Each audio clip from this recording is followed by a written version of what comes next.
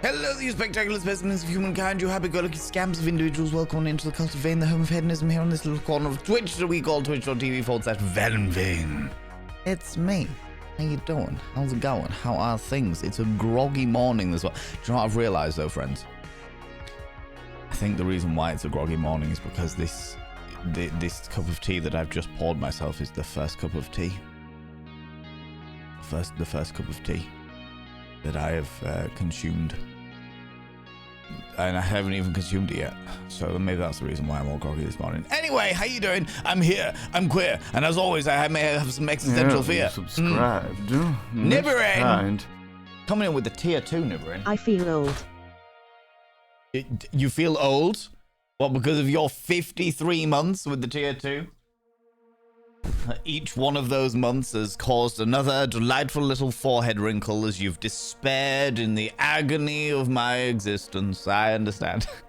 Thank you very much for coming in with a tier 2, you cheeky little devil. 53 months, good lord, taking us 2 steps closer to the 60-40 split for May, you cheeky little devil. I shall now inscribe your name upon the mirror of Vane in the black tier 2 ink. By having your name on the mirror of Vane, it means you get access to my personal Snapchat, not a bomb Snapchat! And of course, you get access to all the sexy little emotes with the most, including the tier 2 Pokemon emotes. With my face on them. But the most important thing is you gotta roll over every morning, look in the mirror and go, God, do I wish I was someone else. Because then I'd get to look at me. Ooh, sexy, ooh, yes, me, yeah, you know. Yeah, now, you cheeky little devil, you.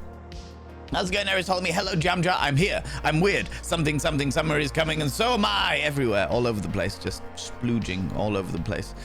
I am somewhere, maybe here, not sure. Everything else is debatable. Everything else is debatable. Absolutely. Okay, cool. I'm changing over my chats now. That's all good. How you doing, Ilawala? Hello, Gilus. How's it going, Jam? Of course. I'm in the mood, so I'm listening to Scissor Sisters. Solid call. I haven't listened to Scissor Sisters in a very, very long time, but I do enjoy, or I have enjoyed them previously. Scissor Sisters, exactly. So this box of tissues, so you don't get it all over those chains. Exactly. Semen does not make good lubricant for chains. It has to be said. Paladari, how you doing, you beautiful individual? Jargath, hello, you cheeky little devil. How's it going? Oh, absolutely. Eris Ptolemy. Eris Ptolemy, your name is in like a blue color. As you can see here, this. Eris Ptolemy. But because I've got everything on dark mode, it sort of just disappears into the background. And I'm just like, what? Who the fuck is that? Oh, it's Eris Ptolemy. It's all good. It's all good. Emote only mode coming in while you're having a dance. Absolutely. You definitely got time for sure. The bands that we were listening to, I saw you ask, Jam, so I'll throw it in the chat there. They were called Nuns of the Tundra. I randomly discovered them, but that is the link to the YouTube channel. So the intro track, for those people watching the VOD, we always do an intro track. I try and pick an unsigned band so that I can introduce all of you to different people and new musical experiences. So the band that I picked this time were called Nuns of the Tundra, and that link there will take you to the video we were watching, or the music we were listening to more specifically, you know. Chat's open, absolutely. Yeah, that was the name of the song. So the name of the song was Low by Nuns of the Tundra. That was the name of the song. They've got quite a few very cool songs there, it has to be said. How you doing, Nibbering? How's it going, you cheeky devil? And Chargath, hello, you beautiful being. Dapper Cogsworth, hello, you wonderful individual. You feel like chicken tonight? Like chicken tonight? Fucking hell, you're going back a few years there, Dapper Cogsworth. Chicken Tonight being the name of a brand, if I remember correctly, that used to make like very they made like microwave meals or like instant meals for chicken. I don't know. I'm being a vegetarian. I've never really fucking looked at them. Do you know? Slap Smash, how you doing? You got a new album coming out? Ooh. Yes. Slap Smash. I will absolutely play you as the intro track for one of these. You beautiful individual. You. How you doing? How's it going? I've got a whole load of stuff for you. I will bring it back. I'll bring it down. I might be able to do it tomorrow, actually. Slap Smash. I'll drop you a message beforehand. / Slap Smash runs a rage room where people go and break things to get all of their inner anger into the outer anger, and it makes them feel nice and peaceful afterwards. It's lots of people have been, I haven't been yet, but lots of people have been and talked about how bloody great it is. But I've got some stuff that you can smash, so I'll send it over. I'll box it all up and bring it down to you, and then people can smash my things, you know. Where was I? Yeah, always someone else, especially in the mirror. I've always someone else, especially in the mirror. I'm looking at the man in the mirror. I'm wishing I could touch his peen. If I could tickle it just a moment longer, I might be able to find his special place, and then it'll arrive all over my face. There you go. There's the rehash of Man in the Mirror.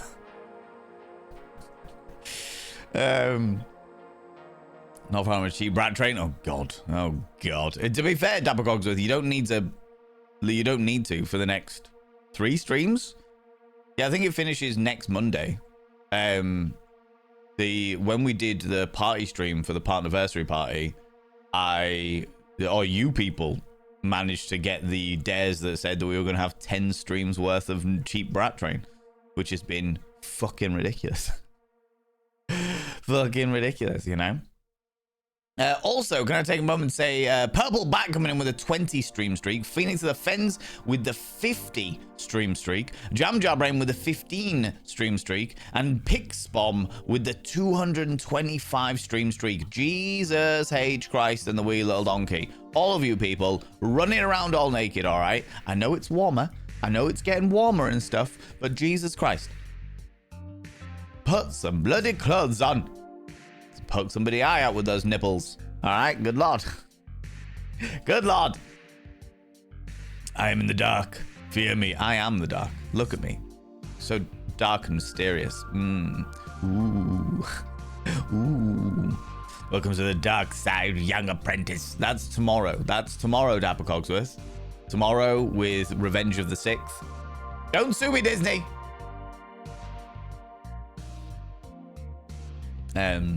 That's tomorrow. Got good taste in music. Good lord. Sister Sisters. I was about to say Sister Sisters. I haven't listened to Sister Sisters in fucking years. But then saying that, I haven't actually been to had a proper night out in a gay bar in years, and that's where I always used to hear them.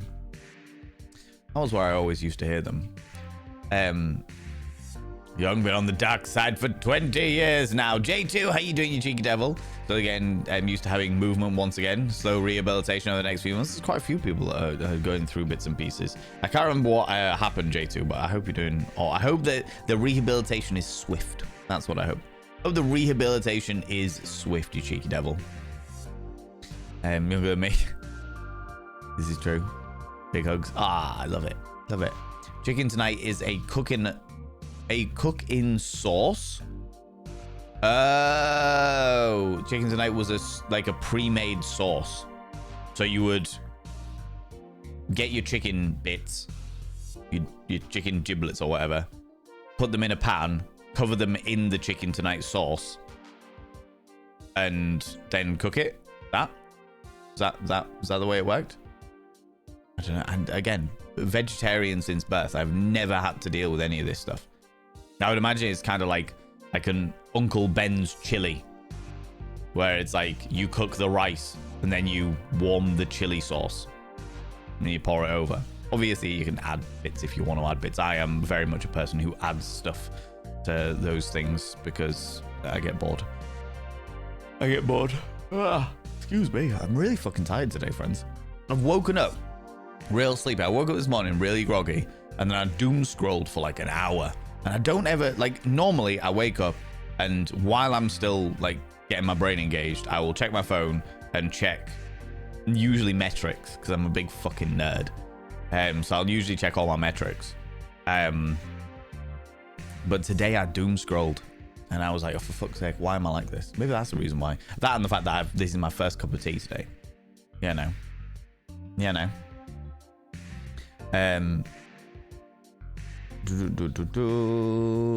Oh, Val. I may have a gift for you when I come over. We'll have to plan time to Gibbs it. How... Well, yeah, I was about to say, it's not going to be very big, is it, Eris? Because you're bringing it over in a suitcase. So, after the cabaret, if you want to give it then, or give it to, like, the door staff, or no, because then you won't get to see my beautiful face receiving it. If it's small, you could take it with you to Kent, as long as it's not like a fucking weapon or drugs. Do you know what I mean? Not that I would want a weapon or drugs, but you could take it to Ken if you wanted and give it to me after the cabaret. And then I will be able to stick it in the back with all of our stuff. Like that kind of thing, you know.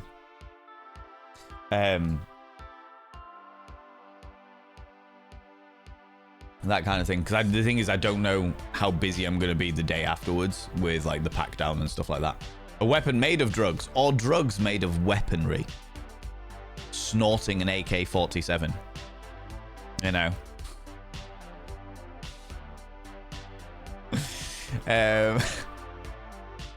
Jesus Christ.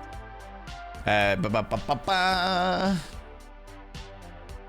think as well, I listen to a lot of different kinds of music. This just happens to be some of what I grew up with. Yeah, I like to have quite an eclectic music taste.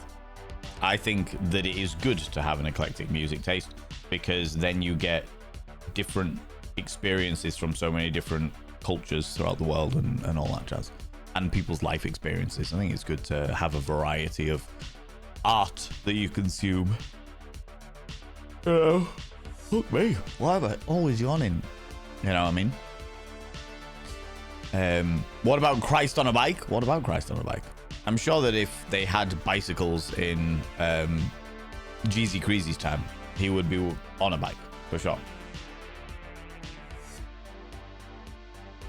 Got the right painkillers for my shoulder, arm, and hand, but now on the slow rehabilitation as muscles and nerve damage. Yeah, that sounds like a rough fucking time, J2. That sounds like a rough time. Electric 6. Danger! Danger! High voltage! I'm gonna take you to gay bar. Yeah, I remember them. For sure. It was nice for meeting you too. There you go. All good. Music gig went wrong as I went to move something and body went nope. Oh, yes. No, I do remember. J2. I remember you telling me. My brain's a bit all over at the moment. But that's alright. Not for any particular reason, by the way. My brain's just foggy. Ooh, my brain's just foggy, you know. Always in your nightmares. And you've lost again. God damn it, Dabber Cogsworth. Rude. How you doing, Mel? How's it going? Afternoon, you fabulous lot. Trying my best. The Eurythmics, been ages since I listened to them. Also good, Bob. Do you know what, friends? Recently, I've been going through a bit of a nostalgia trip of music. Listening to a lot of bands that I used to listen to way back in the day. Like fucking In Me and Earshot and Faith No More. I'm well into Faith No More recently. But I encourage it. If you are a person that enjoys music, having a bit of nostalgic music and listening to some old stuff that you haven't listened to in fucking ages, that's a big smile on the face. Absolutely. You know, me have drugs? No, I don't expect anybody to have drugs, but on the other side of things, I also don't judge people for taking them. It's just not my cup of tea. You know. I heard I don't feel like dancing for the first time and danced so hard that I nearly broke my back. Walked like a granny for a couple of days. I don't feel like dancing. I don't know the lyrics, but I know the song. Yeah, it was a good one. It's a good one for sure. Oh, good Lord. How was/is your morning? Chaos remains, and so do I. 53% of you say that. 18% say indifferent or arousing. And 12% say wonderful. None of you, thankfully, say that your day is repulsive. I'm glad to hear that. I'm very glad to hear that, especially because my beautiful face is on your screen, and therefore nothing should be repulsive. Good Lord.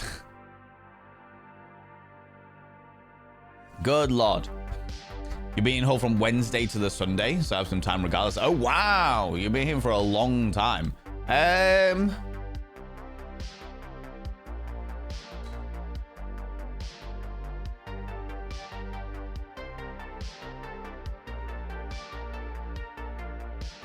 I might be able to sort something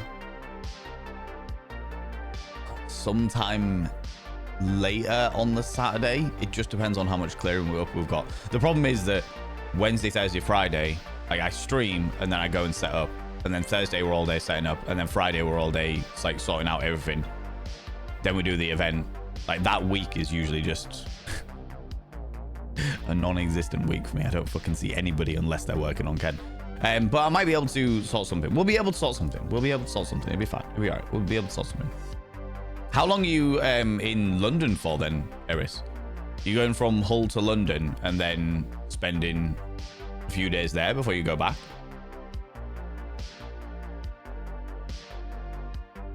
They couldn't bring that in their plane either. What, drugs and weapons, or drugs made out of weapons? Are you sure? My God.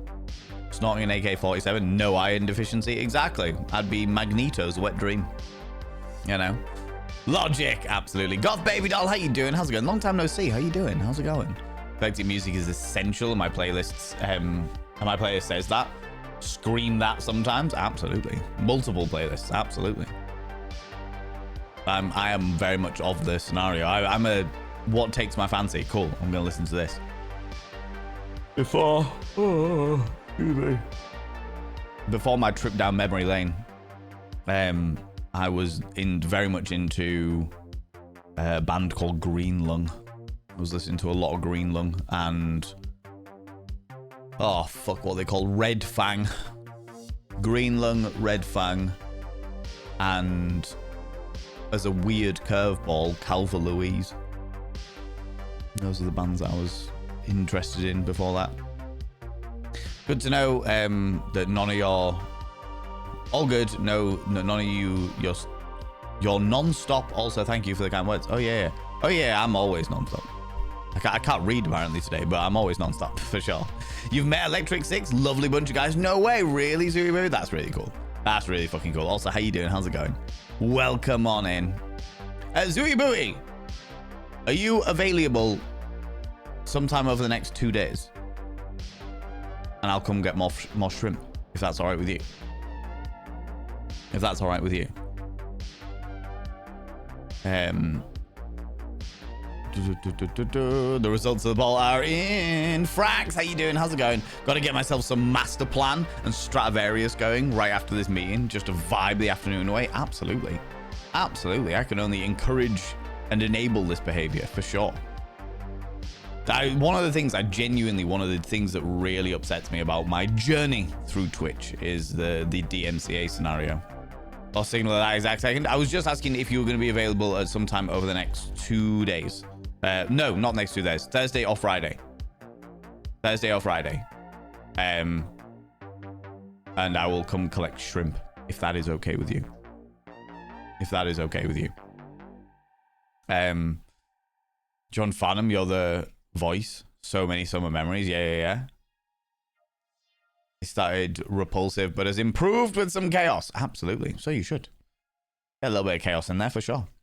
I don't feel like dancing when the old Joanna plays. Oh, I don't feel like dancing when the old Joanna plays. My heart could take a chance, but my 2 feet can't find a way. You'd think that I could muster up a little soft shoe gentle sway, but I don't feel like dancing. No sir, dancing. No sir, no dancing today. Oh wow, you performed it for my mother. Oh, that's really cool. You're a huge sister fan. I love that. I love this. Love this. This makes me very good. You're available Thursday evening.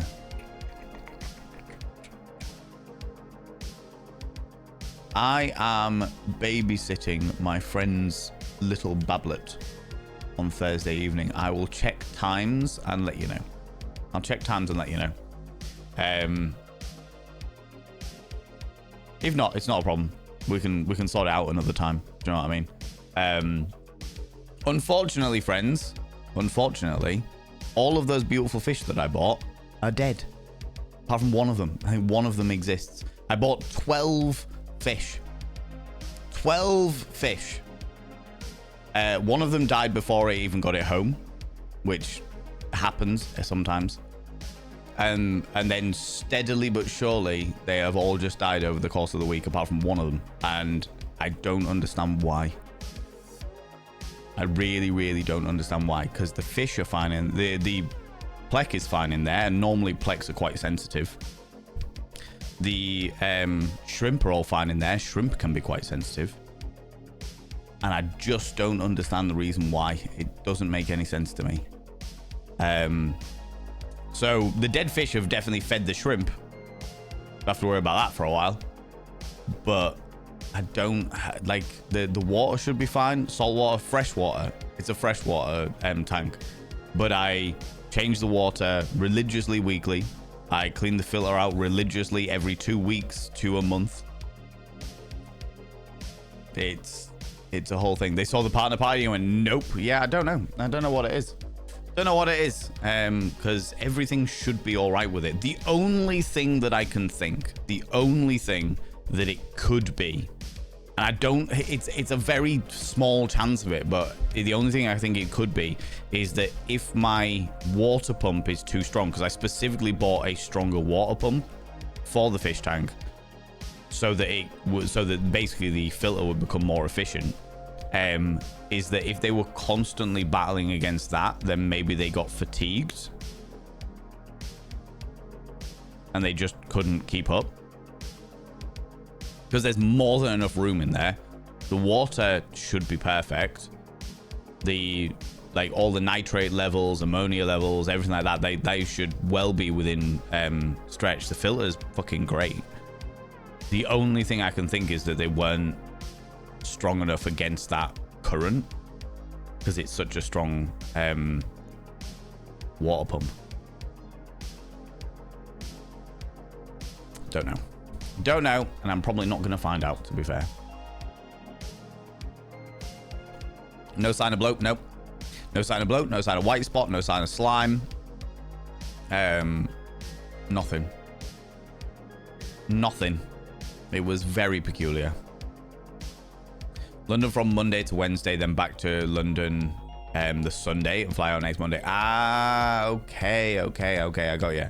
So you're London first, then up to Hull, then back down to London. I got you. Cool. Magneto's wet dream, yeah. Mayo Wi-Fi, how you doing, you cheeky devil? How's it going? Having the best time in England, so happy for you. Yeah, absolutely. Saw sisters in Leeds many years ago, and they were fab, but didn't understand our accent at all. That's hilarious. That's actually hilarious. That doesn't surprise me at all. Some of the thicker accents of the UK can be quite difficult for people to understand, for sure. If I can get into Welly on Wednesday, Thursday will work. Just depends if next door is still a demolition site making the club shake. Oh, okay. I gotcha. If not, don't worry about it, Zooey. But yeah, I'll grab them some other time. It's not an issue. Genuinely is an issue. We'll find a way. We'll find a time. Find a way and a time. Although saying that, I know that one of the shrimp is actually pregnant, so I might wait a little bit to see how many of those we're getting. They saw the partner party and just went, nope, not a chance. Fuck this noise. We're out. Not dealing with this. I don't think I did anything particularly bad in the partner party. You know what I mean? Strange, is it too warm, the water temperature? No, it's 24 degrees, which is usually well within temperature of most fish. Ooh, could it be the temperature? Could it be the temperature?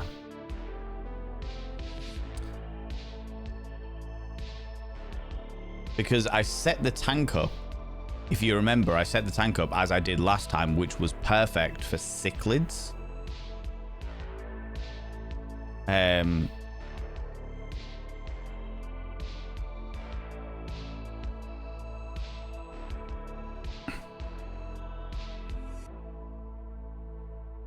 No, temperature. Ideal temperature for the type of tetra that I bought, the penguin tetras, is 22 to 25 degrees. Actually, 22 to 25.5 degrees. So actually, they were well within their normal temperature levels. No idea.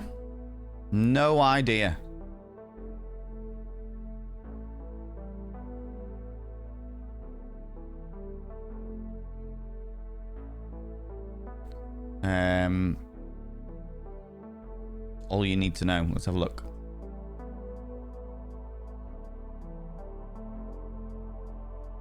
The ideal range, 72 to 78 degrees Fahrenheit, aka 22 to 25.5 degrees Celsius. Temperature stability is critical, which is the reason why I was like, maybe it was that. No, that was the perfect temperature.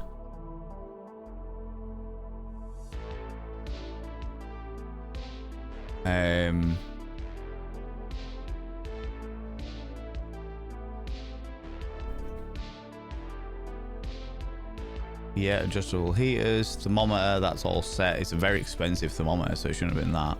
Very expensive heater, so it shouldn't have been that.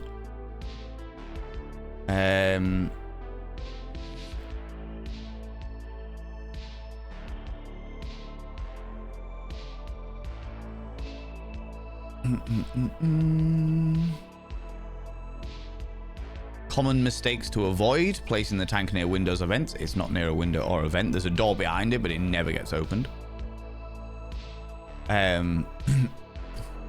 Skipping a heater in warmer climates. No, the heater's on and the thermometer's there. Ignoring thermometer readings, the thermometer's there and I keep an eye on it every single day. Using mismatched water during changes. Always match new water to the tank temperatures before adding it. Yep, they sat in the bag for approximately 3 hours before I even changed the water so that they could get used to the water changes itself. Again, I do all these things very, very well. Overheating during summer. Use fans, foil seal packs. No, because it's not like the temperature is designed to pick up the temperature of the water. So it should always be somewhere between 22 and 24 degrees.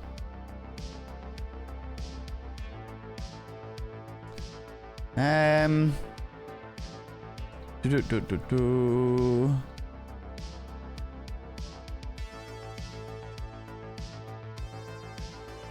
know.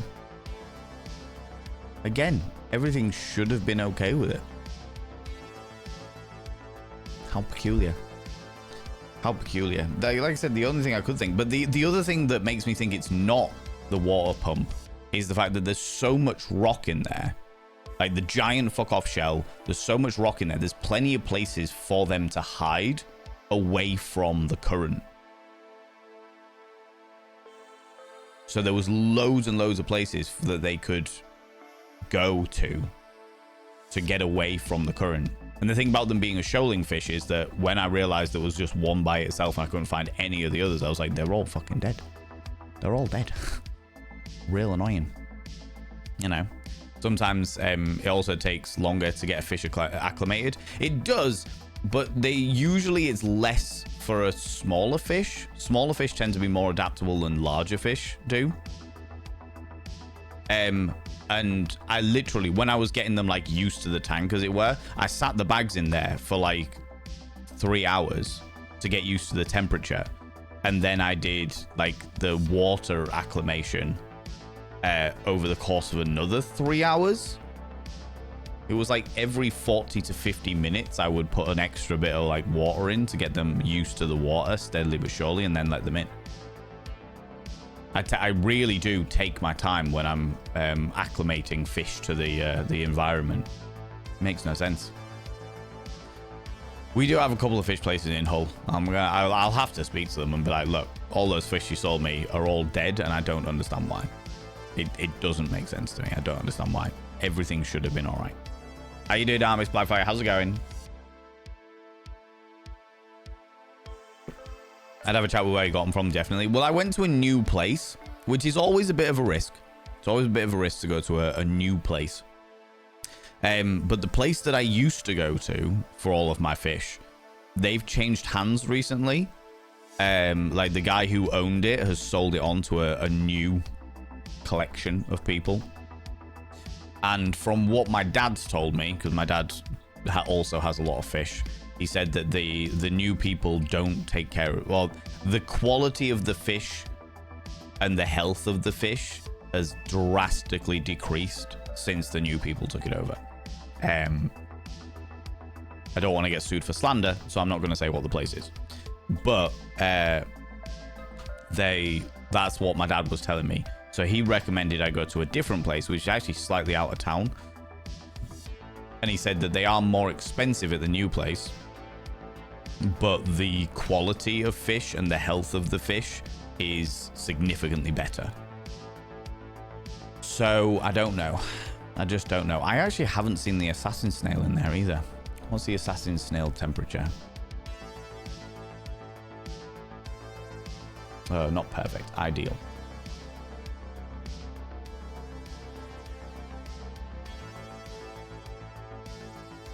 Assassin snail. Temperature and tolerances. I haven't seen it. That doesn't mean it's not fucking there, though. Yeah, so there, and a perfect temperature for an assassin snail is 24 degrees C to 27 degrees C.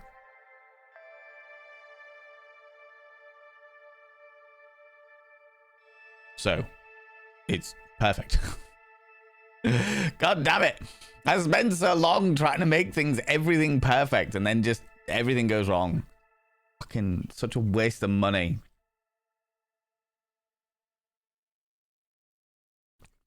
Never mind, eh? Never mind. I suppose to our place that sells live fish for advice.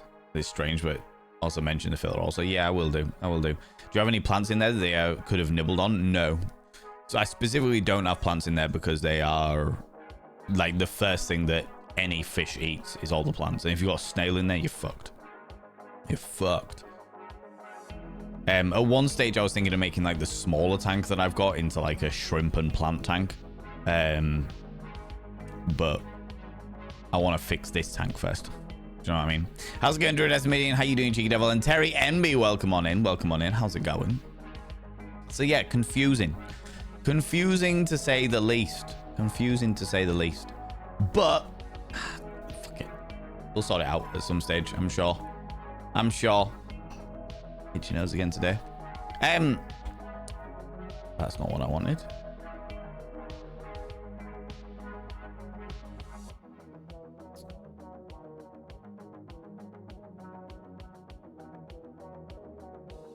This is what I wanted.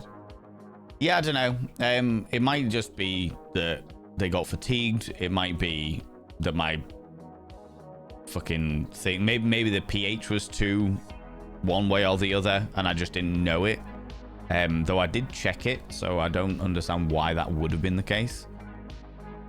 Yeah, I don't know. It's a weird one. It's a weird one, but fuck it. It's one of those things. New Paul.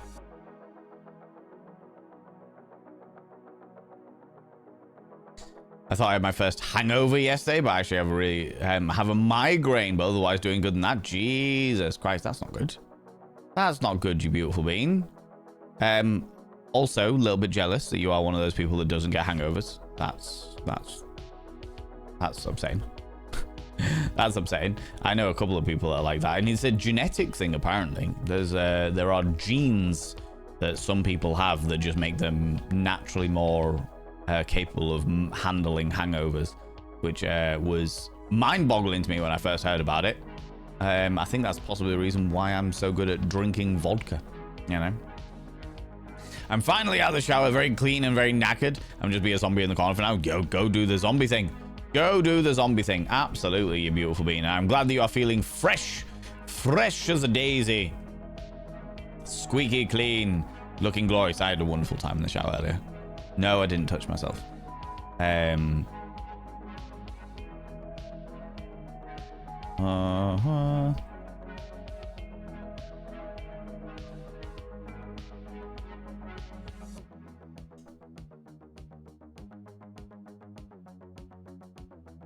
Is that how you spell it? Oop. And finally. Okay, cool. It's fine to get lots of migraine, so it's okay. Ooh, that doesn't sound okay. That sounds fucking exhausting, Terry. I get really tipsy very fast too. That I am not jealous of, because I enjoy my alcohol. but I also like enjoy being in control. I'm quite glad that I have such a high tolerance of vodka. It means I can drink vodka for quite a prolonged period of time and still be all right. So it's like I hit tipsy and then I like stay at tipsy for a very, very long time, and that works for me. That works for me. Currently doing a commission while I have a frozen shoulder. Jesus Christ, making a very interesting process. God, I can imagine. I can imagine. Speaking of clean, I got my replacement frames yesterday because my old ones were cracking, and my God, I swear my lenses are never as clean as they are after a fresh clean from the eye doctor, even with the eyeglasses cleaner. Probably, yeah. I don't know what fucking weird industrial shit they use in the professional places, but it usually is some kind of like industrial grease de-cleanser stuff, you know? Yeah, now. Well, friends, as we're having a bit of a sleepy, groggy morning, I am like an hour into the stream. Not even an hour into the stream. Like 43 minutes into the stream. And we are already at a point where I'm like, do you know what? Let's talk about the games that we're at. Which is perfectly all right. Which is okay. We're allowed to have sleepy mornings. We're allowed to have sleepy days. All right? That's okay. That's all right. We'll just get into the game a little bit earlier, you know? So, let's look at the games that we have available for you to choose from today. And remember, friends, that you only get to vote if you are here in the stream in this moment for the game that we are picking today. I have picked 5 games. They are all a little bit spooky, but chill. They're not horror games. They're sort of like spooky coded chill games. Do you know what I mean? Because on Tuesdays, we do like indie games that are just puzzler games or fun, interesting simulator games or something like that. Tends to be the way that we do things. Wednesdays, we cozy horror. Yeah, more like cozy creepy. I wouldn't say any of them were particularly horror to my knowledge, but definitely cozy creepy because I've been in a very gothic mood recently. I've been I think because I started because I finished reading the classic gothic horror, The Invisible Man. Excuse me, fucking hell, and I'm very sleepy apparently.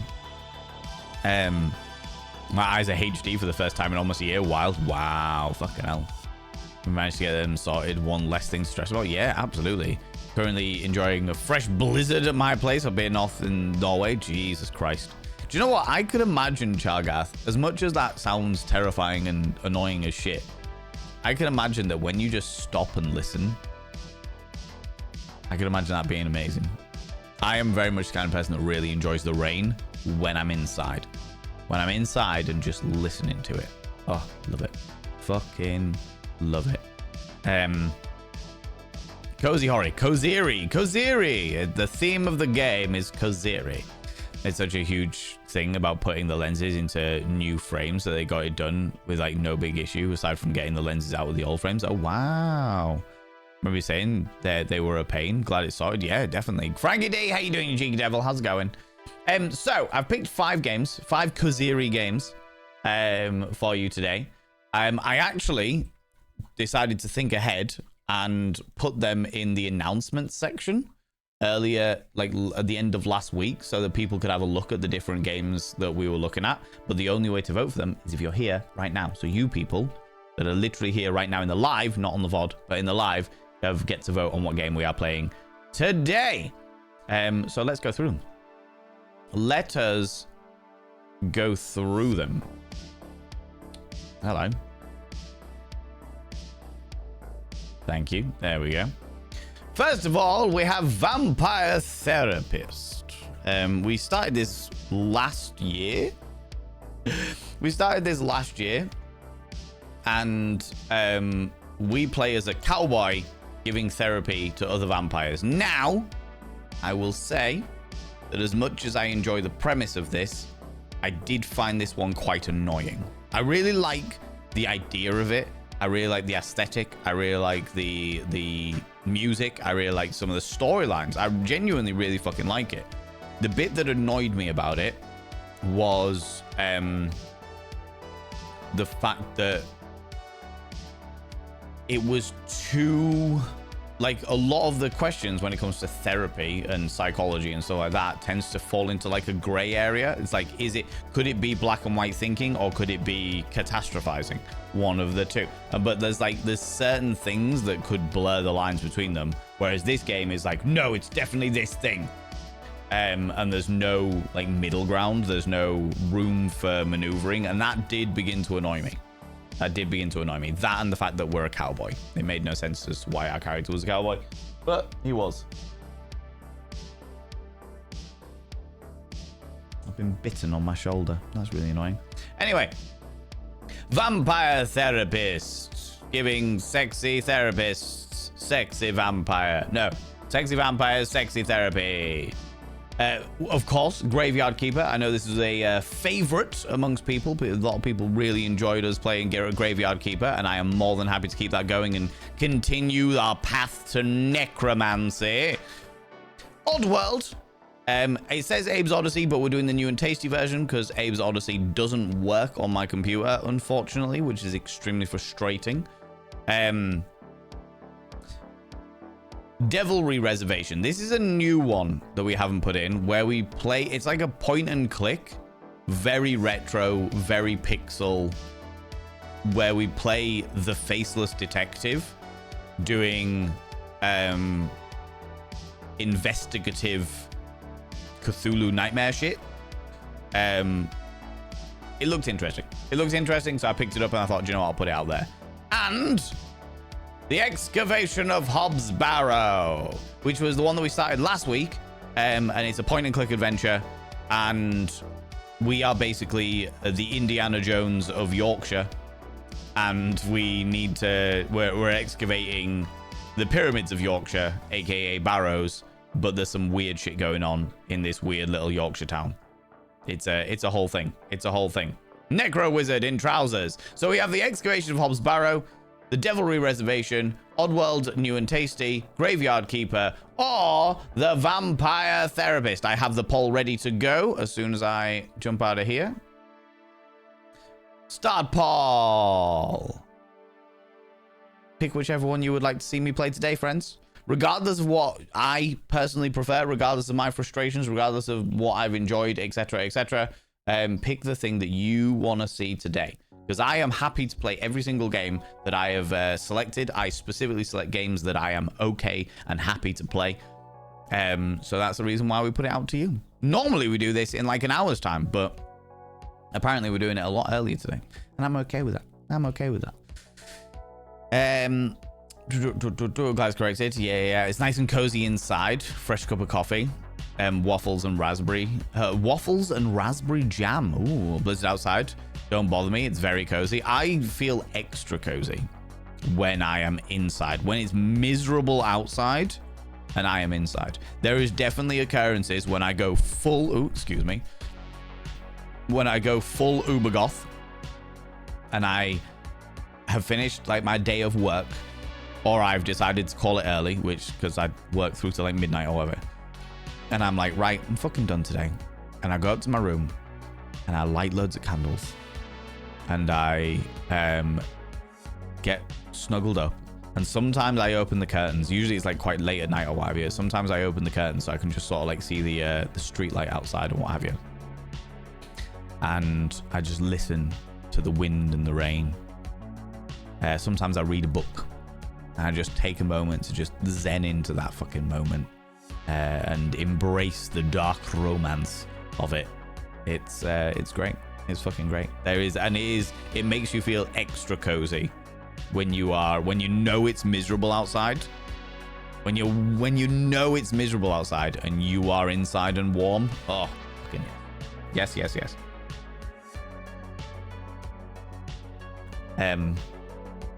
Did I go on anxiety meds for the flight over because the fear of heights is stronger? I have always heard, I don't really have a fear of heights, but I know a few people that had a fear of heights, but it didn't affect them with planes. You want me to squirt all over you, don't you? What did the egg say to the boiling water?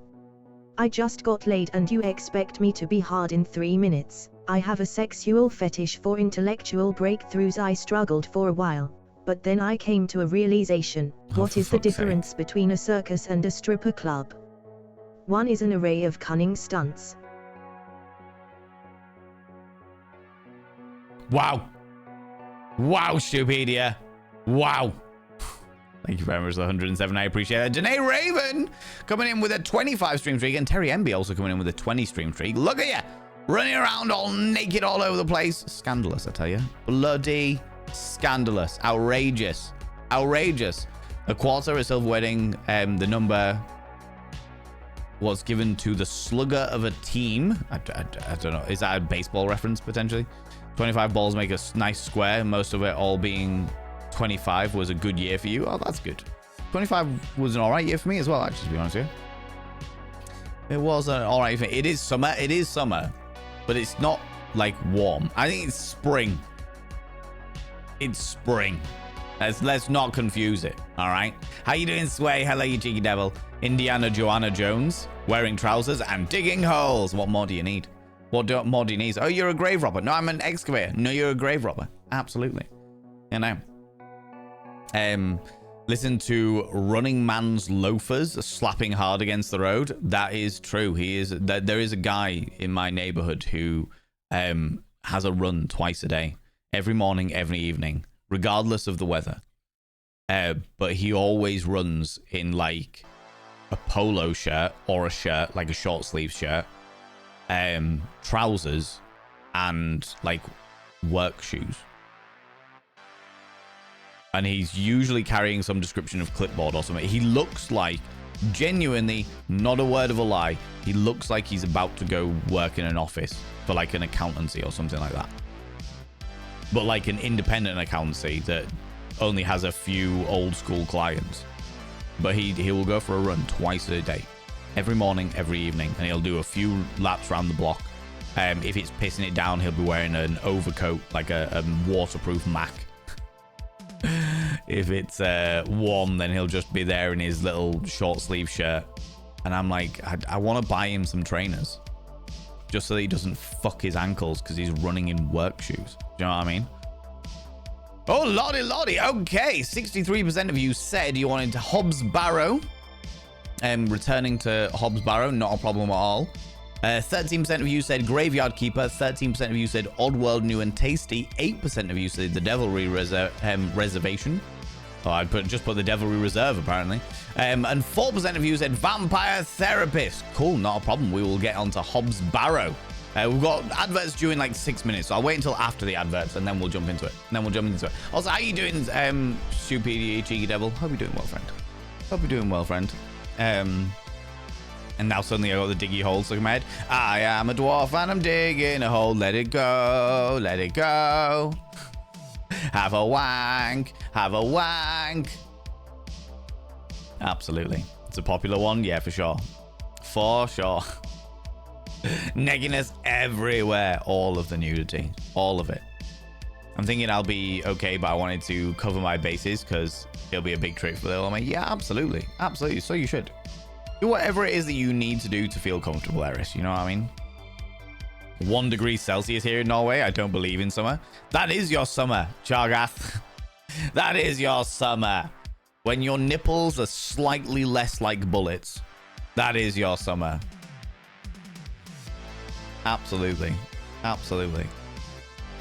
Apparently I had a very good time. Oh, so you should. Sorry, bloody well should. Also currently trying to decide if I want to get orchids or not.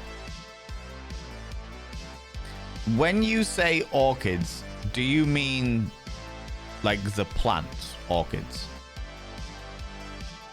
Orchids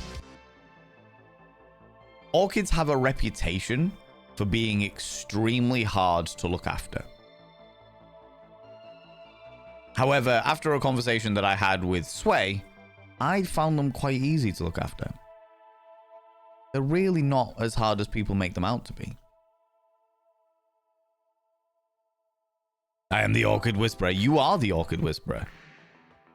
Sway is one of those people that will go around, find somebody's disposed of orchid and be like, I'm going to resurrect this and bring it back from the dead. And she manages it. She succeeds. Absolutely. Abso-freaking-lutely. They are super easy. I've always found them super easy, but they have a reputation. Orchids have a reputation for being unreasonably hard to look after. I have had one orchid die on me. But that's been like it. Astra, how you doing, you cheeky devil? Flats on the floor below mine having water come through the roof. So the council landlords are having to figure out what the tricksy water is coming from. And of course, the neighbor is out. That pesky work thing. Such a fun building here. Oh, God. That sounds exhausting. Oh, they're saying that landlords normally have keys to all of the buildings that they own. They just need to message. Like, I'm sure. I mean, maybe they have messaged and the tenant's been like, no, you can't fucking go in there. Like, if I was renting a flat and there was water leaking from my flat to someone else's, I would want the landlord to go into my room and be like, yeah, we're going to sort this out. Because otherwise, it'll rot the floorboards and I'll go through the fucking ceiling. Do you know what I mean? Fuck that noise. Fuck that noise. 3-inch nips. I'm pointing straight up. Yep. T-shirt and shorts weather. Oh, yeah.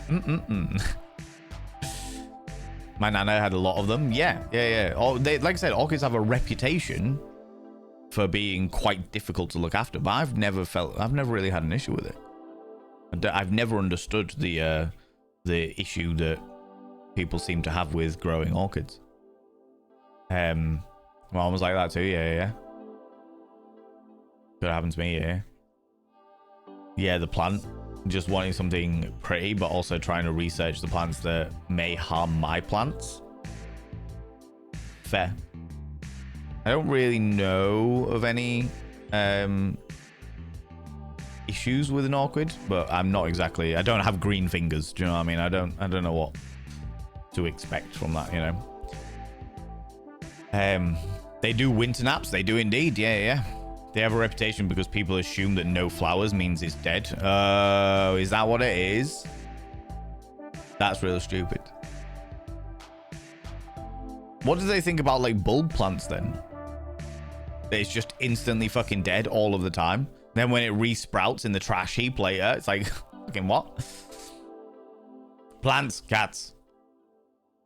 Oh, kill your cat. Sway. There's the question. Sway, do you know of any reason why orchids would have, why cats would have an issue with orchids? I can't think of any reason. But again, it's not something I've looked into. In fact, you know what? Let's Google it. Are orchids dangerous to cats?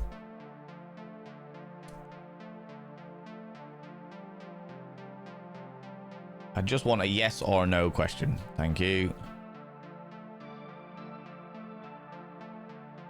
Orchids are not toxic to cats, making them generally safe to have around your feline friends. However, ingestion of any plant materials, including orchids, can have mild gastrointestinal upset in cats, of course, because cats are the only fully carnivorous mammal on the planet. Everything else, every other mammal can eat plant matter, but cats cannot. Which is why it's extremely cruel, genuinely cruel, if you are a vegan person and try and give your cat a plant-based diet. You will kill your cat in a very cruel way. Do you have a favorite flower? My favorite flower is the orchid. I fucking love orchids. I literally have them tattooed on me. Fun.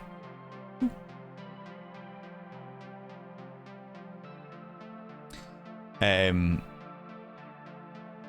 have 5 orchids, 3 are rescues because people just throw them out, and 1 is a baby from an old one. I'm proud mother. So you should be. So you should be, Nibbering. That's amazing. Love that. Love that. I need to get some more orchids, to be fair. 1 of mine died and it needs replacing. When I say died, I mean like fully dead. I don't mean just it's not flowering anymore. But it flowered for like 3 or 4 years on the row. and before it died, and I've still got one that I bought around the same time, and it's still going. Hasn't flowered in a while, but it's still green and still living around, living life, you know. I believe they either need permission to give or appropriate notice that will break in. They don't keep keys, so they destroy the locks to force their way in. That's wild to me. If I owned a property, I would want spare keys. Because it's illegal for me to enter the property without their permission, because they're the ones that live there. Fully understandable. Yeah, absolutely. But I would want keys in case of an emergency, in case there's a fucking fire, or a fucking tree fell through the wall or something like that. Do you know what I mean? I would want keys to be able to safeguard my property more than anything else, you know? When winter comes closer, is it 9-inch nips? God damn it, Terry MB. Also have perfect condition for orchids, as I have only north windows and they like indirect light. That is true. That is true. I put them in the bathroom. I put my orchids in the bathroom more than anywhere else. I can't remember. I think like north is like that way. It's like off to a side. If you have green fingers and they smell like pork, what have you been up to with Miss Piggy? Call me Kermit. Lilies and cats are a no-go. Yes, lilies and cats are a no-go. Some plants are poisonous. Oh yeah, no, don't get me wrong. I fully understand that some plants are poisonous. And like, for example, fucking, is it daffodils or dandelions? One of the two. One of the ones that begins with a D is like highly toxic to rabbits. That was the one thing that I always got confused when they do like animal testing and stuff like that. But I'm like, there's things that rabbits are horrifically allergic to, that are poisonous to rabbits that humans aren't, so it makes no sense to me. But anyway, I'm not going to get into the debate around animal testing, but you know, they're not poisonous, but most things cats shouldn't eat because it causes no serotonin. Yeah. Google cats and cucumbers, it's funnier. Yeah, the whole cats and cucumbers thing was a big thing for a long time, and I never, oh my god, why is my nose so itchy today? Itchy nostril. I never got it, but that's like one of the arguments they have for genetic memory, isn't it? Is the fact that you can have a brand new kitten that has never been out in the wild, never been taught anything from their parents, like a rescue kitten that has just fucking existed in nothing but your own hands, and it still freaks out at a cucumber because it's snake-like. Do you know what I mean? It's a whole thing, and they're like, that's weird, but it's never been taught anything. What? Just want to try and be a plant parent eventually. Give myself a small hobby that's semi-good for the planet. Yeah, do it. Absolutely do it. I had orchids before. They were super easy to care for. They lived for several years, only croaked because some numpty boxed them up with my long-term storage stuff. Still be alive now if that didn't happen. Oh, yeah, that would annoy me. I'd be really annoyed at that.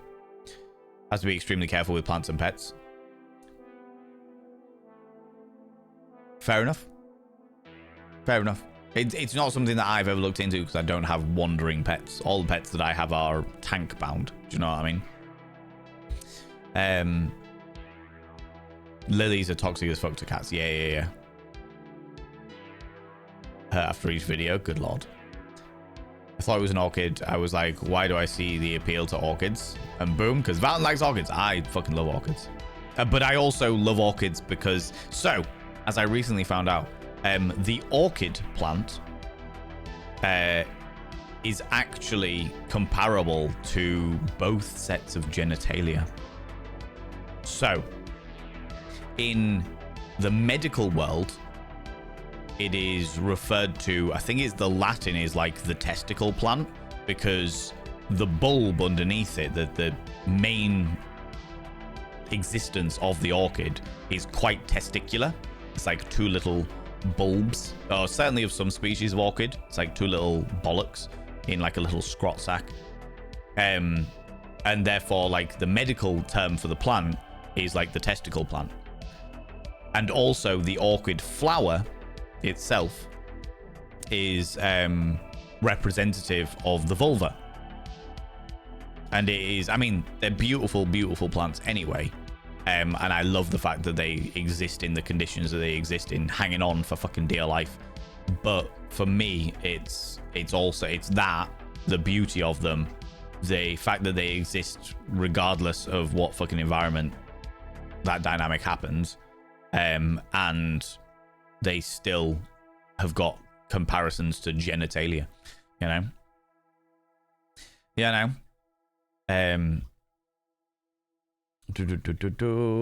Poinsettia, a toxic to cats. I don't even know what that one is.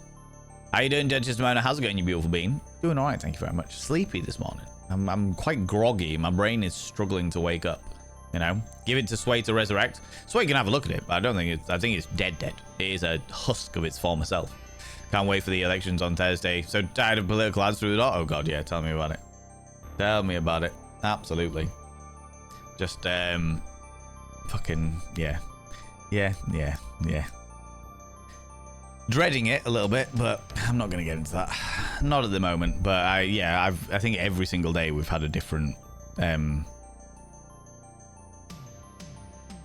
thing through the door being like, vote politics, yay! And it's like, I hate you all.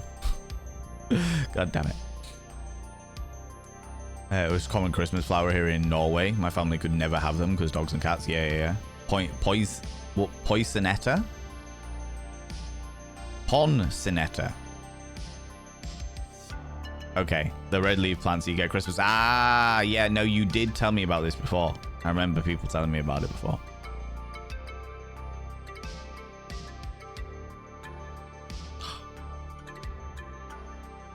Itchy.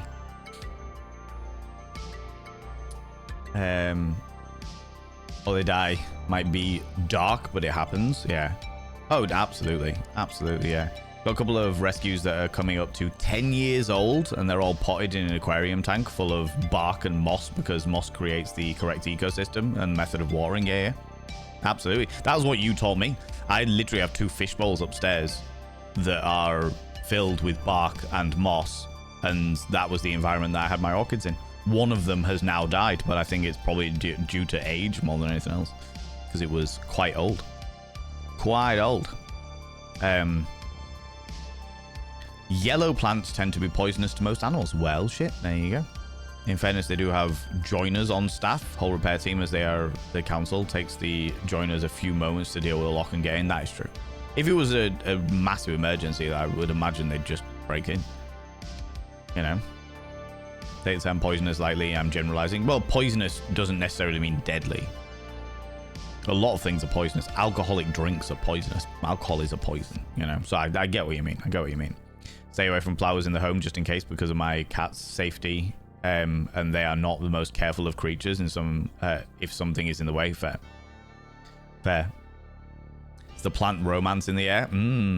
Oh yeah. What? Making my nose itch? I've had an antihistamine today. Shouldn't be the scenario. I'm also pretty sure that my hay fever is only tree pollen that causes it. My cat goes, it's a cucumber, and walks off. Yeah, really? That's amazing. Same here in the UK. The only reason I have a couple at the moment is my elderly cat passed away in September. I had a poisonetta before, and I'm surprised that they're still alive. Wow. Obstinate Headstrong Girl, how you doing? How's it going? Kind of relevant. The naked man orchid makes me giggle every time. What does this look like? Naked man orchid. Just because it's called the naked man orchid? Oh. Oh, because it looks like that. That's amazing. Now I want one. I want one of these.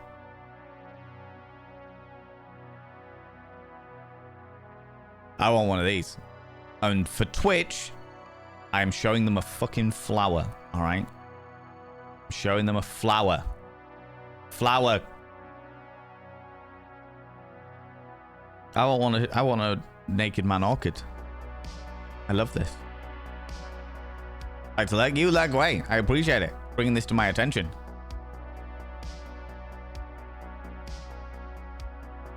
Oh, stupidity. If I got a dad joke through the letterbox every single day, I would go and set fire to houses.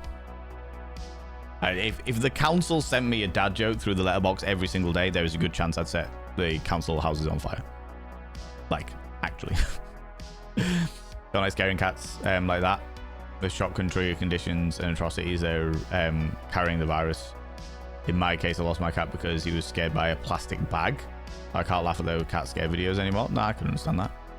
I can understand that entirely. Absolutely, Bannister. I mean, causing fear in anything isn't necessarily a good thing, you know. Yeah, now. Doing good. It was a struggle to get up for me too. Yeah, today's been a bit more of a struggle than I was expecting. But it's alright.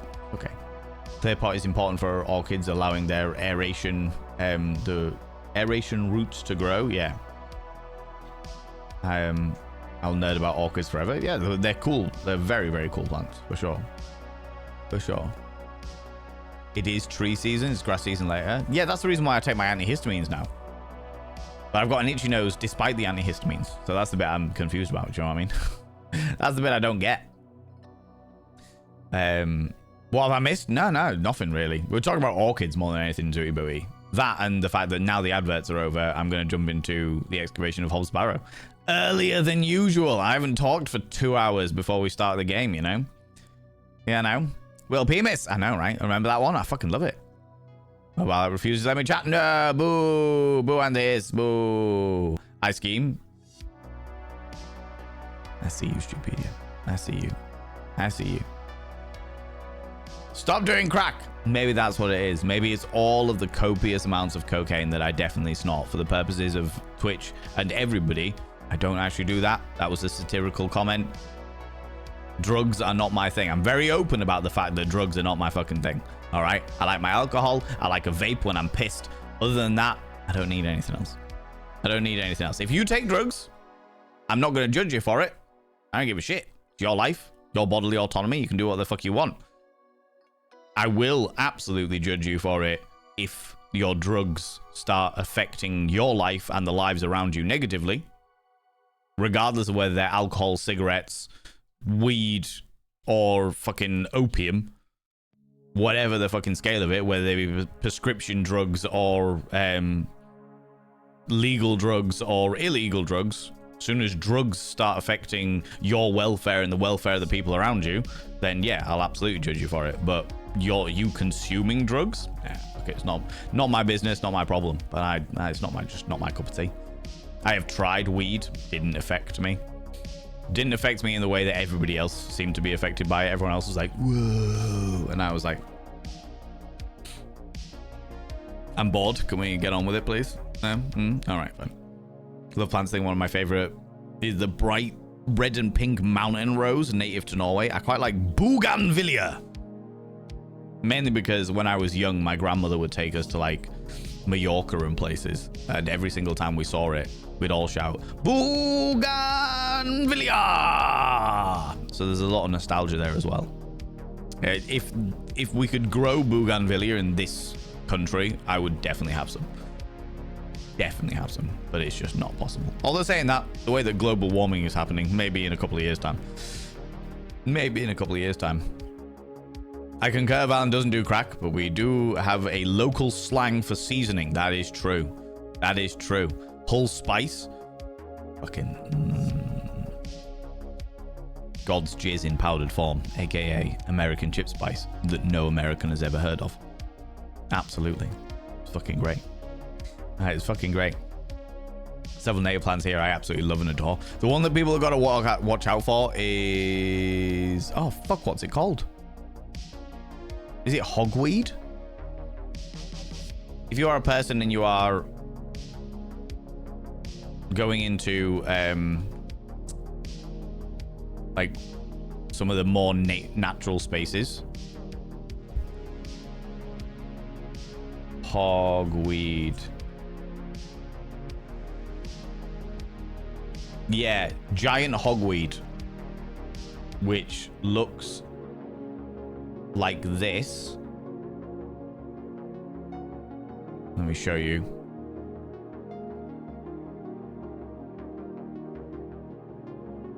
This shit. If you see this stuff, stay the fuck away from it. The chip spice is vile. That is a very unpopular opinion. You are wrong. It's very rare that I will tell people they're wrong. You're wrong. You're wrong. You're wrong. Chip spice is the greatest fucking thing. If you see this, if you are out, we call it bear claw because of the leaves. Oh, right. Yeah, I can see it. I can see it. This is hogweed, or bear claw, as it is called. This shit is, if you see this out in the wild, if you're out in a field somewhere, or you're out in some wooded areas or what have you, and especially if you're like walking a dog or something like that, keep this shit. Keep your children, keep your pets, keep fucking everything away from this plant. It is an invasive species, but I think it's the sap from the plant reacts with your skin and first of all causes pretty horrific blistering. However, the permanent effect that the blistering has is it strips that part of your skin from being able to ever protect itself from UV radiation. So when you go out in the sunshine, that bit of skin that has come in contact with this sap will burn and will infinitely increase your the possibility of you getting A, severe burns from the sun, and B, skin cancer. So yeah, if you see this stuff, yeah, exactly, Druidess Median looks like a mahoosive version of cow parsley. One grows approximately waist height, the other grows to 6 foot. It's giant. Yeah, this stuff will normally tower over most people. But as I understand it, the cow parsley, the smaller version of this, isn't as problematic. But yeah, if you see anything that looks like this, better safe than sorry. Just stay the fuck away from it. Stay the fuck away from it. There's your PSA for summer. Stay the fuck away from this shit.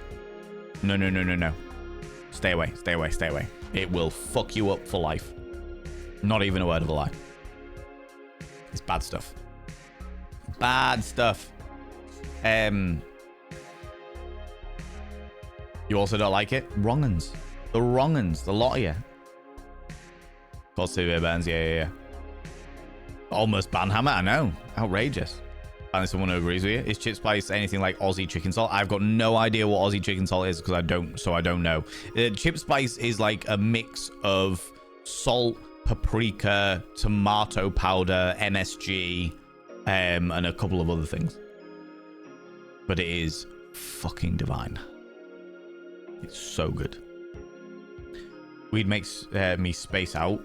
So I just sit there and stare into space for like half a day. Doesn't make me sleepy or chill, so no thanks. It just doesn't affect me. It doesn't. If it does affect me, it doesn't affect me in the way that it affects everybody else that I know that smokes weed or used to smoke weed. My new chosen superpower, what is not liking chip spice. Same with ambrosia, really. Don't go running naked through it. Definitely not. Definitely not if you ever want to like go out in the sunshine again.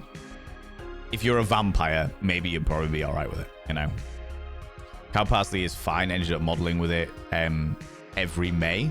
I've done so for over a decade. Oh shit. Well, fair. So cow parsley is all right, which is when it grows to the waist high. But when it grows 5 to 6 to 7 foot, stay the fuck away from it. Chip spice sounds divine. Now you need it in your life. I'm sure you'll be able to get some when you're in Hull, Ares Ptolemy, and you'll be able to take some back with you. Absolutely. I used to order it by the crate. Different but similar idea. Then chicken salt is good, but it doesn't have the tomato powder. Ah, okay, I got you. But it's so good. It's so fucking good. It's so fucking good. Anyway, friends, the adverts are done. Shall we edit the stream title? The excavation of Hobb's Barrow.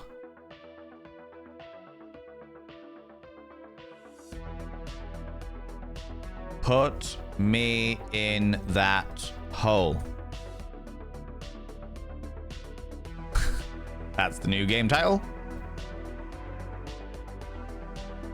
First playthrough. That's not how you spell playthrough, Val. The excavation of Hobb's Barrow. Sweet. Done. Done. Done, done, done, done, done. Done. Chip spices. Nom, nom, nom, nom, nom, nom. Only chippies in Yorkshire have it right. So,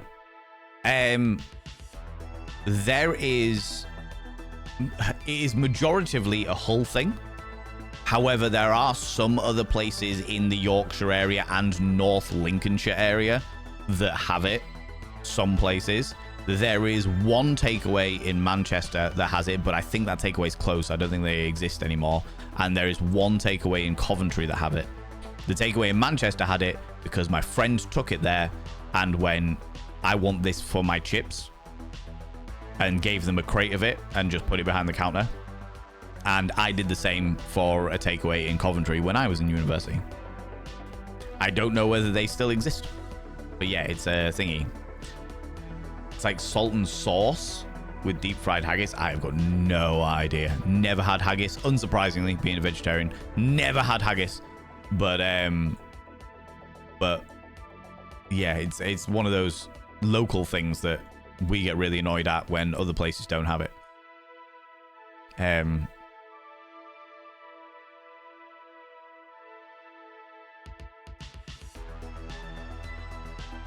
Cool.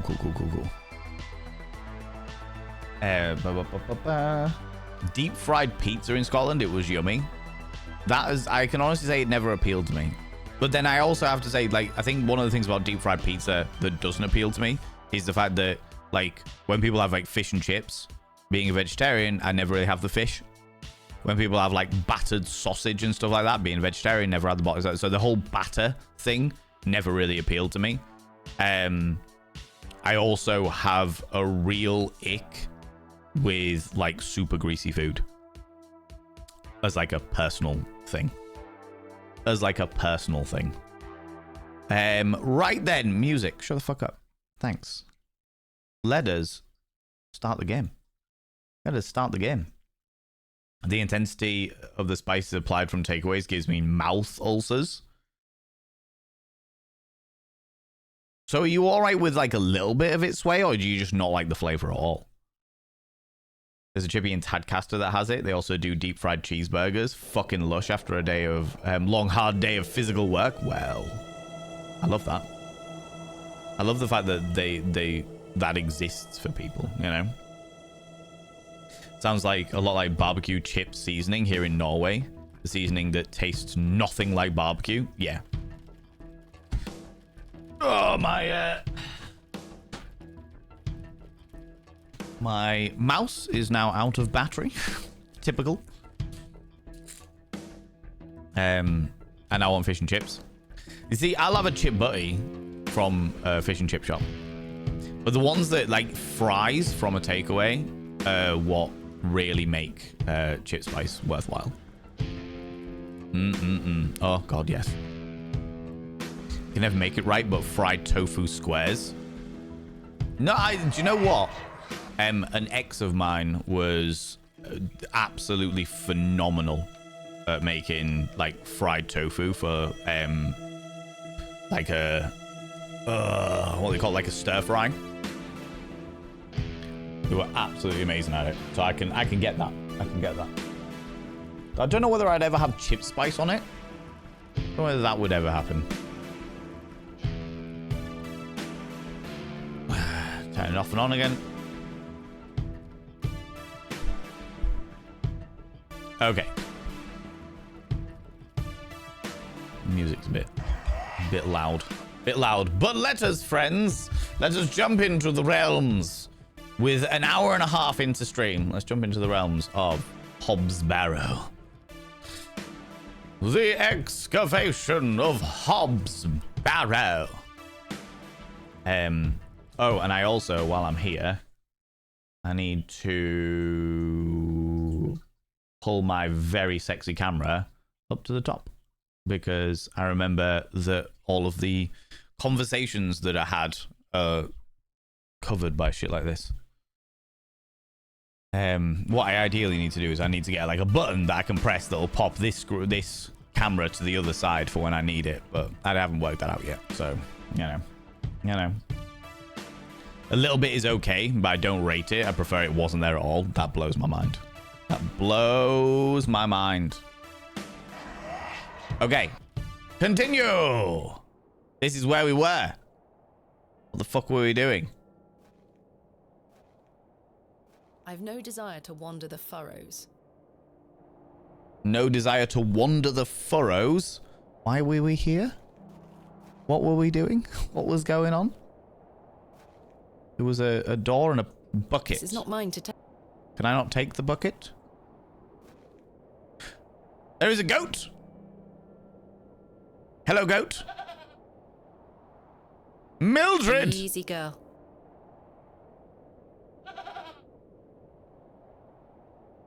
Mildred. I'm not fond of goats at the best of times, but this one seems particularly disagreeable. Mildred, what have they done to you? Disagreeable. Pretty sure that a kebab place in Whitby, I think it's near the res. They've got the spice too. Miss hanging out in Whitby on the regular. Whitby, I would like to go back to Whitby. I would like to go back to Whitby, I have to say. Though I don't think I want to go during the goth weekend.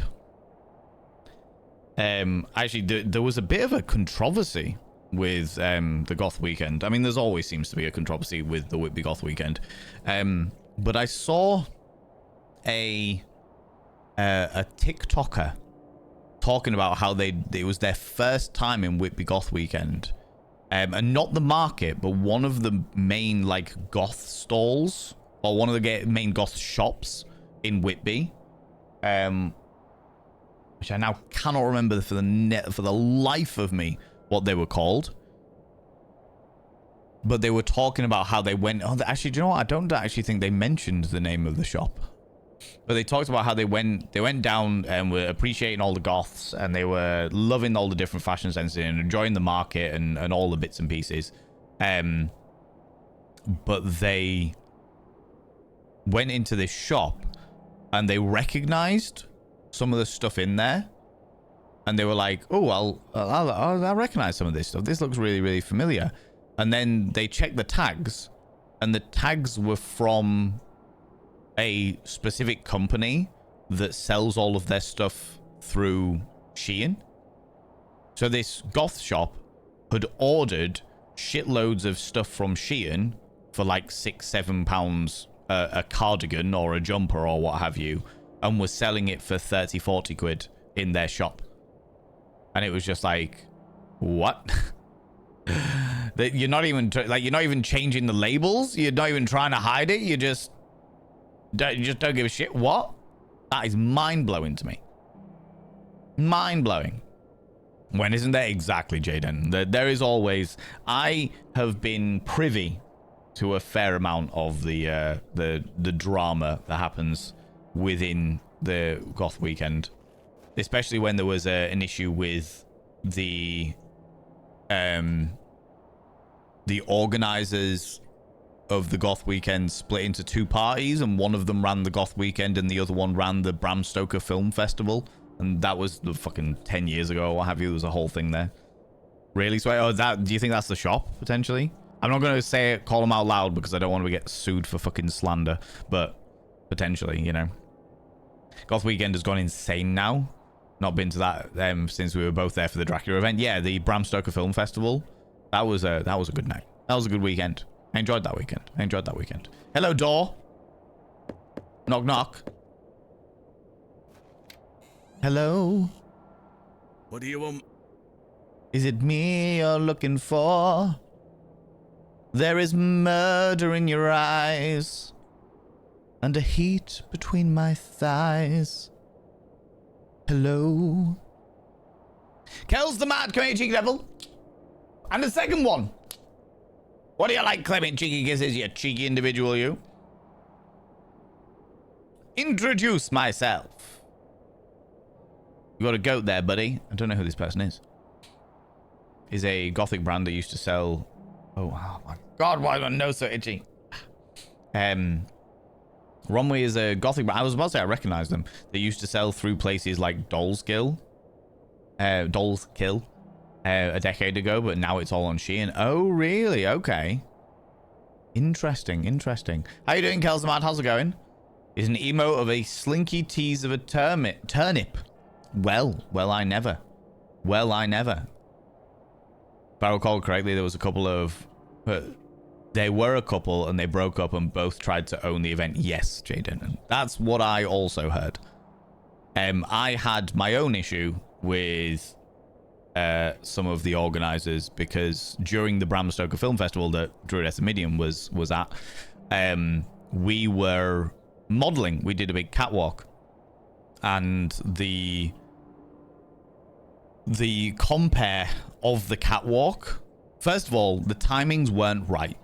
For people getting in and out of fucking corsetry, they did not leave enough timing for everybody to get dressed or undressed and then dressed into the thingy to make all of the designers' clothing look good.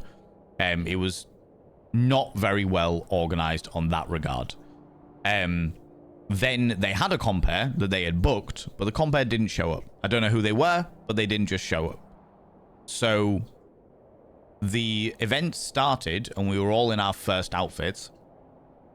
And then the DJ came over, had a microphone, and evidently was not a professional compare by any stretch of the imagination, but was doing his best to basically introduce people, introduce the different designers, introduce the models, blah, blah, blah, blah. I wasn't happy about that because when you don't have a professional compare, it's really obvious. And I'm not saying I think that the DJ did a good job, did his best that he could, considering he's not a fucking MC. Do you know what I mean? He's not a compare. So I turned to my agent at the time and said, "Get me a microphone." And she went, "What?" And I went, "Just get me a fucking microphone. I'm not happy about this. This can't go on. There's like too many delays. This person doesn't know how to blag it. This person doesn't know how to think on their feet. That I need to get out there and fix this shit. All right." So I got out there, and that was my first ever experience of like proper comparing. That was my first experience of being a host. So I got out there with a microphone and I did my stuff, and we managed to make it all work. And there was a couple of delays, but we managed to find a way to fill them. It was a whole experience, and it was great. Honestly, it was great. And the organizers, because they weren't like paying us or anything like that, they bought me a bottle of Captain Morgan spice rum to say thank you. And I was genuinely very, very grateful. I was like, oh, do you know what? That was a really good experience. I had such a wonderful time with the designers, such a wonderful time with the organizers, such a wonderful time with all the other models. I got to like dip my toe into like hosting for the first time. It was great. It was genuinely fucking wonderful. And then the day afterwards, I went to see one of the designers in the market area, and they informed me that after the event had happened, that the organizers were bad-mouthing me. Like, they'd said to my face that I had saved the entire show, and that they were really thankful that I had stepped up when I didn't have to, and that I was doing it for free, and they were very, very thankful for saving the show.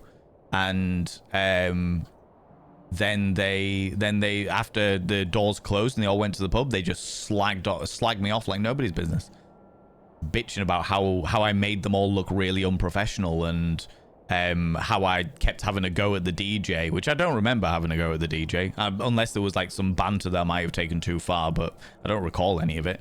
And yeah, they were just really, really nice to my face, and then just bitched and moaned about me behind my back. And I was like, that's really fucking shit. And then because I was like, is this true? But then a few other designers also said a few of the market stall holders also said that they were doing that was what happened, and they wanted to let me know. It was weird because I never really went out of my way to investigate. Do you know what I mean?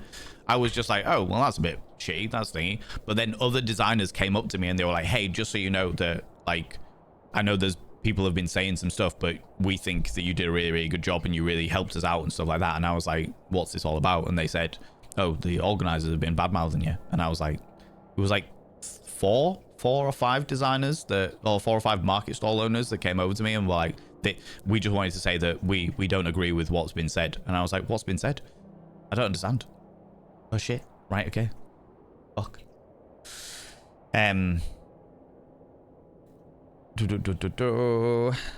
Hope there wasn't Purple Polly's shop. She's always been careful about her stock. I honestly don't know. I couldn't tell you. I don't think the TikToker actually said who they were.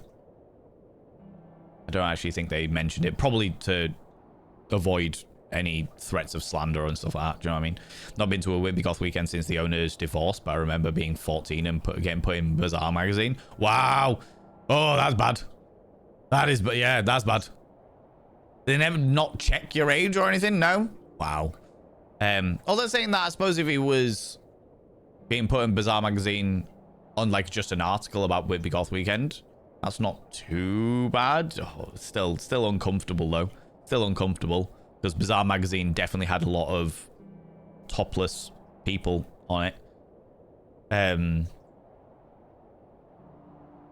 Compare was a huge name in the industry. So were they? I can't remember who it was. I remember somebody being like, this is the Compare, and I was like, all right. And then they didn't show. And I was just like, oh, okay, fair enough. But then saying that, Druid Midian, I thought it was really shit of them that they just did a no-show, or they just didn't fucking show up, or what have you.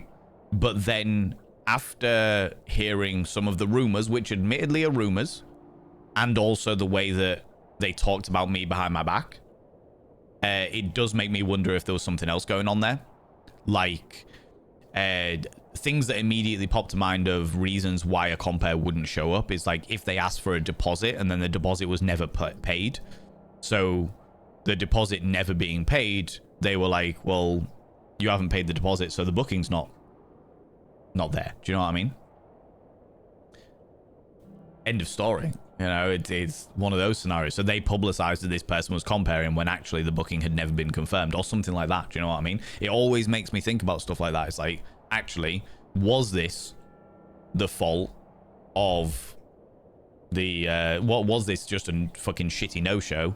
Or was it something else that went on behind the scenes that we weren't privy to? Do you know what I mean? You making them look bad always feels... I always really feel that it says more about them. Absolutely, Millen. Yeah, I didn't feel bad about it. Like, for me personally, I was like, all right. Like, I've come here and I've done my job. In fact, I've done way above my fucking job. And the people that were there, the people that, like, saw the show, and the people that were the models getting changed, and the stress of the fucking designers getting people in their outfits and stuff like that, everybody there was super fucking thankful to me. And I was like, then I'm good. I don't give a shit about what the organizers say because everybody else says that I did a great job. You know? You know? We rarely bothered with the main event. Always some aggro or something gone wrong. We preferred the Elin Soir, etc. And the res for the Darklands in the evenings. Oh, God. The one thing that I never understood about like Whitby was the fact that I was there for Halloween one year. And they kicked us out at 11. Everywhere closed at 11 p.m. and I was really confused by it. I was like, for Halloween, surely you pay for their late license and stay open till 3. Places were fucking rammed. I never understood that. I think so. Like I said, I think I'd go back to Whitby, but I don't think I'd go on a goth weekend. Oh, I might go on a goth weekend just to see so many other people's delightful gothic styles, do you know? I do like seeing other people's interesting fashion senses. The timing for walking the runway was so off, we all ended up dancing instead of walking just to use up the buffer. Oh yeah, absolutely. Absolutely. They put on music that was just like real intense. It was just like snappy because it was just like alternative music. And the thing about just alternative music is if you don't have something that has a reasonably well-paced beat, you're just marching all the way to the end. Boom, boom. And I got that little girl up who was dressed like a princess. And I was like, I'm going to teach you how to be a model with the permission of your parents. You good? Cool. Get up on stage. We've got some time to kill because people are getting into corsets. Let me now walk you down the runway. Okay. And the parents came up to me afterwards and said that, like, her getting up on stage and being a model, just like all the models that she was watching get on the stage, was like the greatest thing. She was so fucking thankful and so happy. And I was like, yeah, of course. I needed to kill 15 minutes while people did corsets.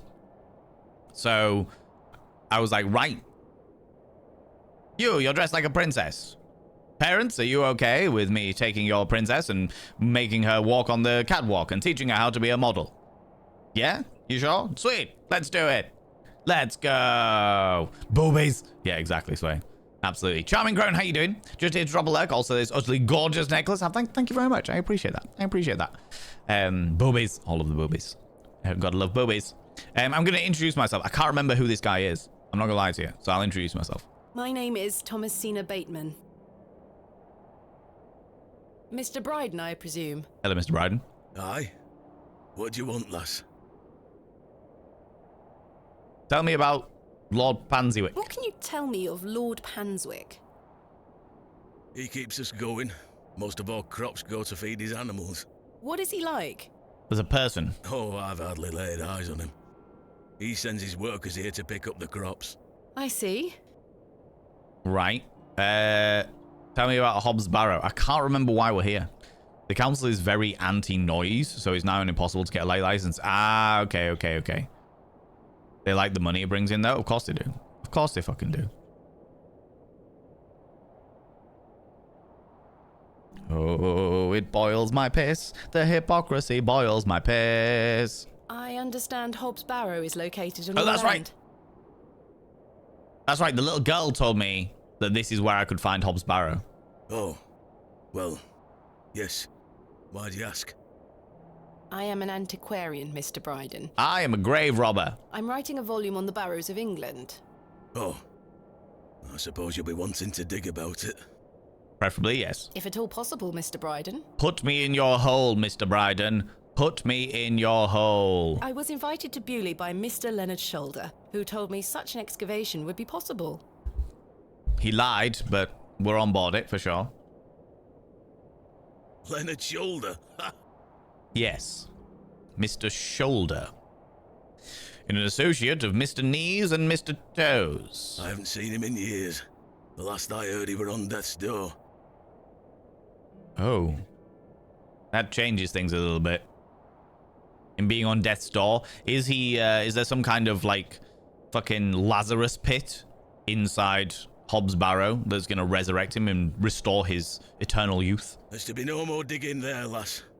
Not since it went so badly last time. Ooh. Last time. Mr. Shoulder. His first name, Hard. No, his first name is Head. His middle name is And. Head and Shoulder. Also, weirdly, has a brother with exactly the same name, and together they are Head and Shoulders. You can tell I'm sleepy.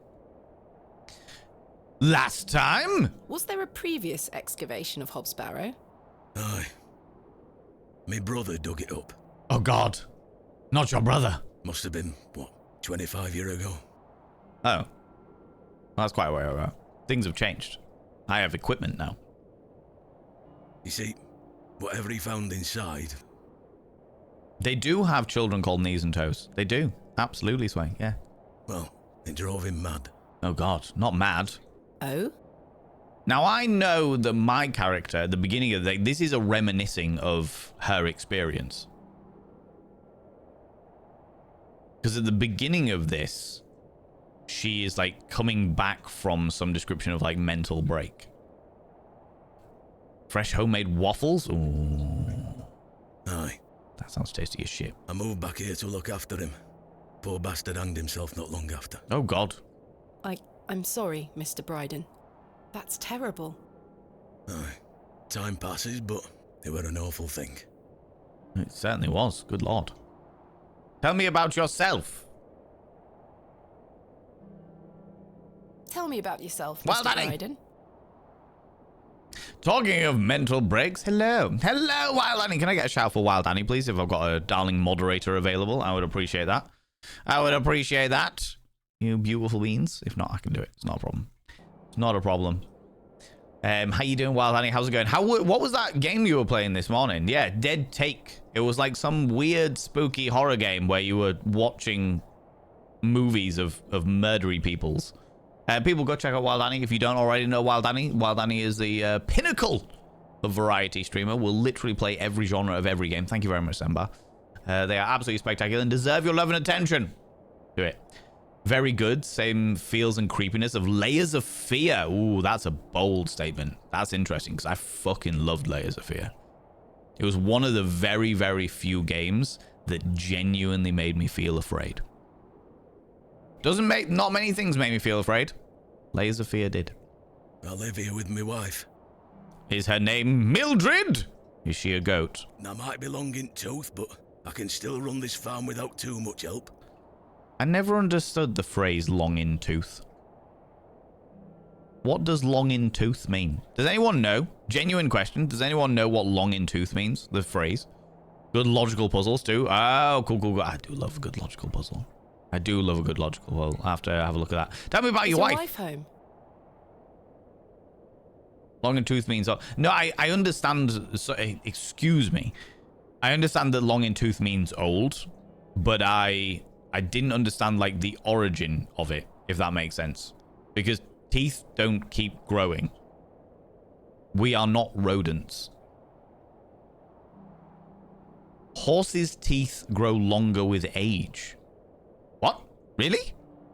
I know that rodents, like, yeah, rabbits, rats, guinea pigs, capybaras, their teeth just keep growing and growing and growing and growing and growing. It comes from equine stuff. Older people before dentistry used to have gums that receded, making their teeth look longer. Okay, that makes sense. That makes sense. But it is originally from like an equine thing. From horses. Receding gums. Horses' teeth too. Oh, I didn't realize that horses' teeth just kept growing. Did not know that. Although elephants do. Elephants' teeth just keep growing as well. Like their back, the molar teeth just keep growing and they just grind them down and stuff. Well, shit. Equine dentistry. Today we learned. Thank you very much, friends. She's out in fields, lass. Out in fields. Pulling weeds. The curse of such fertile soil. I'm fertile, Mr. Old Man with the cane. If you'd like to plow my field... 40 years we've been married. Never mind. I couldn't do it without her, you see. How splendid. It's wonderful. What a romance you have. Do you know if they keep growing or if their gums recede a lot? Ah, okay. Fun saying. Yeah, it is. It's just one of those ones that I never really knew, like, its origins, you know? Anything that eats grass has to. It's higher in silica, which is abrasive. Ah, okay. Don't lick a gift horse in the mouth, as in don't check if it's an old nag. Oh.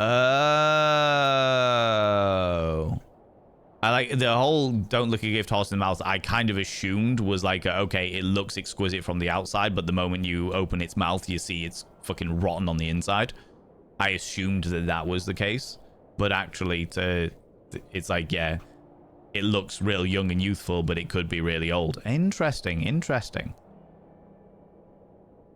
Oh, hello. Didn't know it was a whole kind of day. Definitely. We're going to get well in that hole, Moody Vanessa. We're going to get well into it. Drive-by comments. Teeth are one of the markers to determine whether a horse is older or younger. If there is generic adults, so not teens, but not old mares, thus being very important in verifying whether you're getting what you are buying as a workhorse. Or whether they're getting what they're buying as a workhorse. I see. Okay. Today we'll learn, friends. Equine stuff is not something I'm massively into, but I'm enjoying the learning of the origins of colloquialisms, you know? Aye, my wife is a fine woman. She is a fine woman. So am I. Are you married, lass? I knew he was interested. It's not his fault. He's only human. No. Oh. I've had my fair share of proposals, Mr. Bryden, but that's not the life for me. I'd rather get stuck in muddy holes, Mr. Bryden. Marriage is an important institution. You'll find a man one day. Or a woman. Rude. I'm I manage rather well without one, Mr. Bryden.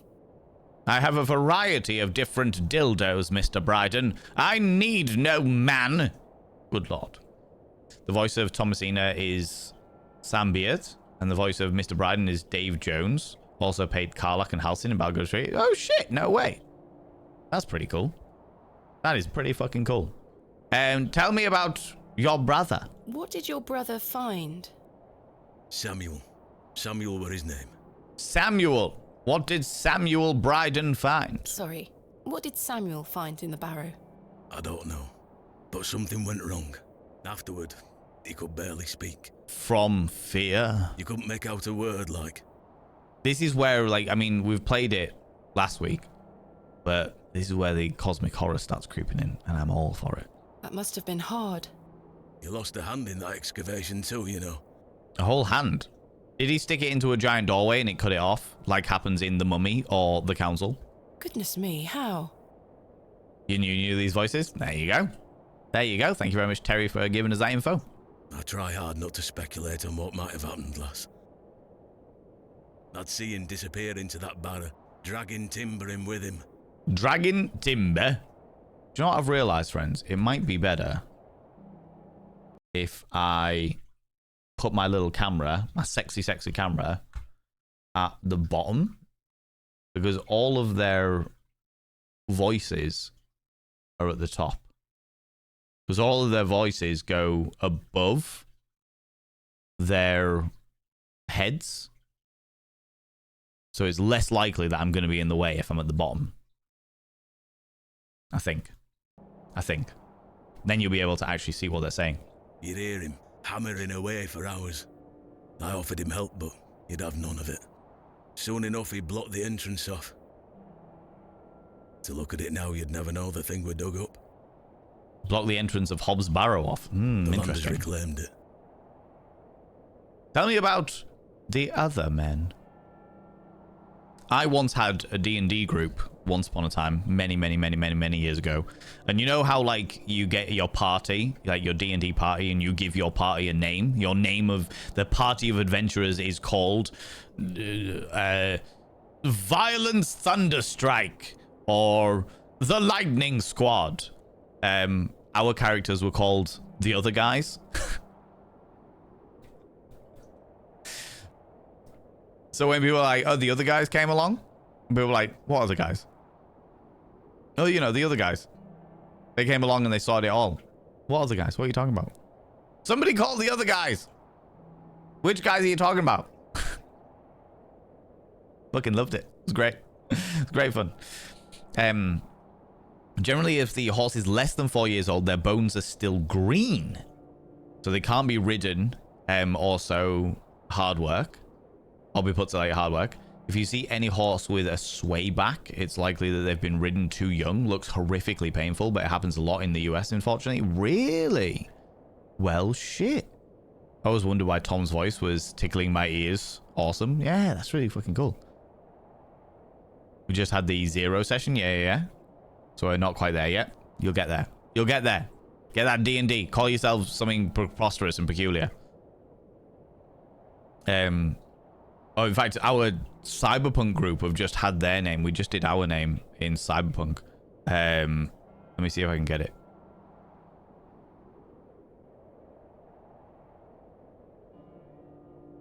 Oh, good lord.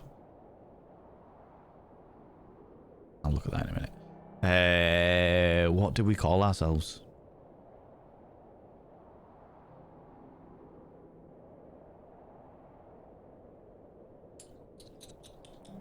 We wanted a name that was, because we're obviously a bunch of punkers, but we wanted like a really corporate sounding name.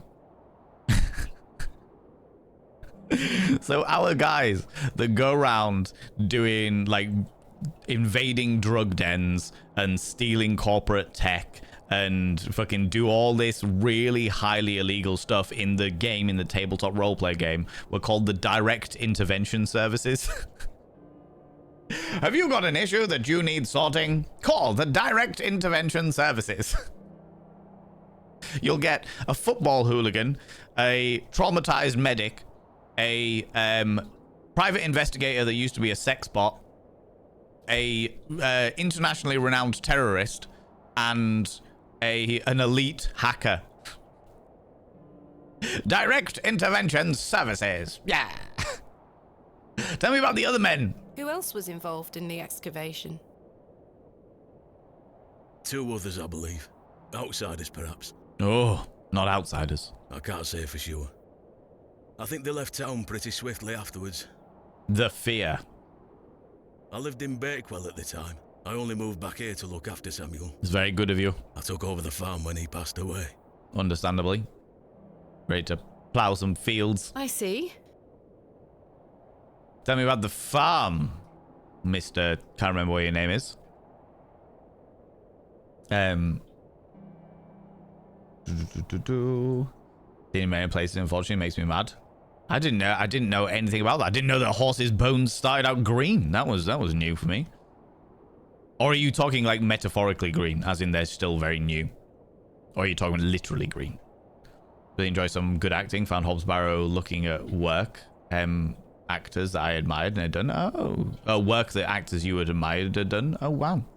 Dragon Ball Monks, I'm part of the Kung Fu Panda now. Oh, wow. Amazing. Love that. What a bargain. Tell me about it, right? And Brave Emily Tentaclaw, how you doing? How's it going? Swayback can also occur with age because older horses can lose muscle along their top line, especially if they lose conditions due to illness or less activity. Oh, there we go. There we go. Something. Horses breathe through their bones. What? I need to summon Frax for this one thing he knows. They breathe through their bones? I can't remember. There is a creature out there. I think it's a type of turtle or a type of terrapin that breathe through their assholes. Can't remember what it was though. It's a very vague memory of mine. Have you seen freshly born horses' hooves? They're properly interesting. No, I have never even thought to look at them. Never even considered looking at them. Hello, I've been summoned. Yeah, Frax, you're going to tell us about how horses breathe through their bones. Metaphorically, they're too supple when they're young. Oh, metaphorically, yeah. Okay, that makes more sense. As opposed to them just, like, their bones actually being green when they're too young. I was like, are they part plant? What the fuck is going on here? In a particularly spicy session of D&D Modern, our group of mischiefs happened on a watering hole called the Ass's Bar and Disco. The Ass Bar and Disco, love it. Love it, Chargath. Honestly, that's my kind of game, to be completely honest. What's the thing about the horses? They can't breathe if they break a leg. I know that horses' bones, like specifically leg bones of a lot of like running creatures, like deer, there's a name for them, but I can't remember what they're called. Like deer, goats, sheep, like herd animals, basically.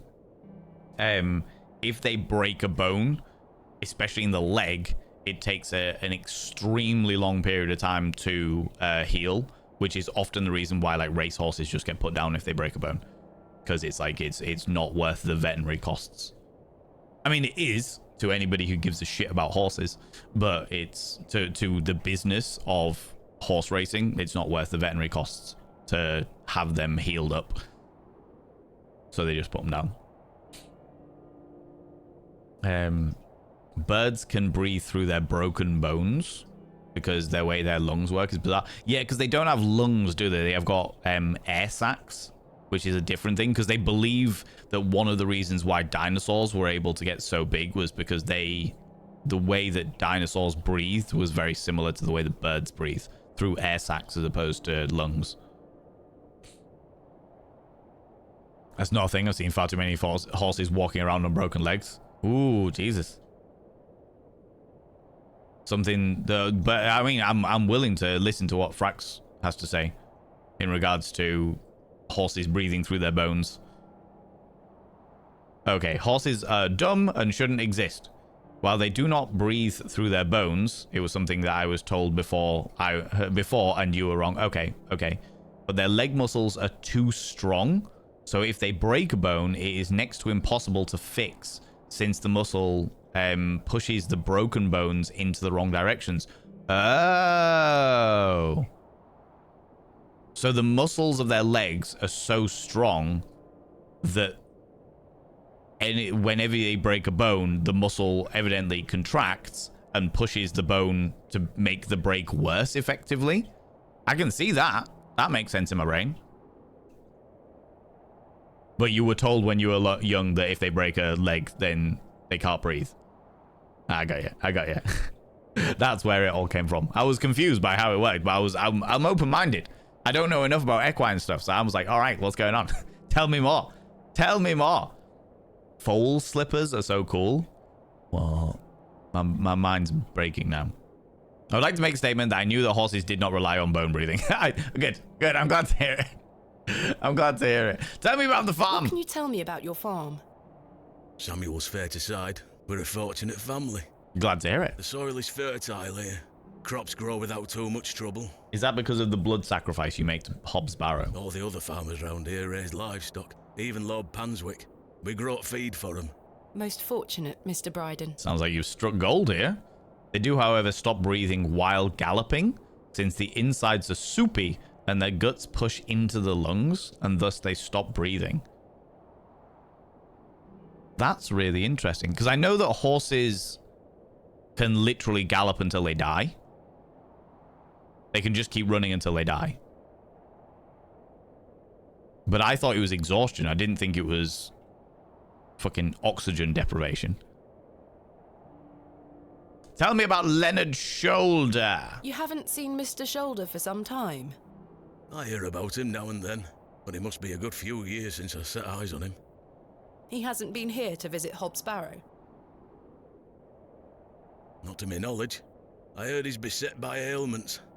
Interesting, because he was meant to meet me in the pub, which he shouldn't have been able to do if he's bedbound, you know? They breathe very much while galloping.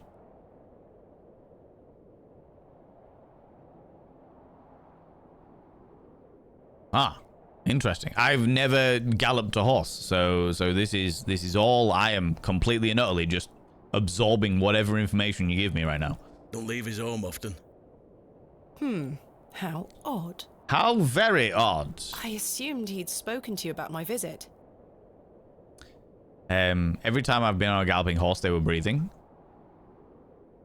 Not really accurate either. It's more of an issue that horses have to stand for a variety of reasons, thus reducing pressure on their organs because they can be damaged if they lie in one position for too long. And to aid proper circulation of blood through their hooves, it's this the standing that shifts the broken bones. Oh, in regards to the muscles of the horse's leg? Interesting. Stop it with the horse land, I'll slap your wrist. I'm merely learning. I am merely learning. You know? And evidently a lot of people have been taught a lot of different things here about it. I don't know. I'm not an equinist. You know? An equinarian. An equinologist. I don't know any of the stuff. This is all me just learning. I am willing to be taught, you know? Not at all. My God! Interesting. Tell me about Leonard Shoulder, then. You say Mr. Shoulder is at death's door. What exactly ails him?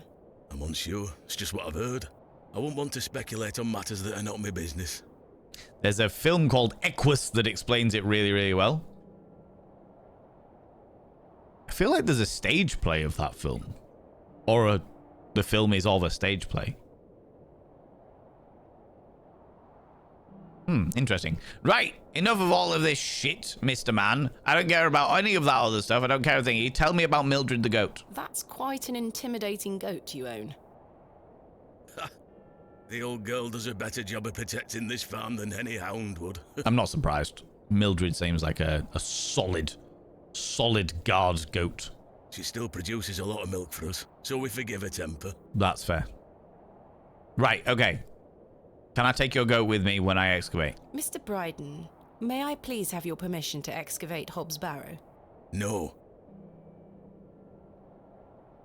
But I'm a professional. I'm not like your brother. I'm a professional. Have you not been listening, lass? Samuel found something in there that's best left to rot. Yes, but I'm a professional. No digging here, lass. But I'm a professional.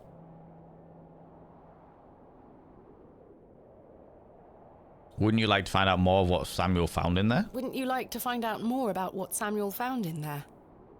Foal's slippers are finger-like projections that are attached to the hoof of newborn foals. They are called eponychium and protect the mare from the foal's hooves. They harden and fall off after they are born. Well, shit. What are they called? Eponychium.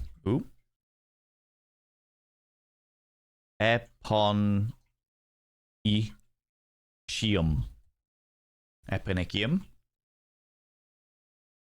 Images. Okay, eponychium foal.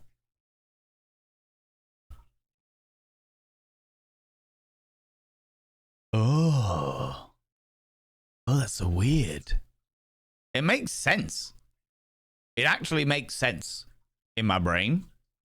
Because the whole thing about a hoof is the fact that it's constantly ground down, isn't it? It constantly grinds its way down.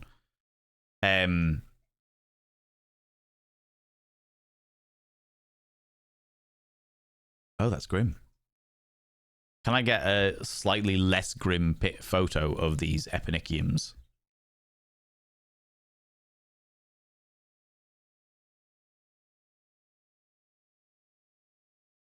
That's not too gross. We'll go with that one.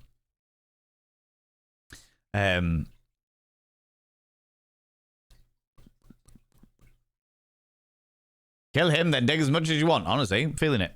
Nearly there. Actually, Druid as a medium, for sure. For sure. Right, I'm going to show you these eponychiums. If you are somebody that gets squeamish about weird protrusions and stuff like that, then this is your heads up to go get a cup of tea. This is your heads up to go get a cup of tea. False up as well, for the love of the eldritch. Yeah, it is pretty eldritch. It is pretty eldritch. So this is what the foal slippers look like. And you can see where the hoof line is on each of them.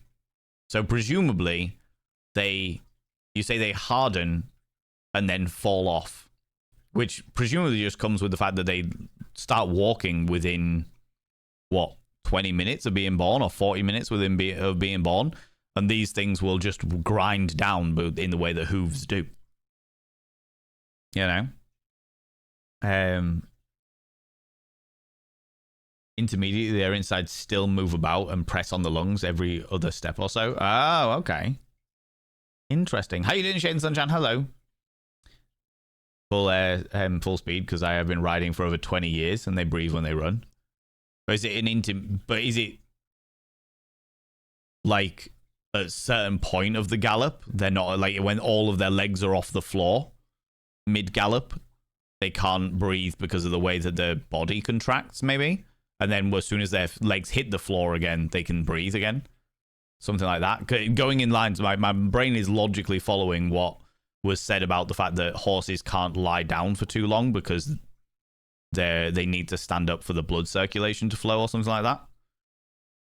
So as they're galloping, gallop, when all of their legs are off the floor, the body would be in a similar position to when they're lying down, which could constrict all of the muscles, and then when their legs go back on the floor again, they're able to breathe. I'm theorizing. I'm theorizing here. All right? I'm theorizing. Get rid of the weird foal fingers.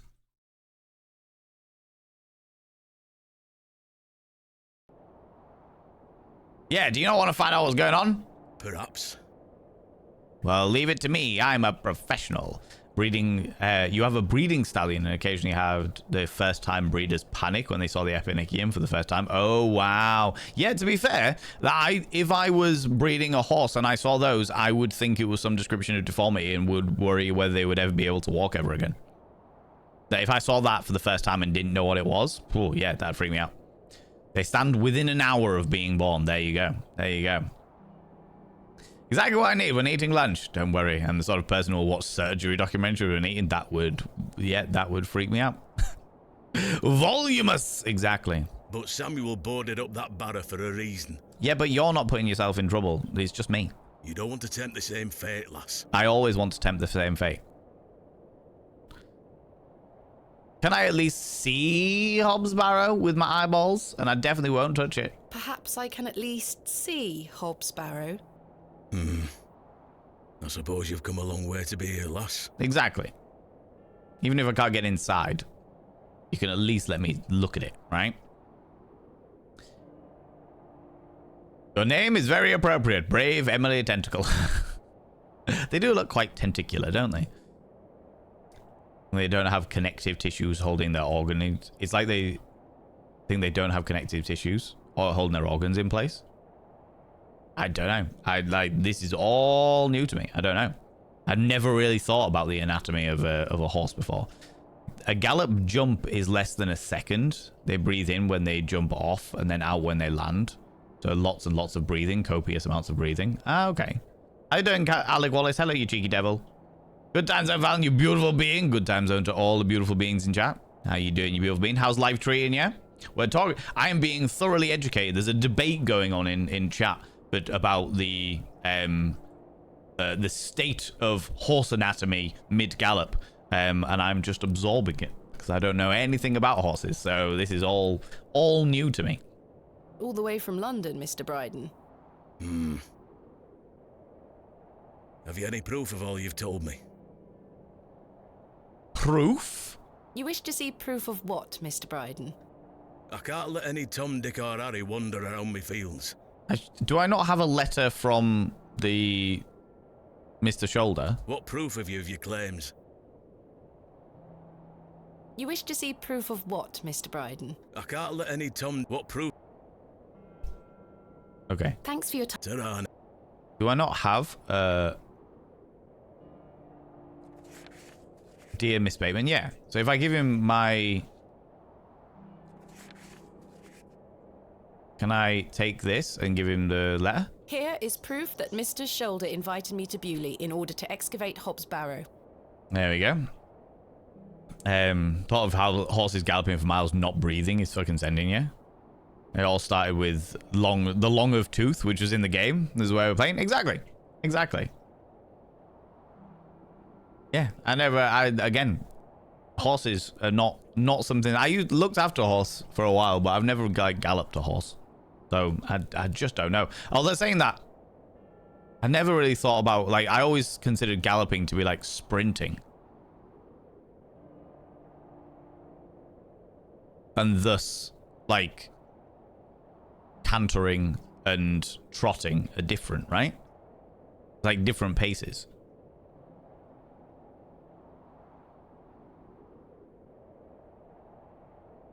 And I know that one of the things that they teach you when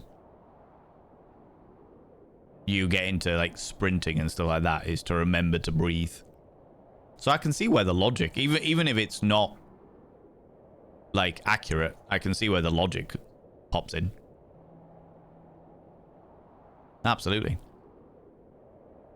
There you go. Leonard making bold promises, I see. Yeah? Don't make me regret this. But yes, you can have a look at it. Woo! I like looking at things. My family had horses when I was growing up. They are all different paces and different levels of smoothness for the ride. Yeah. So the statement that was put forward was the fact that because of the way that the horse anatomy is, when a horse is galloping, I think it was the intestines push on the lungs and cause it to temporarily, at some point in the gallop, not breathe or not be able to breathe or restrict the breathing in some way, shape or form. And their legs, the muscles in their legs are so strong that if they break a limb, it's very difficult to get the leg correctly in place. But then that was also debated. There's a lot of horse people in chat. I didn't realize that so many people in the chat were equine enthusiasts. Thank you. Any road. Once you've set your eyes on it, you won't be wanting out to do with it. Well, you say that. I like some pretty weird shit. The place gives one a queer feeling. Fantastic. The gays? Let's go. So where can I find it? Through that gate to your left. Just head straight across the top to the field there. After 10 minutes or so, you'll see Barrow. Set on a hill ahead. After 10 minutes or so, you'll see Barrow. Set on hill ahead. Thank you again, Mr. Bryden. That thick Yorkshire accent. Wonderful. Wonderful. How's it going, Lunacon? How's it going?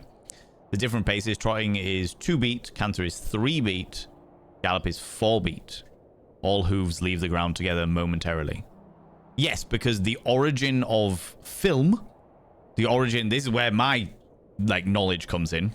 The origin of film, as in moving pictures, as in literally the origin of cinema itself, started because they wanted a specific photography professor dude was asked to find out, to answer the debate as to whether a horse takes all of its hooves off the ground when galloping. So they literally took a series of pictures to discover whether a horse takes all of its hooves off the ground when galloping, and that turned into what is now known as film. The origins of pornography started with horses galloping. How you doing, Lunacon? How's it going? I'm not a horse person. I'm a country bumpkin. You absorb stuff when there's a lot around you. That makes sense. That makes sense. Never ridden a horse, but I've ridden a donkey and cared for horses, yeah. When they're galloping, their organs act like a piston on their lungs, managing the air in and out. Oh, okay. Icelandic horses have extra gait, apparently very smooth rides. Although I've not ridden them yet. Interesting. That might be where the origin of the thought process around them not being able to breathe is if they don't breathe through the muscles around their lungs like we do, but their internal organs literally acting like a piston to push the air out and pull the air in. I can see how that could have been misconstrued, as it were. From what I've heard, Grandad used to breed horses, they don't stop breathing as such, as much as they don't breathe actively as much in the innards are sloshing back and forth as they run, creating breathing much in the way that CPR does. Ah, okay. So when they're galloping, they don't actively breathe. As Alec was saying, their innards, the movement of their innards basically forces the breathing action. It's not like the muscles around their lungs creating the breath action. That makes sense. Okay. In which case, I can see where that all came from, where the original thought process came from, for sure. Today is going. I'm sure it'll be all right. If it's not, there's tomorrow. Absolutely. It'll all be all right in the end. And if it's not all right, it's not the end. For sure. Toelton Pass. Ah, intriguing, intriguing. I really do appreciate it. Right. So now we can go to HOB'S Barrow. Although, I want that bucket. We'll go through the gate and have a go wander on over.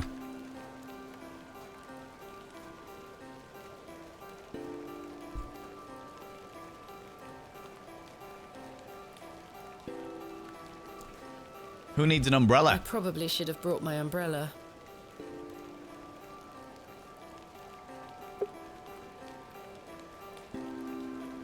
There she is. AR. AR. Just copying me. I haven't a clue what that could be referring to. Avenged revenge.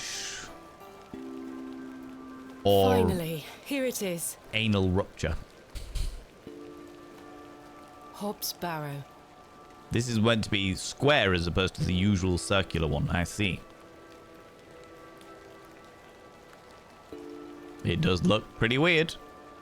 Like a troll. Indeed, a barrow of a most unusual rectangular form. I've not seen something like this since West Kennet Longbarrow.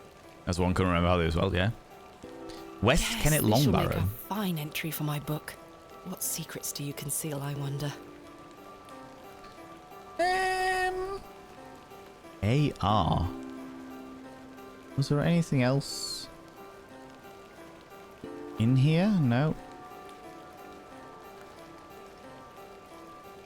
Touch the barrow. Touch it. Touch it. That smell. Earthy and sweet. Heat. Ooh, memory. 3, 2, 1. You can open your eyes now, Thomasina. Go on, Thomasina. Come. Touch the mound. Are Exactly. you ready for your first excavation? Yes, give it to me. Yes, Daddy. Capital. Make sure you remember everything I've taught you. I have a feeling you might find something special. How exciting. I'll be watching from the steps, my little bird. Good luck. You keep calling me Thomasina, but my name is Lara Croft. Thank you, Daddy. Right, there's a trowel here. Give me that trowel. Now I'm ready. I am ready to go. Acquired the trowel. Dirt. Excavate the dirt. Thomasina, we don't dig with our hands. Well, I did pick up the trowel, but I didn't do it. All right. Dirt. Dirt. Boobs. Yeah, statue boobs. No treasures here. Confound it. More dirt.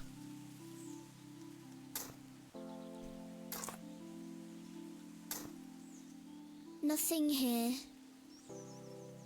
We're also really enjoying how the pixel art is used in this game, and the point and click is something that you can enjoy despite the dexterity issues. Oh yeah, absolutely.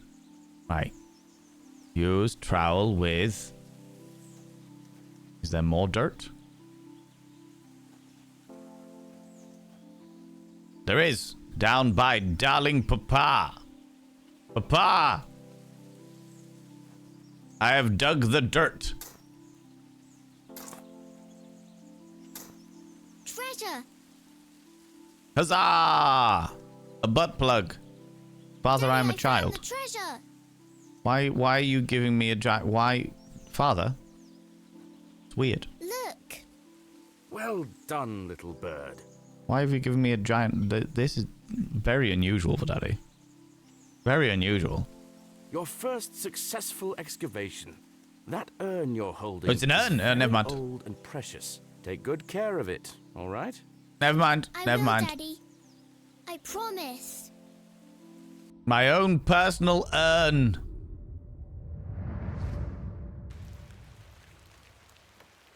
Touching this mound reminds me of that urn. Don't worry, no one will know I've been crying because the rain covers the tears. I do have a feeling there is something exceptional to be discovered here. I must gain Yeah. Mr. Bryden's permission to excavate. Damn. Why do I need permission? You earned that urn. I did. I did indeed, Nibirin.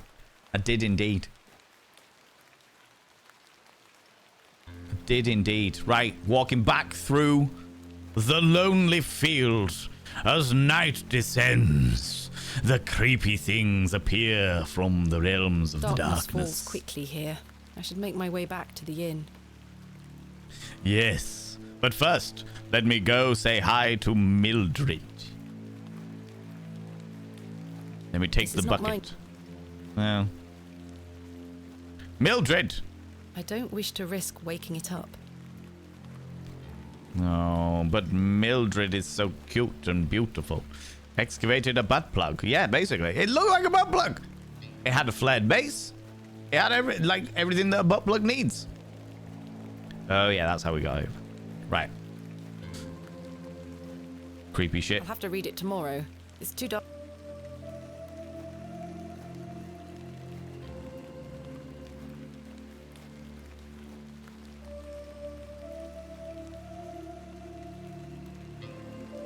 There's fog.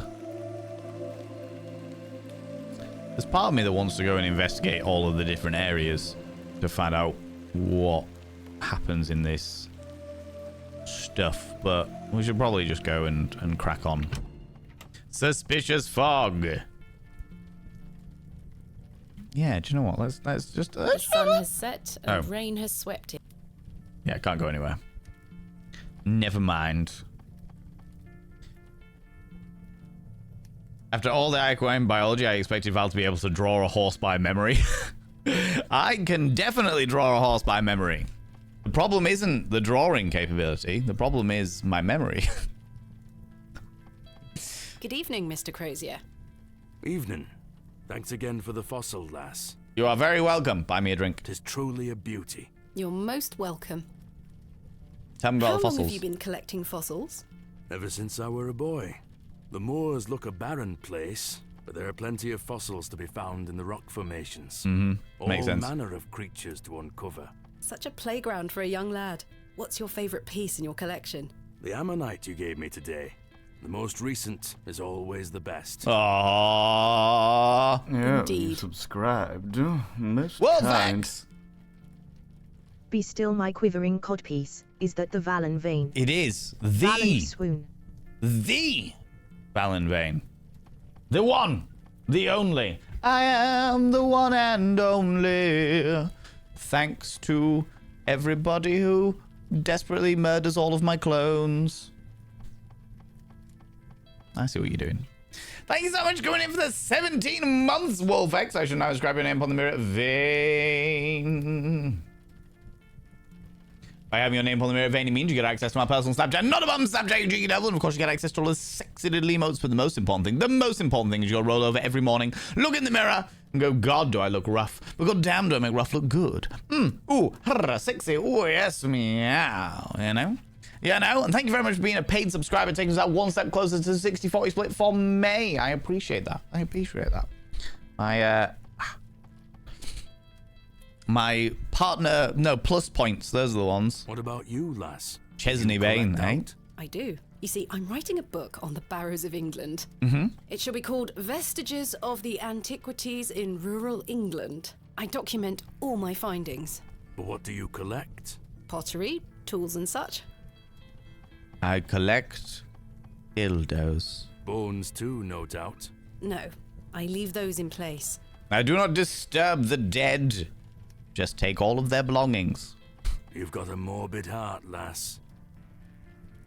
We aren't desperately murdering them. It's truly an accident each time.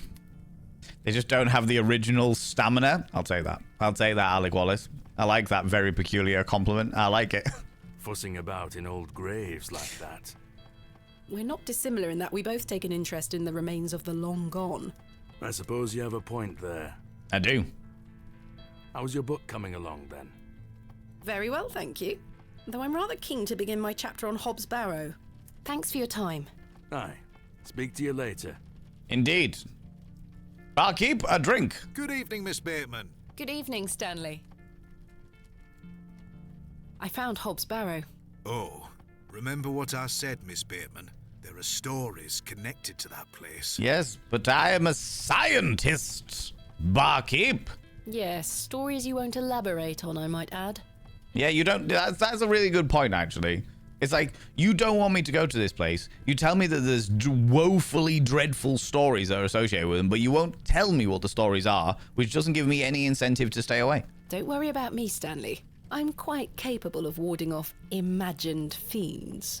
I have no doubt, but please leave that place be. I will, if you give me a reason to. I've come this far, there's no turning back now. That's precisely what worries me. I am a big girl wearing my big girl pants. And my big girl braces and my big girl bow tie. I'll be fine. Give me a drink. A mug of your finest ale, please. I might need to bribe somebody with it. What point does it turn from grave robbing into There we archaeology? are. That's a 2 good question. pence on your account. Thank you.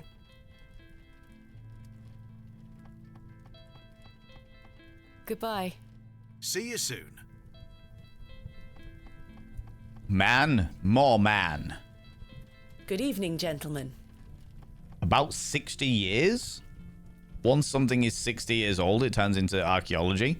So within a person's lifetime, like I would have gone with about 100 years. Once something's 100 years old, it'll then turn into archaeology, because then it's out of the, usually out of what would be considered a person's living memory. After they've been buried 60 years. Even then, though, could you imagine, like, say, a parent or a grandparent dies when you're 15 years old or 10 years old, 10, 15 years old. And then when you hit 70, they're like, by the way, we're going to excavate your grandparent and stick him in a museum. It feels very short. It feels very short. 100 years kind of feels a little bit more likely. But I honestly don't know whether there's any clear, concise, like, definitive point, you know? Writing it down is the difference. Yes. The British Empire. We have to steal it, then keep it in England, or someone might steal it. This is exactly the argument that the British museums are throwing out, for sure. For sure. Papers and stamps, absolutely. If Thomasina says I could go for a good meal, I'm a squee. Depends on the jurisdiction. Okay. But it does look like the rule of thumb is 100 years plus. Before 100 years, it's grave robbery. Okay. Grave robbing becomes archaeology when the focus shifts from personal gain, looting, to scientific documentation, operating under legal permits, and adhering to ethical standards to preserve historical context. While no specific date makes it acceptable, a common, though informal, threshold is when the deceased are beyond the living memory, typically 100 years plus. Okay, that's cool. No, it's all right, Kels. Absolutely. It's nothing wrong with being wrong at all. It's all about how we deal with being wrong, you know? And I think you did it very gracefully. Just made beef egg stir fry, and while it's still not quite where I'm hoping to get this someday, it turns out really well. Love this, charming crone. What are you gonna do about him? If he thinks he can take her away from here, he's got another thing coming. All right, fucking hell. Oh, I've just realized. Bear with me 2 seconds, delightful individuals. I actually... Oh, hello.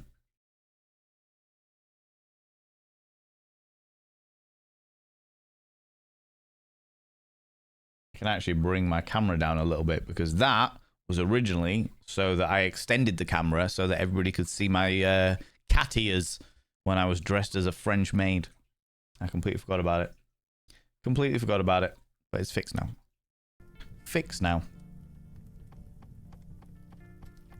I am gonna knock his bloody block off. Does she not have a choice in this? I don't know what you're arguing about, but you're evidently arguing about somebody trying to take a woman away. Do you not just ask the woman what she wants? In fact, I can think of a better punishment. This is the thing, like, when people turn around and they say, oh, you stole my husband off me, or you stole my wife off me, or what have you, and it's like, they had a part in it too. They had a part in it. Nobody stole anyone else. Like, I am not by any stretch of the imagination somebody who advocates for cheating. I think that cheating is very, very wrong. It is very hurtful and deceptive and manipulative and horrible. But the offending party is the person who cheats in the relationship, not the other person outside it. The other person outside it could be well-knowing and definitely doing wrong and something immoral 100%. But the one that is to blame is the cheater, not the cheatee. You know? Oh, if they think they're stealing my bird, fucking ask them if that's what they want. Fucking hell. It's when this is the classic misogynistic dynamic of just being like, oh, that woman belongs to X, Y, or Z. If he thinks he's taking this woman away from me, I'm gonna knock his block off. Why do you ask her? She has bodily autonomy. She can make her own fucking decisions. Good lord. But I do understand that that is exactly the kind of effect that they're expecting to instigate from people like me. In fact, you can think of a better punishment. Aye. Yay. Personal gain is important. It's the only reason that England still does is still considered archaeology. What England does is still considered archaeology. Oh, because they're doing it for the good of the museums, not for their own personal gain. Ooh, that makes me feel deeply uncomfortable, Alec Wallace. I like it.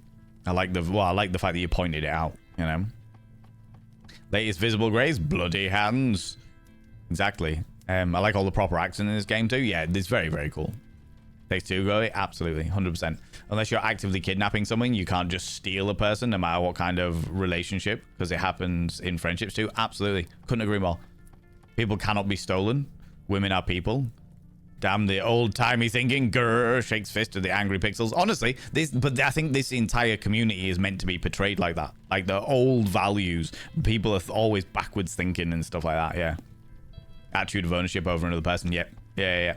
Claim ownership over what? Claim ownership one more time. Yeah, exactly. Oi, what do you want, lady? I want to ask the woman what she thinks. Piss off. You heard the man. Charming. Can I knock their blocks off too? Can I slap them? I'm well up for decking some rural blokes. Little cat! I Herbert! wish to wake him up. Who are you, man? Good evening, sir. I'm gonna lose a finger. I'll leave you to it. Alright, fucking hell, that was alright. Grimace and a half.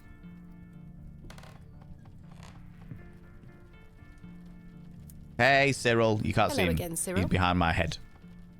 You're still here? Did Mr. Long convince you of the virtues of Bewley Station? What the hell do you think? Now bugger off and leave me to me drink. Alright, fucking hell.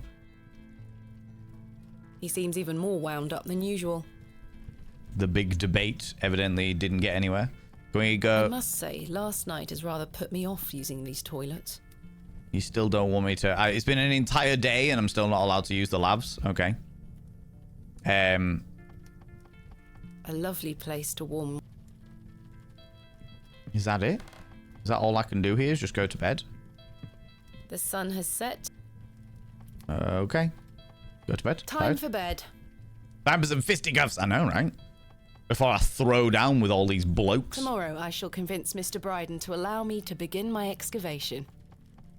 Cyril looks like he's got one foot in the grave already. I think Cyril does, honestly.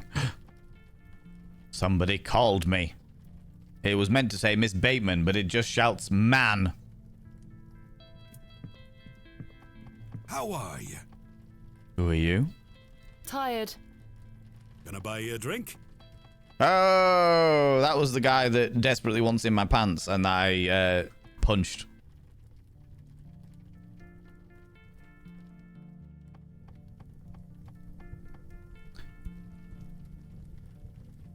Shouldn't you stop drinking so much for a man's health? One more won't hurt, or perhaps I can gain more information. He has been particularly evasive. Yeah, we'll go for one won't more. hurt. Excellent. I feel bad about what happened last night. I'm sorry I can't remember it. Good, you should feel bad, you poxy little pervert. That's all right, Mr. Tillett. Alcohol can do all sorts of damage to one's memory. Yeah. I was thinking that maybe if we had another drink tonight, I might remember what happened. You're just an alcoholic, mate. I'm not sure that's logical. But worth trying?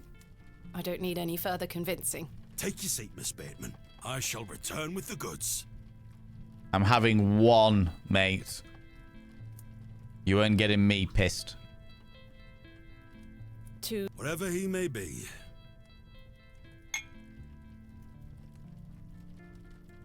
I've been meaning to ask you something.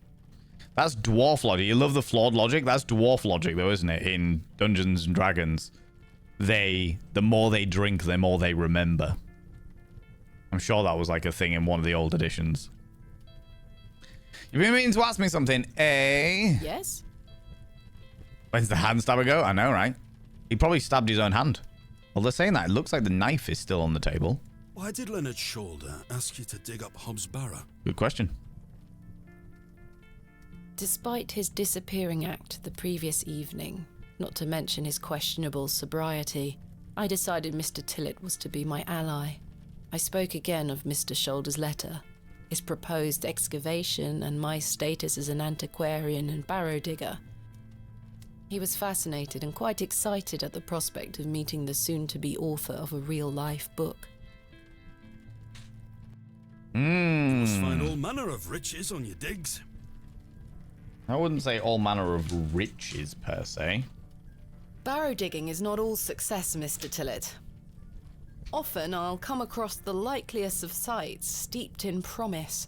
We set to work with shovel and pick and all the other barrow opening paraphernalia you can imagine. Every stone carefully taken down, every shovel full of earth put dutifully through the sieve, and we find nothing. Welcome to archaeology. Or you may find a miserable remnant of animal bone or a shard of pottery hardly to be recognized from the peat in which it decayed. Sometimes it's as if some Neolithic humorist prepared an elaborate practical joke for your special benefit. Honestly, that is the kind of thing that I would do. That is 100% the kind of thing that I would do. Make an empty grave just to, like, troll the future archaeologists, you know? It still sounds much more exciting than spending your days sitting in England's most remote railway station. Are you all right, Mr. Tillett? I've had another argument with Agnes. Your wife? Aye. She didn't want me coming to the plough tonight. It's because you're an alcoholic and she's worried about you. You keep... Not only that, but you also get drunk and then hit on random strangers like me in the dark. Truth is, I've been drinking my life away since my mother passed. Oh, that's terrible. I'm sorry for your loss. You're kind, Miss Bateman. Thank you. It's been a year since the old girl left us. She had a horrible end. Wasting away, day by day. Consumption got her. Consumption? She was naught but bones by the end. I can't get the image out of my mind. She were everything to me. I'm so sorry. I completely forgot that I didn't have my camera on. I apologise for going on, Miss Bateman. It's not appropriate. Don't worry, Mr. Tillett. I appreciate your openness. Used to love going for walks out in the moor, my mother and I. Ever Absolutely. Since I were a little one. She'd get a tear in her eye as she looked out upon it. Tuberculosis, I know. She loved this land. Fucking consumption. That's not a phrase that I have heard, and I thought it died out by this point, but I suppose maybe not. I asked Mr. Crozier to build a bench, which we've erected at a favourite lookout spot on the moors. Margaret's Lookout, we call it. Oh, I know where that bench is. That's a beautiful tribute. Aye. If you take a seat there, do keep her in your thoughts, won't you? I didn't know her, so it's hard to do that, but sure. Of course, Mr. Tillett. I can relate in some manner. My father had an accident when I was very young. He's still alive, but he can neither move nor speak. He spends his entire life bedbound and incapable of communicating or looking after himself in any way. Did he also come to Hobb's Barrow? Was he part of the, Oh, it could be, you know. The guy said that his brother got fucked up in an excavation with two outsiders 25 years ago. My character is about 30. So it's definitely possible that my dad was originally excavating Hobb's Barrow when he had his accident that fucked him up. TB is still killing people every day, just not in the UK. Yeah. There's an awful lot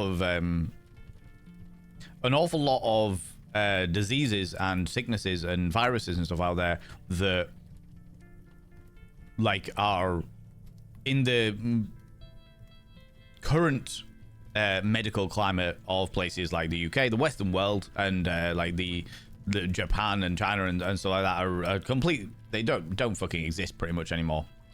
But in some of the more developing parts of the world where the medical facilities aren't quite as good and what have you, they still ravage the countries and stuff like that. The classic one I think of is like stuff like leprosy. Leprosy is a very treatable situation and pretty much non-existent in the Western world at the moment, and yet there are still places where it's a massive, massive thing. How dreadful. He was a barrow digger himself, an antiquarian of some renown. He taught me so much, even though I was so young. I think writing this book is my way of carrying on his work. It helps me reclaim those earlier memories of him. Yeah, I think that he got fucked up in the original excavation of HOB'S Barrow. And I visit him often to tell him all about my excavations. Can he hear you? I've no idea. The doctors aren't sure. I'd do anything to make him better, Mr. Tillett. I'd do anything to bring him back to the man he was. I am in a state of suspended mourning for a man caught between life and death. Anything, eh? Like sacrifice yourself to the little people of HOB'S Barrow. And when I say little people, I mean fairies. Haven't heard about leprosy in decades. Crazy, still around. Yeah. There's quite a few animals that carry it. They don't get affected by it per se, but they're like carriers of the leprosy virus. Used to know someone who claimed to have TB as a teenager. Was in her 40s when I met her. She had so many complications from it. Oh, wow. Measles had been mostly eradicated, though now it's spreading considerably in the US. Yes. I had heard about that. And I don't know whether it's because of a failure in the medical system, because I know that there are quite a few issues with the American medical system since, well, the past year or so. And some of the rules and regulations that have been instilled from the current healthcare, or the equivalent of your healthcare minister. Anyway, but I don't know whether it's like a mutation of the virus that's caused it. Leprosy as wild carriers is also impossible to eradicate, but very treatable with antibiotics. Yes. Yeah, the reason why I brought it up was actually because I was watching a Instagram reel the other day that was talking. I'm sure it was like a snapping turtle or something. It was something to do with. I'm sure it was like an old school snapping turtle, and it was like, these are carriers of leprosy. They don't get affected by the virus themselves, but they carry it. And I'm like, fucking hell, that's wild. You have it correct. It is not a mutation of the virus. So it is literally the healthcare system failing the people, despite the fact that it was borderline eradicated. I see. You geek out on microbiology for hours. Yeah. Anti-vax fuckwits. The thing is that I am not an anti-vaxxer. I do not agree with anti-vaxxers. But having worked in pharmaceutical companies, having understood some of the medical science behind it, and more specifically because of the fact that I was trained as an auditor, and knowing some of the reasons why we have rules and regulations are specifically because of fuck-ups, I can understand where the fear around vaccinations comes from. I don't agree with it, but I can understand it. Because an awful lot of the regulations that we have in place, specifically around medicine and pharmaceuticals, is because of other people's fuck-ups. You know? Gamora, how you doing? It was renamed Hansen's disease. The only reason I know is because of the Death Leprosy, a song that has a fair few people complain about it. Oh, interesting. I've just been snaffling peanut M&Ms, by the way, friends. Thought it would be. If not easy, it was surely something that could be minimized with modern medicine. Not a disease I've heard of in such a long time. Yeah.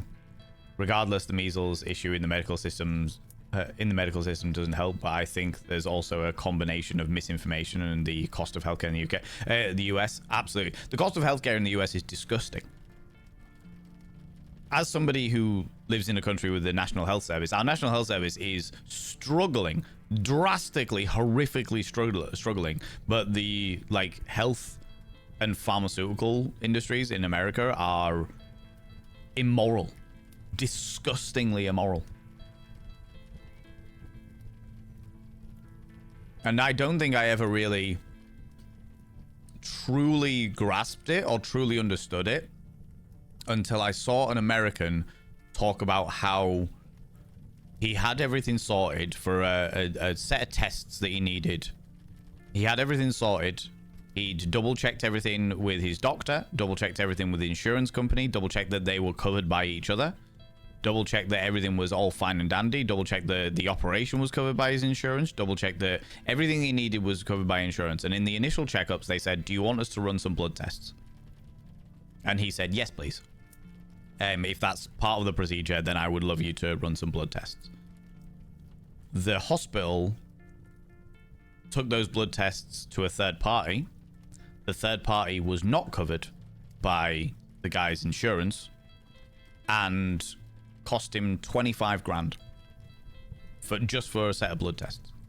And he was saying that for $25,000 he could have moved over to Europe, moved to France for 3 months, paid for the operation to be done in France by medical healthcare professionals in France, paid for a hotel to spend 3 months in France enjoying the wonderful French luxuries, and flown all the way back again after 3 months of healing. Never mind having just blood tests. It is disgusting. And measles as a baby before MMR was given. I was fully vaccinated at the time. There are links between it and some of the complex disabilities. Yeah, the MMR vaccine was one that a lot of people refused to do because there were known complications to do with it. Not anymore. They've changed the vaccine over the years and research and all that jazz. But yeah, vaccinations, I can understand the worry about vaccinations, even if I am very much pro-vaccinations, you know. Most anti-vaxxers I know point to thalidomide vaccine as a whole reason they don't trust him. Thalidomide wasn't a vaccine. Thalidomide was because that was part of our training, Gamora. The thalidomide was a morning sickness medication. It was specifically given to pregnant women to stop morning sickness, and they didn't know about the side effects of thalidomide until obviously the babies started being born. It's also one of the reasons why the vast majority of medication out there is says not suitable for pregnant women, or not suitable during pregnancy. Specifically because pretty much every pharmaceutical company in the entire world is too afraid to test anything on pregnant ladies because of the thalidomide situation. Yeah, I learned all about that one. Alexander Griffin, how you doing? Can I get a shout out for hey Alexander Griffin, please? I would appreciate that, darling moderators, if I've got one available.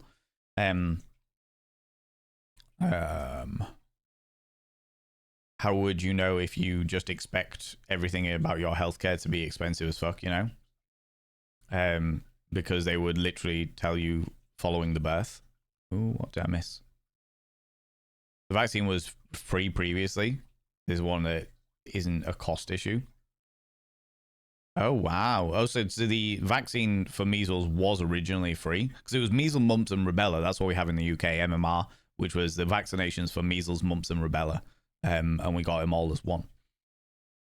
They would literally tell you following the birth, like before you can leave, they tell you here is the vaccine.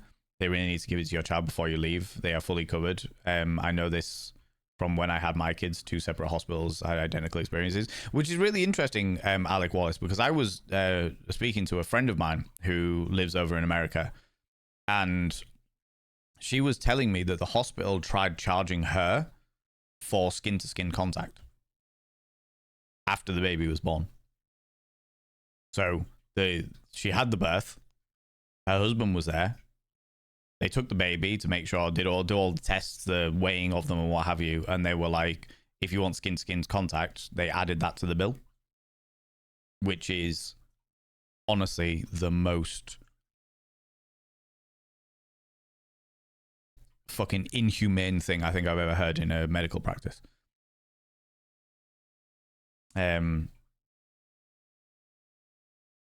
not the most, but you get what I'm saying. It's awful. Health insurance was on the state health insurance, which was $20 a month until earlier this year when they raised it to $400 a month, which I cannot afford, so now I do not have health insurance. I think you definitely will not be alone by that. I stretch the imagination. Jesus Christ, that's wild. That is fucking wild. A 200% increase? Jesus fucking Christ. I'm insurance for my cat, but not for myself. I need to do some research and see if I can find some cheaper, but absurd, and I hate it here. I'm not surprised. So you fucking should. Thalidomide was a nightmare. Yes, it was. One of my dad's friends was a thalidomide baby.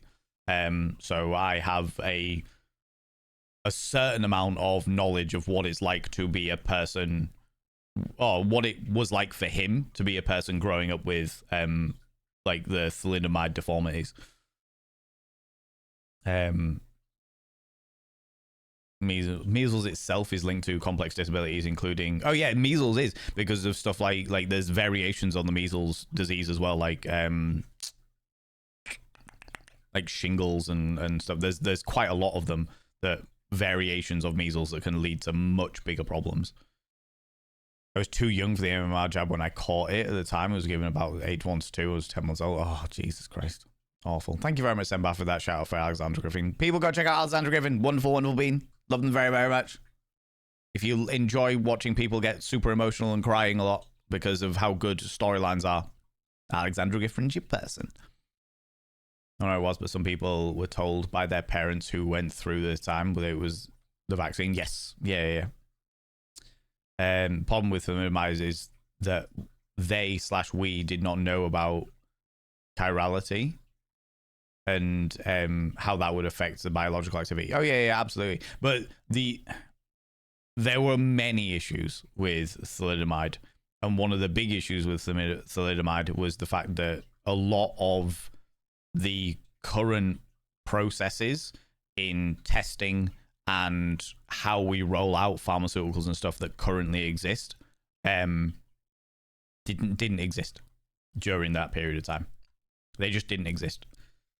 A lot of the regulations that are required for pharmaceuticals and healthcare in this country, at the very least, did not fucking exist in the 60s and 70s when they were rolling out thalidomide as a thingy. My mother was given thalidomide when she was preggo with her, took 1 dose and became so ill that she flushed the rest down the loo.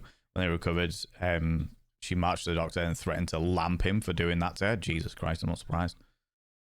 That's fair. And also, like I said it's a combination of misinformation and cost of healthcare. It's not one, it's the other, or both. There's a lot of misinformation about healthcare in America as well. Not getting into politics and not wanting to get into politics around healthcare, because that is a big fucking wormhole. But it's hard to trust a lot of what is going on in healthcare when the governmental leader of healthcare is giving you incorrect health information. That's like, how do you trust that? Do you know what I mean? Yeah. Rubella used to be separate in the UK. Well, until around the 90s, they found men can carry rubella and sometimes suffer from it invisibly. Yes, carriers. Much like the HPV virus. Charged for holding their own baby. Yes. The NHS is dreadfully underfunded. Yes. The integrated care boards that funded local services have just started their current yearly funding cycle in April. They have no cash to spare above existing commitments and mandatory services. There's no work for ICB commissioners, so many are being made redundant. You have ICB commissioner on your charity board? Ah, I see. I know they're woefully underfunded and woefully mistreated as well. Friends, there's an advert going on, and I'm going to use this opportunity to go get myself another cup of tea and go for a piss, because I really need one. Friends, get up, have a stretch your eyes, look at something in the distance, and look back again. Grab some kind of beverage, hot cold, or if the time is being flamboyant as fuck. Don't forget to take your meds. If you haven't done it already, take them now. Wearing a binder, have a couple of deep breaths, stretch those lungs out, stretch those rib cages out, and never wear a binder longer than is medically recommended, which is what we understand to be approximately 6 to 8 hours, depending on the binder. I'll be back in like 2.5 minutes, all right? I just want to go get a cup of tea and go for a piss, and then I'll come back and see what's going on. See what's going on. All right, see you in a minute, see you in a minute, see you in a minute.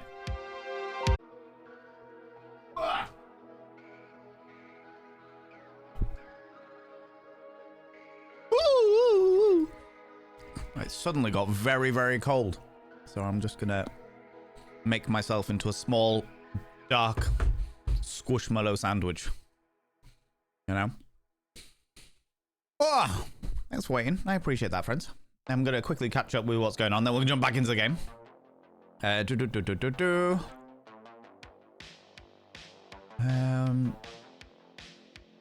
Sorry, name they're supposedly relatively painkillers, yeah. They used to be widely used as a verruca treatment, kills off the tissue, no contact, on contact, but it doesn't have too much to do with wider effect. Cauterized in this case. Nosebleed, I've definitely seen some like cauterization bits and pieces. No worries, rest a million. Wondering if the level of pain from silver nitrate has anything to do with the size of the wound. I missed some context there, I think. We were playing a game. We were playing a game. We were indeed. The joys of HOB'S Barrow, you know. The joys of HOB'S Barrow. Absolutely. Thank you very much for the lurks, by the way, friends. I appreciate it. All you people that are lurking.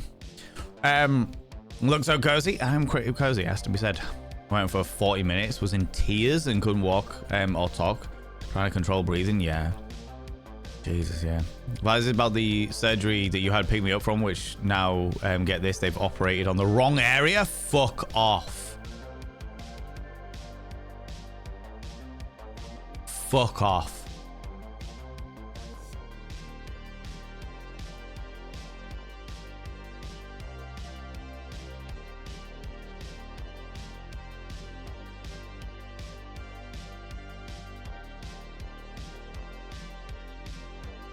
I'm real angry.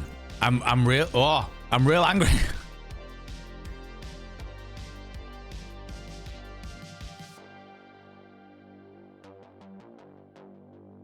Doing the court dance? You should take him to court. Absolutely. What the fuck? What? We'll have a cup of tea and you can catch me up on its way. Fuck my life. Oh, that's made me so angry. That's really boiled my piss. Because like you said, it was fucking agony. Oh, when you said you were tapping into my psyche, this one about... Oh, I had no fucking idea. I was just sending you a message this morning telling you you're great because you're great. You're a good friend. And I was just like, do you know what? I haven't told Sway that they're great in a while. I'm going to tell them they're great this morning. Boom. Done. I had no fucking idea. Oh, that's proper boil my piss. I'm so angry.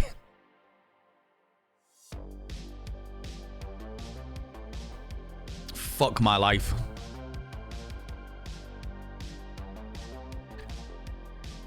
Should we get into the game? Should we get into the game before I just fucking go off on one? Before I go off on one. Good lord, right. Oh.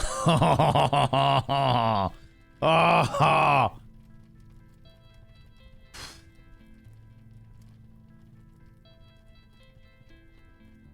Oh, all right. Okay. All right.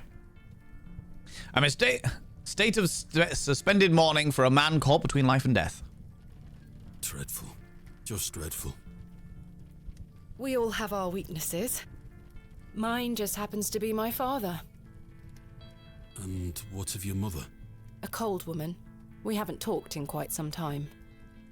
I think she blamed me for my father's accident somehow. A cold woman? We haven't talked in quite so time, because I murdered her and stuck her in a freezer. You were but a child. Indeed.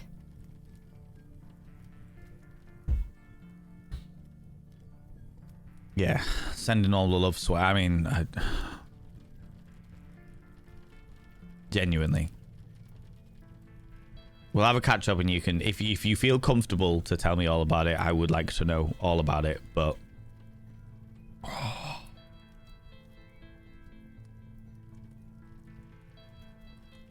I'm very angry for you. Wait. That's ridiculous, but I hope you can get it sorted. Failing that, looks like you can set Valen on them. Yeah, just I tell you what, we'll walk into the hospital, Sway. All right, you can have me on a fucking leash with a big spiky collar. All right, and if they start fucking about, just unclip the collar or unclip the leash. I'll get on them like a rabid dog, like a Rottweiler, but with the attitude and audacity of a Chihuahua. All right. She thus saw it fit that a governess should raise me, as she spent her life grieving for my father. Well then. Can we all come along just so they look disapprovingly while Val tears them to shreds? Oh my god. No humping, Valen. God, what? What do you mean? You're just going to turn with a rolled up newspaper or a little spritz bottle? I propose a toast. A toast? A toast to what? A shared sense of loss. I'll toast to that, Arthur. Aww. Arthur and his weird pervy ways are somehow becoming alright. Now then, enough of this wallowing. Yeah. Let us be merry. Another round. If we wake up naked next to fucking Arthur, there's gonna be issues, alright? I really shouldn't. But I did. And another after that. And another. The frustrations of my visit to Bewley slipped away with each swill of Stanley's finest ale. We had great fun that night, Mr. Tillett and I. I treasure the memory. Alright, fucking hell. He's a married man. Go on then. Let's hear those pipes. Am I gonna start singing? Mustn't. Sing the song. Bring the spray water anyway. And tell them they did this themselves. I say something about an electro collar, but that's hardly punishment. Exactly, right? It's just excitement. Just keeps me going. You're incorrigible. You're incorrigible. Can I do drunk with Yorkshire accent? Aye. Sing us a song, man. I got a piano right here for your love. I can play me little meat flute. Aye. Please. You'll make a sad man happy. Oh, all right then. You're right then. You twisted my arm. Here we go. Clasps, celts, and arrowheads I'll try to claw within my clutch, and if a shield I should espy, I'll vow there ne'er was such. With popish tricks and relics rare, the priests their flocks do gull. In casting out the earth take care. Huzzah! I've found a skull. Wow. Bold. Bravo, Papa.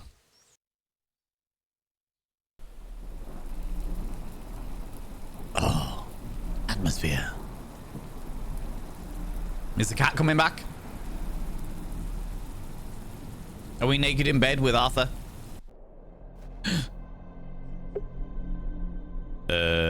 What?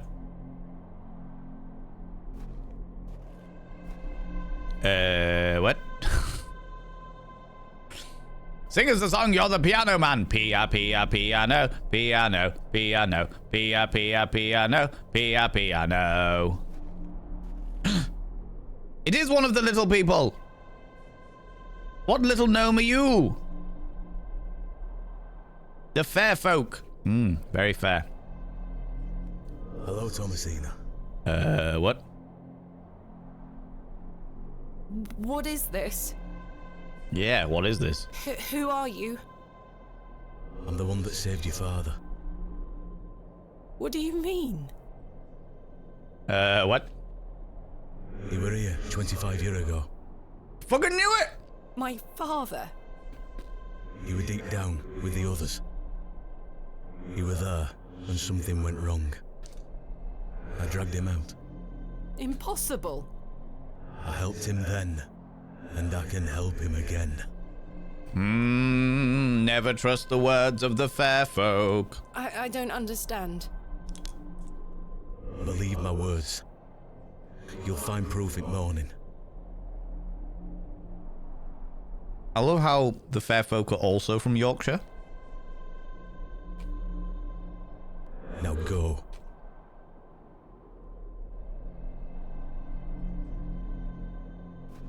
One more thing. This is not a dream. All dreams say that. Second day. Expiscore.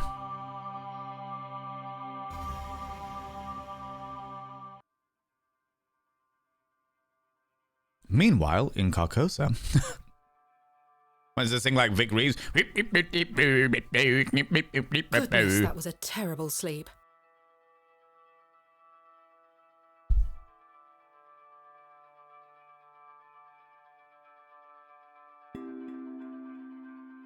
That's right. Flex and stretch.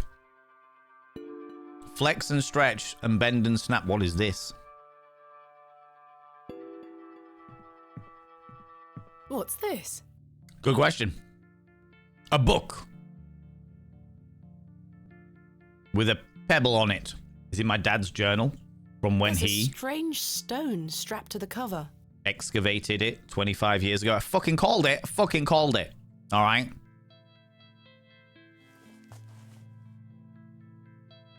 IAW. Day 1.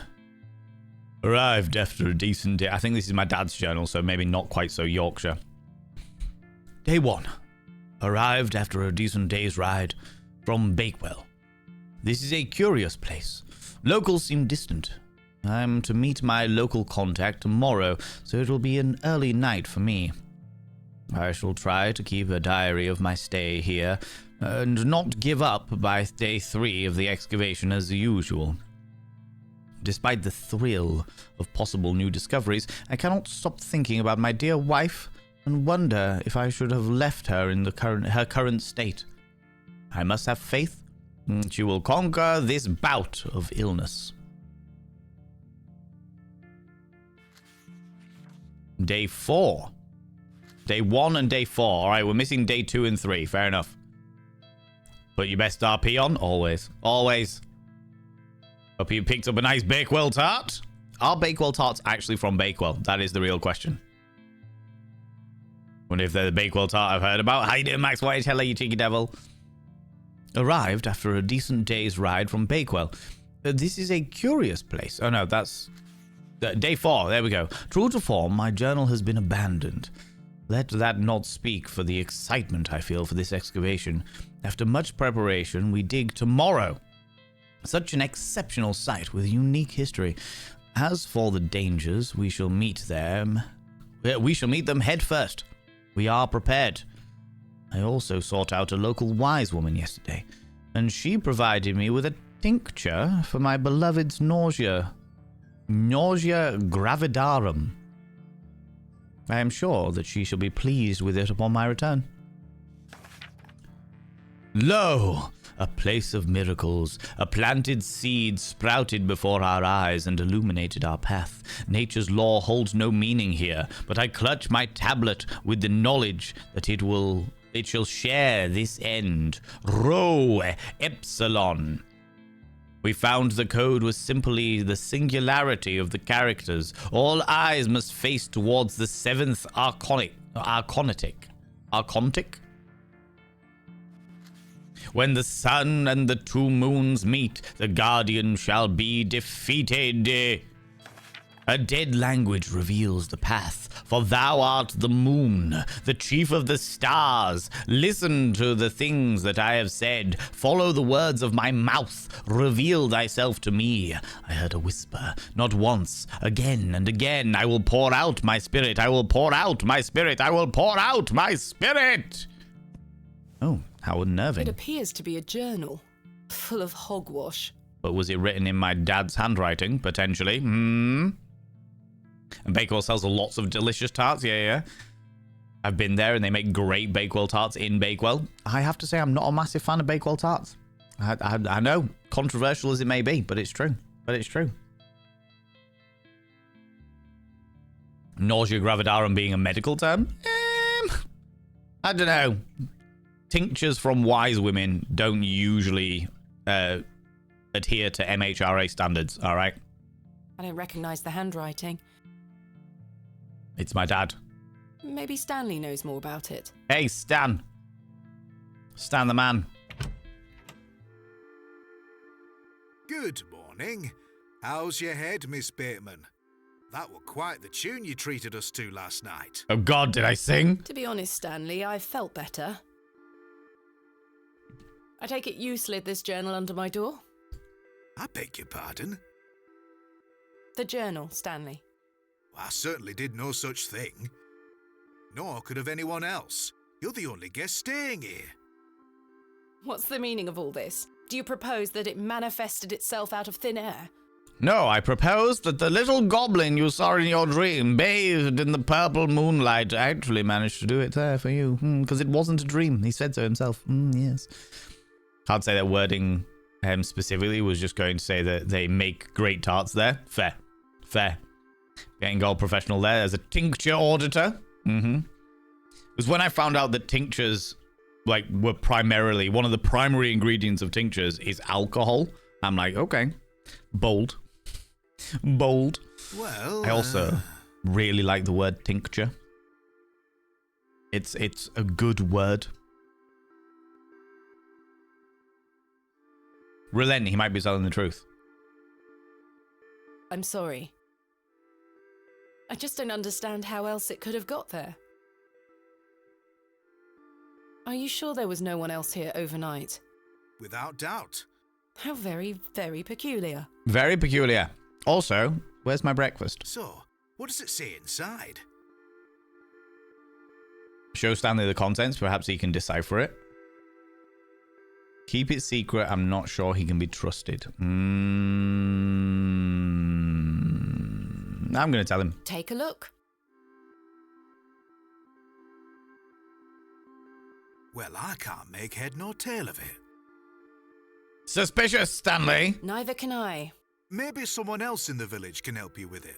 You see, he wouldn't suggest something like that if he was a bad guy. You know what I mean? Tincture is a great word, or tingly on the tongue, exactly. Would be an excellent out of context quote. How very curious. Also, where's my breakfast? What do you make of this stone? That's a funny looking thing. It's got a cockerel on it. Don't say it. Don't say it. Yes, but have you seen anything like it? Never. Tell me about my dream, magic man. Do you ever have strange dreams, Stanley? Damn it, Frankie. Cock. Me? I sleep as sound as a baby. I had one such dream last night. It was so vivid. What were it about? And it also told me that it wasn't a dream. What's that all about? I've returned with spiced chai. Ooh, very nice. Explain the dream. I was at HOB'S Barrow. Oh? Have you seen anything like my cockerel before? But everything was different. Can your cockerel go inside my HOB'S Barrow? Mm. Great peaks soared in the distance. And there was a creature. A creature, you say? Yes, it looked like a little gnome. A goblin gnome thing. One of the fair folk. Yes, a short, robed fellow, eyes as black as pitch. It told me that my father had been there in HOB'S Barrow many years ago, but something went wrong. and the creature helped him escape. Can fit under my door. Oh, my lordy. Are you offering? Oh, Druid, I submit, you know. It's getting hot in the old Chanel over there. It said that I would find proof in the morning. And then I found the book, which should be proof. Oh, the journal. You've had a premonition, lass. Please, Stanley, I've no time for that nonsense. But I'll admit it's a strange coincidence. Now, what did I tell you about Hobb's Barrow? Stanley, you are extremely superstitious. Trust me, if there were such thing as witchcraft and magics, I would have had the Fae tickle all of my erogenous zones many years ago. That I should leave it alone? Aye. Hogwash. Your dream reminds me of a story from my childhood. An old folk tale about Hobb's Barrow. Are you actually going to tell me this folktale this time? Well, tell me about it. Tell me about it, Stanley. What is this folk tale you mention? Well, when I were a wee boy, there were talk of a goblin. A goblin? They say he lived inside Hobb's Barrow, hence the name, Hobb's Barrow. As in a hob goblin? Hob, coming from hobgoblin, of course. I see, yeah. Unfortunately, I don't remember anything else about it. I was told not to believe in such fairy tales, Stanley. Don't close your mind to such things, lass. I'm sure Mr. Shoulder will tell you more. It's a different endeavour here. You live down London Town Way, where the fair folk has fled due to your industry and pollution. Here in Yorkshire, we have a well-grown understanding with fair folk, where we do offer blood sacrifice through the medium of cutting off one's penis every full moon and then sticking it back on through the medium of superglue and cow dung. And the fair folk provide. We would not have such wondrous bounties as Yorkshire tea if it were not for the blood sacrifice of yon peen. Perhaps, if I ever meet him. Goodbye. See you soon. I don't think the journal could have fit under a door, actually, to be fair, Wolf. Good morning, Mr. Kemp. Who are you, delightful individual wearing an apron? Good day, Miss Tompkins. Miss Tompkins! I don't know whether anyone's told you, but I am a thespian. A lesbian with a lisp. Me and you should go to the scullery and commence fornication. I'm here for his lordship's paper. His lordship? Maybe I can use you to get higher up the ranks. Sorry, lass. Mr. Price hasn't dropped them off this morning. Got my first D&D character, Hob after Hobgoblins. He's a halfling, but has a little loot goblin. Love it. Love it. So this is a story about cock gobbling. Exactly. Definitely.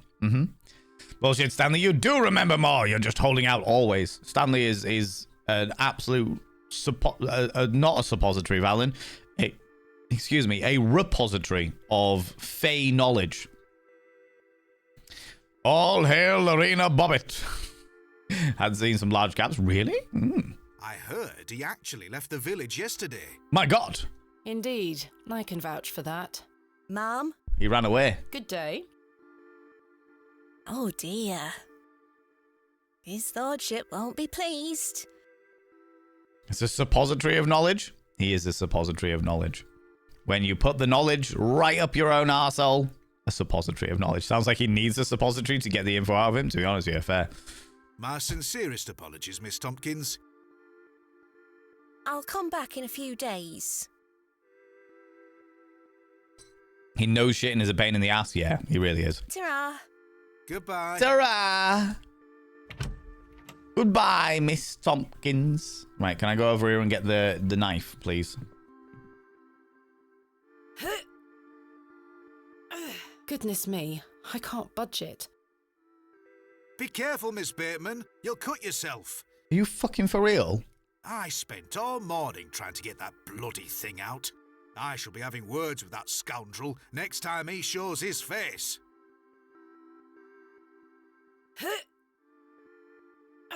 Curse it. We have our very own Excalibur. Oh, for fuck's sake. It's all yours if you can pull it out, King Arthur.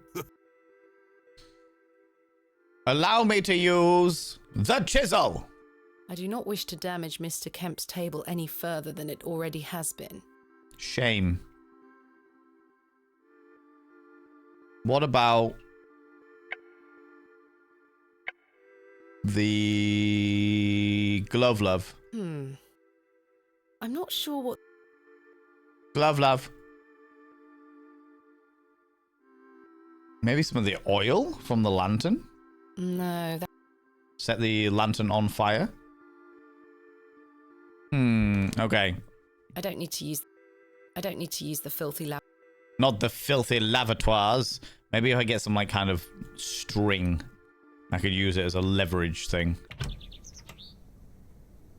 Right. I need to convince Mr. Bryden to let me excavate Hobb's Barrow. I do. In this murky fog of a land. And find out where this journal came from. Can't budget. Yeah, I'm not good with money planning either. God damn it, Max. If anyone did that in the pubs I used to go in, someone would have bounced his head off the walls. Oh, absolutely. Curses! I forgot I had this worm in my pocket. Poor thing is dead now. Rest in peace, Kenneth. I've just noticed this matchbox is completely damp from the rain. The match is no use to me anymore.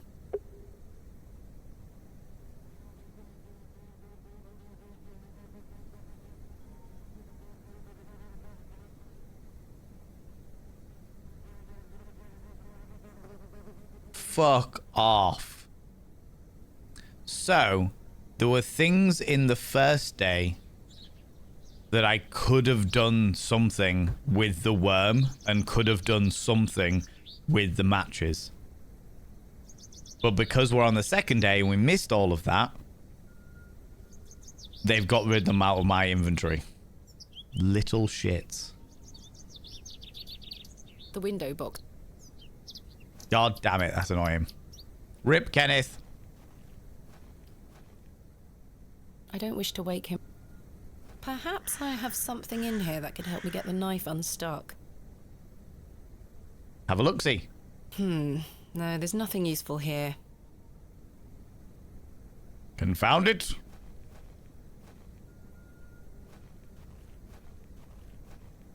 Rip Kenneth, I know, right? Woman! Good day. It's the market day today, of course. I'm still setting up my stall. Come back later. Oh, I'm sorry. Ooh, surely I can assist you with setting it up, no? And maybe palm some stuff for myself in the process. Father Roach! How goes your, letting of blood? Good morning, Father Roach. Ah, Miss Bateman, what a pleasure to see you again. I'm very attractive. Have you tracked down Mr. Shoulder yet? Few people in this village, I know, right? Don't get me started. I'll take that as a no. It is indeed a no. Indeed. Do you recognize this journal? What a tatty old thing. You ought to take better care of your possessions, Miss Bateman.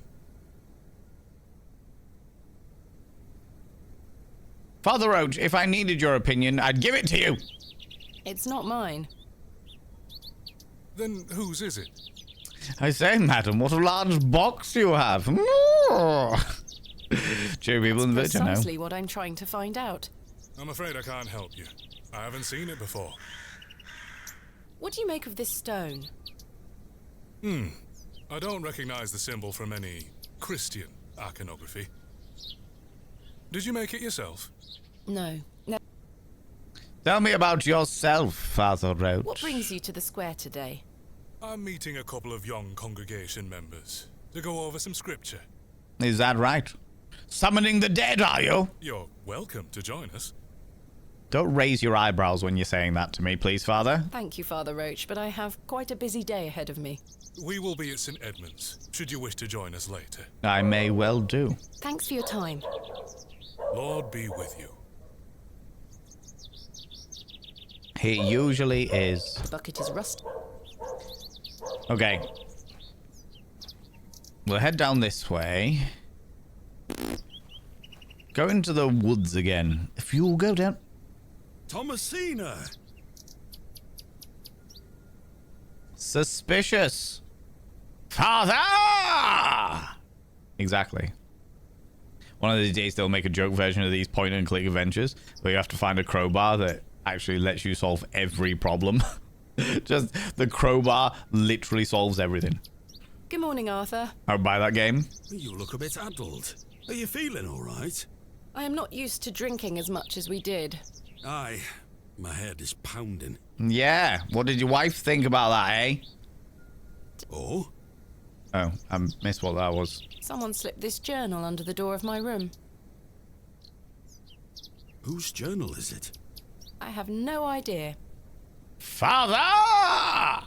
It's definitely Father's. The text refers to some sort of excavation. Isn't that game called Half-Life, where everything's just solved with a crowbar? I mean, where's the lie? Where's the lie? Stanley must be playing tricks on you. He swore his innocence. I thought perhaps you might have done it? No, it wasn't me. That's for certain. You know, when we coitally engaged last night and you left without saying hello. Somehow I have a clear memory of last night. Are most issues solved with a decent crowbar? I mean...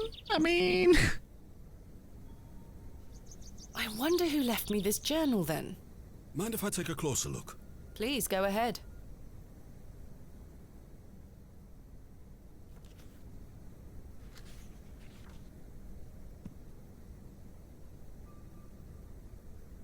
The writings of a madman.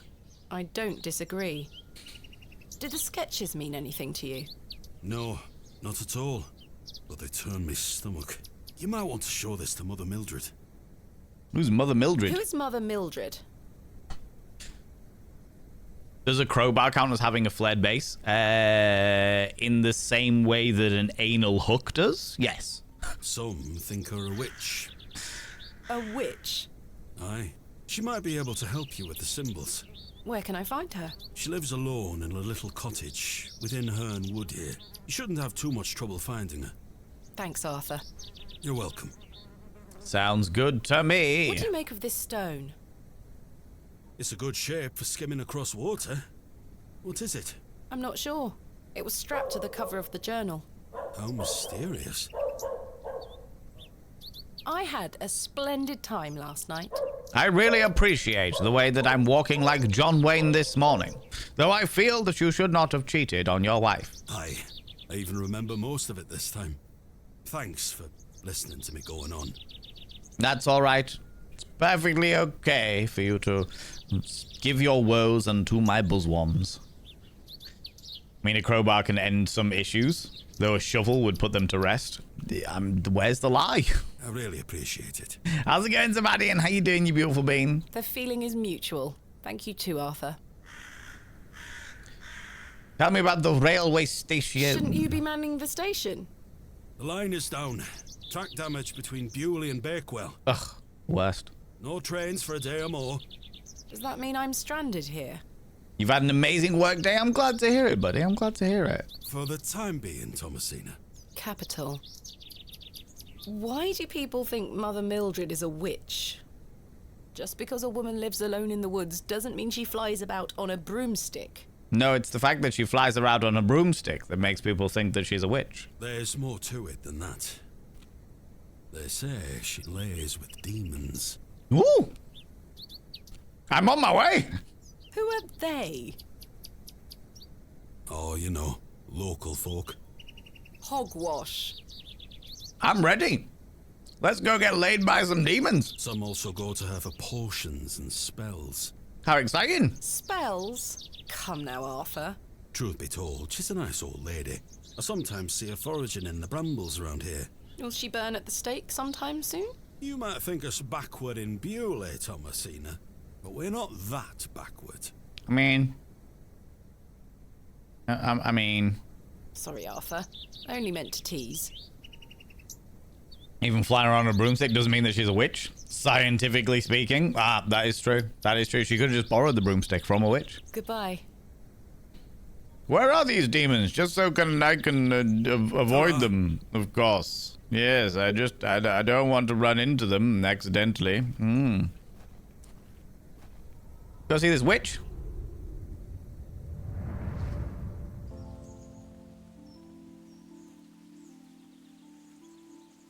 Thomasina, dear, come say goodbye to your father. Goodbye, Papa. Come on now, don't make him wait. There's only one way to want determine to. if someone's a witch. Weigh her. When she weighs as much as a duck, she is a witch. This is true.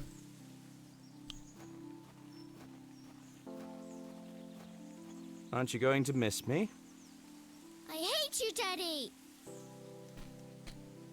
An adequate response. Those are strong words for such a little lady. Now I'm wondering if the modern witches ride Dysons. They absolutely do. Have you not seen Hocus Pocus? Who are you who are so wise in the ways of science? I want to come with you. We've been through this, little bird. You can't come with me this time. You're not Lara Croft yet. But we'll go to Seaborough next month. I promise. Oh, what a dig that shall be. I hate you. Well, I love you. See you soon, little bird.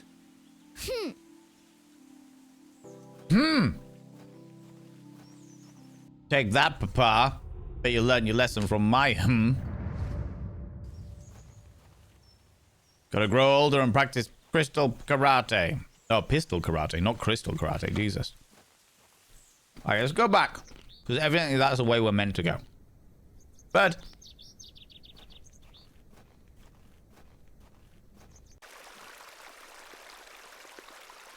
Oh, hello.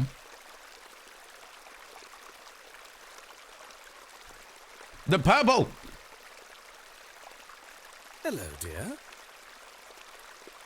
Hello, magic man. Good day. I believe we've met. Miss Thomasina Bateman, the famous antiquarian.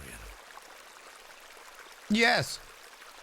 Finally, someone who appreciates my position. My reputation precedes me. I can assure you it does. And you are? Evil. James. Told ya. Ming the Merciless. This witch weighs as much as a large flock of ducks, so... You are extra witch. You are multiple witches in one, Drew Deciminian. Watching the movie Equilibrium. What is it?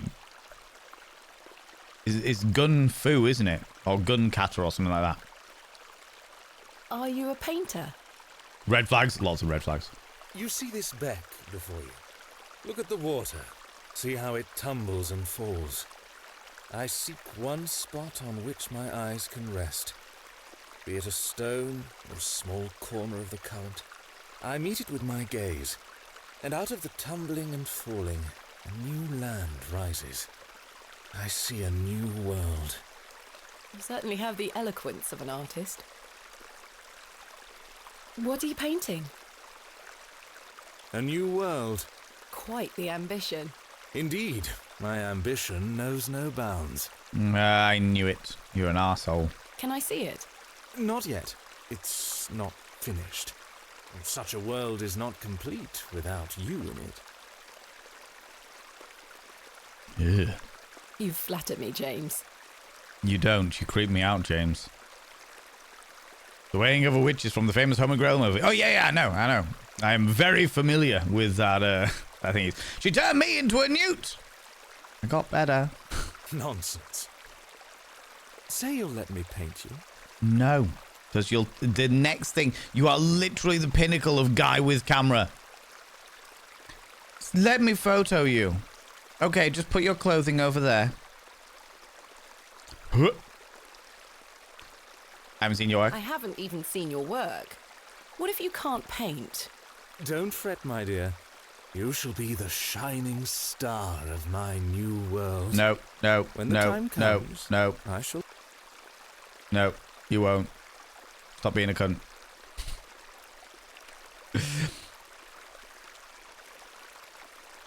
I'm going to ask you 3 questions. Uh-huh.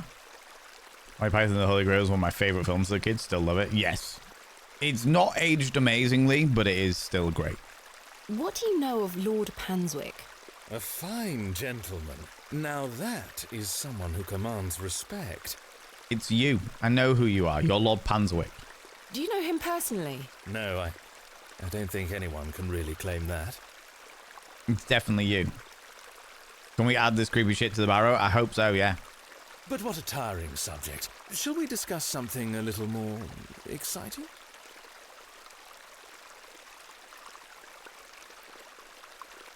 Goodbye. See you soon, my dear. No, we can't. The water is ice.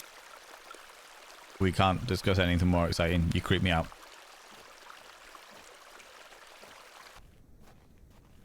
Ew, ew, ew, ew, ew.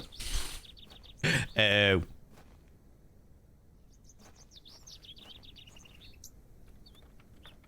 It's locked.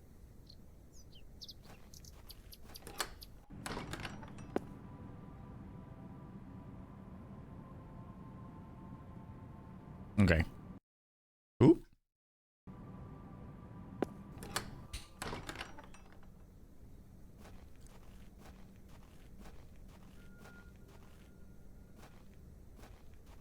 We won't go that way just yet. We need to go see the witch. It's Arthur's mother's bench. Oh, I just got a thingy, an award, an achievement. That's what I'm looking for a moment for Arthur's mother.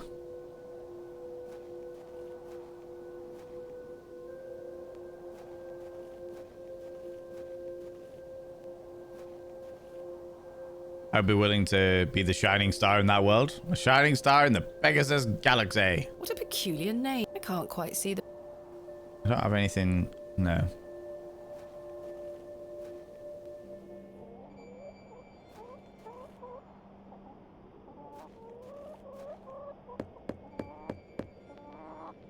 Sounds like a bloody good start to me. Get the crowbar and the shovel. A lot of pew pew pew. Absolutely. Mr. Shoulder continues to prove to be elusive. Eh? It's dry. They are dry. Mr. Shoulder must have dropped them. It was rather rude of him not to come. It was. Can I take the carved stone? A carved stone. I think it depicts a crescent moon. It's bolted onto the door itself. I can't remove it. Can I take the chisel and use the chisel to remove it? I can't see how...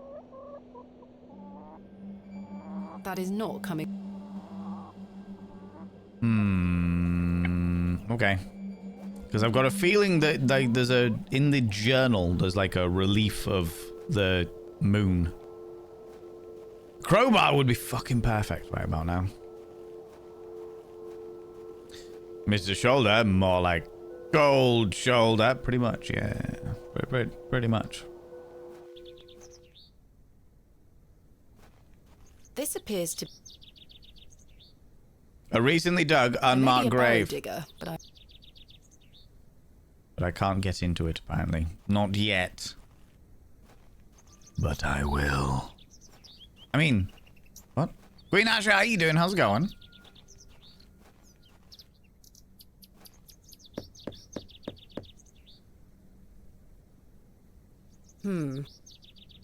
Tis mid-morning.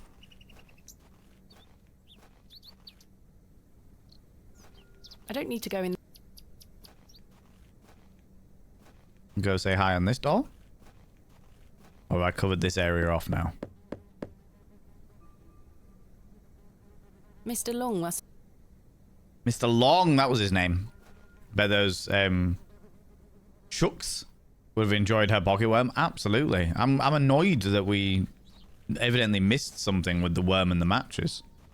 Unless they were there, just there to throw us off, which is definitely a possibility. Definitely a possibility. How's it going, Mad Hex? How you doing? If I'm running around shoving crowbars in awkward places. Nobody home. Only with consent. Only with consent. Ha! Moors as far as the eye can see. The North Yorkshire the road disappears moors. over the horizon. I see nothing but moorland. Aye, moorland. Okay, we'll go and go see the wizened witch. Oh, hello. Keep clicking off the actual thingy. Going to build a crowbar. Pros probably want the drink as well. Oh my fucking god. Beating raw metal into a fine object is an admirable skill. I'm sure it is. I wonder if there's anything at the train station, actually. Thinking about it. Ooh, fucking hell. Keep clicking off the thing.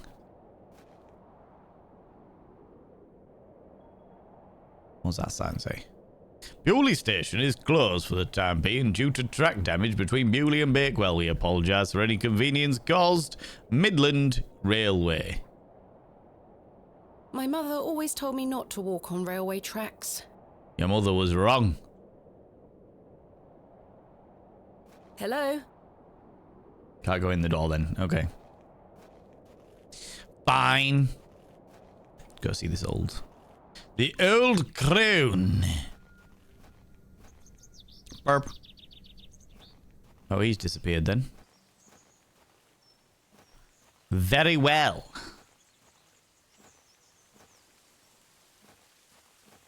Can we go down to Hull? I shan't be visiting the badgers again. I was lucky to escape intact. Shame.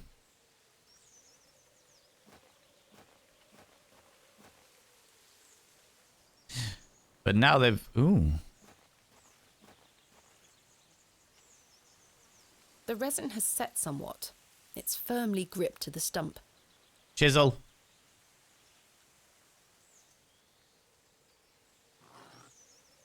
I've collected some waxy resin. If I can use that waxy resin... A berry for me.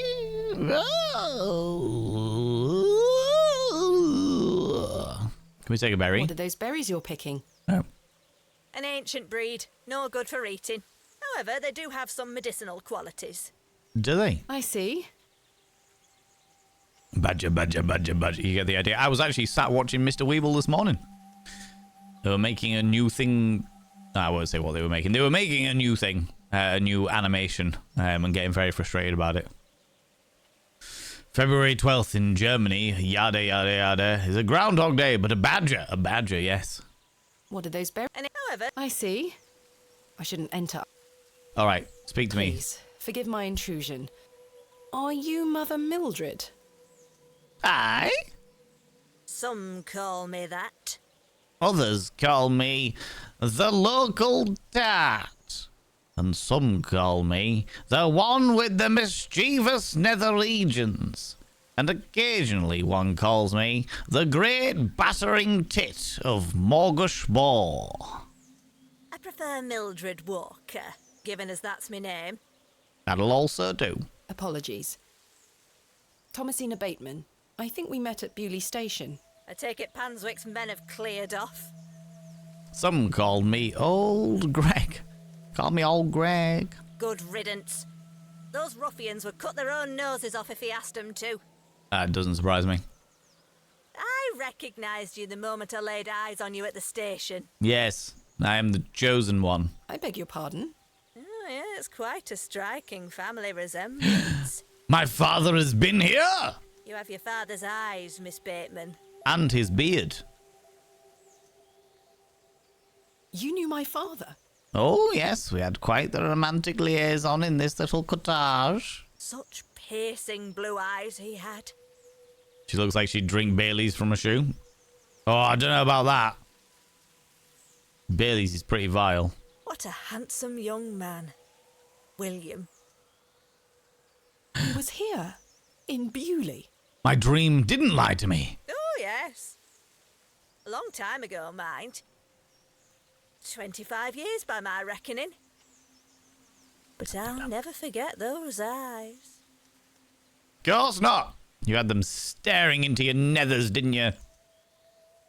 Tell me about my father. Why was my father in Bewley? You were helping Samuel Bryden excavate Hobb's Barrow. You must be jesting. Do I look like I'm jesting? How did you come to meet my father? One might say I have a reputation in these parts. I didn't want to say anything. Folks from all around come to me for help with their ailments. Hernwood is abundant with flora that, if mixed correctly, will cure almost any ill. Ah, you're a snake oil saleswoman. Your father must have caught wind of this, as one day he came to me, asking for a cure. Every time you say, father, it cracks you up. She definitely had him, absolutely. Your father caught wind of this. One day came to ask for a cure for the weird things that he had caught from fucking Cthulhu horrors. A cure for what? Genital octopus. Your mother were with child, and she was suffering the most terrible nausea. Adam. I made something to help her. The journal. This was entered in the journal. It belongs to my father. What journal? This journal. Take a look at this. Just so you know, the matchsticks weren't used for anything, so you haven't lost any puzzle. Sea Viking. I mean, if you were looking them up, thank you very much for letting me know about that. Could you check the worm as well? Was the worm used for something? I've already passed that point in the game, so I'm happy for you to tell me about it. A passage recalls meeting a local wise woman to seek a tincture for his beloved's nausea gravidarum. Yes, what they didn't talk about was the price for that tincture. Was 5 orgasms. Aye, that's me. I made the tincture for him. This is incredible. It is for something and part 2. Okay, thank you very much for not spoiling that. Interesting that you say it is for something and part 2, because it's definitely removed from my inventory. Maybe we have to go get a live worm. You don't Interesting. recognise your own father's handwriting? It's been so many years since I've seen it. I was under 5 years old. God damn it, old lady. I don't remember what I fucking had for breakfast. Never mind my father's handwriting from when I was quite literally a child. Good Lord. Knew ye 2 things of the wise woman. 1, she is a woman. 2, she is wise. You know her. Blackadder. What do you make of this stone?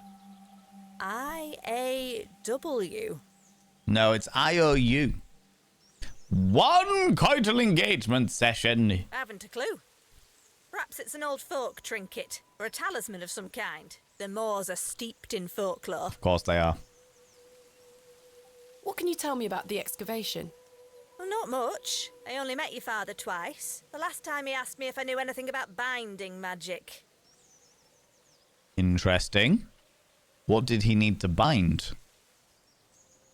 Not like that. Binding magic. He said he needed it for the excavation. Hogwash. My father is a man of logic and reason. Why would he be asking about such nonsense? Perhaps you don't know him as well as you think you do. He had the shits. Binding magic, aka duct tape. Anyway, I know nothing of magic and told him so. He seemed disappointed. I never saw him again, but I understand the excavation went ahead. Samuel Bryden hanged himself not long after. So I hear. Reason enough for you to stay well clear of that place. But you know I'm not going to. Everybody here knows that that isn't going to be a thing. You never saw my father again after the excavation? No, I always assumed he just went home. You saw him twice though. What's going on there? Oh, 1 for the tincture, 1 for the binding magic. Okay. Who excavated Hobb's Barrow alongside Samuel Bryden and my father? It was definitely Lord Panswick, wasn't it? From memory, it were just the two of them. No, it was definitely Lord Panswick. That's the reason why he's so obsessed with the magic and the cult and all that jazz, and why he's building an altar. Because he is evil! Ming the Merciless. Yes. Tell me about the binding magic. What do you think my father meant by binding magic? Not duct tape, apparently. I've no idea. He didn't explain more, and I didn't wish to pry. Sounds like some "how's your father" going on here. I think so, honestly. This just doesn't sound like my father at all. You'll have to ask him yourself. I'm afraid my father has been incapacitated since I was a child. Yes, because he went to Hobb's Barrow. He cannot speak nor move. Terrible. He said that the flora here could cure almost any ill. Almost, my dear. But your father's affliction sounds beyond my abilities. Because it was placed upon him by the fair folk. Tell me of the goblin magic the woman. Of the Plough and Furrow told me about a folk tale associated with Hobb's Barrow. I mean, crazy glue? We do. Something about a goblin. Gorilla glue over here. Are you familiar with it? No doubt there is such a tale. Name any beastie you can think of, and someone round here will have a story about it. My thoughts precisely. It's true. For a woman that's supposedly a witch, she has a lot of very logical arguments going on. A lot of very logical arguments going on. Fucking hell, there's another ad break. Give me 2 seconds, friends. I'm just waiting for the ads to finish, and then we'll crack on. I didn't realize the ads were playing already. God, time flies when you're excavating a barrow. When you're excavating a barrow. Oh. Bloody hell, I am so fucking yawny today. I don't even feel particularly tired. I'm just very yawny. It was very, very yawny. Binding magic, more like crows. Velcros. Oh my god, Zabadian. Oh, good lord. Did the Velcros go to your crowbar?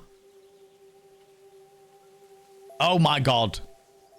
Charles Bryden mentioned there was a third man involved in the excavation.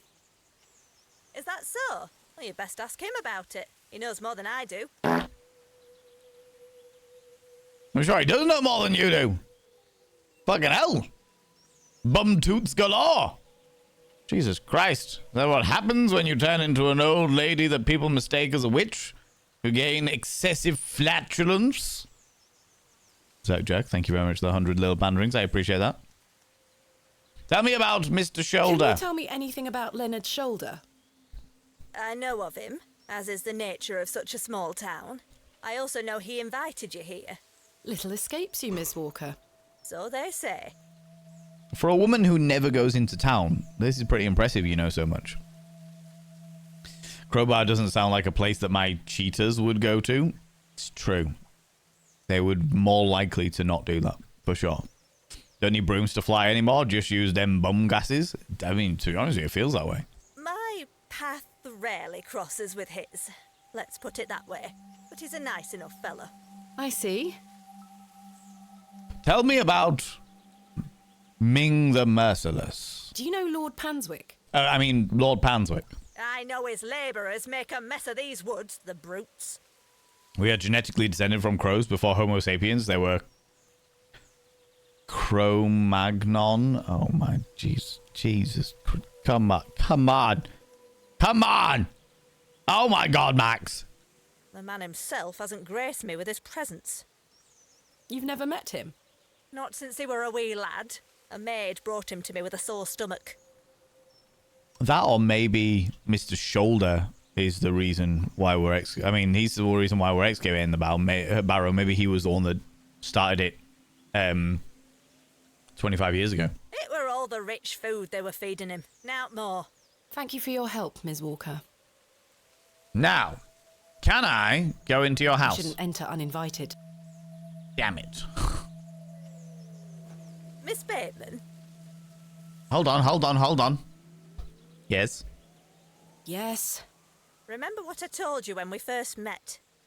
No, it was a week ago. You're better off waiting for the next train back to the city. Unfortunately, I'm not gonna. Why? Something terrible happened to Samuel Bryden in that barrow. Look, he just didn't know what the safe word was, okay? I know. Whatever they found down there, I'd wager it got to your father too. Tom's a vampire! Not a vampire. Dum dum dum! Tell me you won't disturb Hobb's Barrow. I can't. I can't make that promise, Mildred. I think Val needs nap time. Honestly, I would love to have nap time. I would genuinely love to be able to nap. I am not able to do this. Even if I, like, finish stream right now and went upstairs and laid on the bed and closed my eyes, all that would happen is my brain would go, why the fuck are you lying down? Why are you fucking lying down? Think of all the things that you could be doing with this time right now. Think of all the things that you could be doing with this time. I just can't do it. I can't nap. I wish I could. I can't do it. I cannot make that promise. Look, if I stand like this, I can't make that promise, Mildred. Makes it look like I'm saying it. Can't say I didn't warn you. There is something unnatural about that place. There is, Mildred. There is. But at the same time, that's what they say about my keen interest in putting very interesting objects up my arsehole. As long as I've got a flared base. We must seek to understand the world by rational means, Ms. Walker. One cannot abandon reason. One cannot abandon reason. I say as I leave.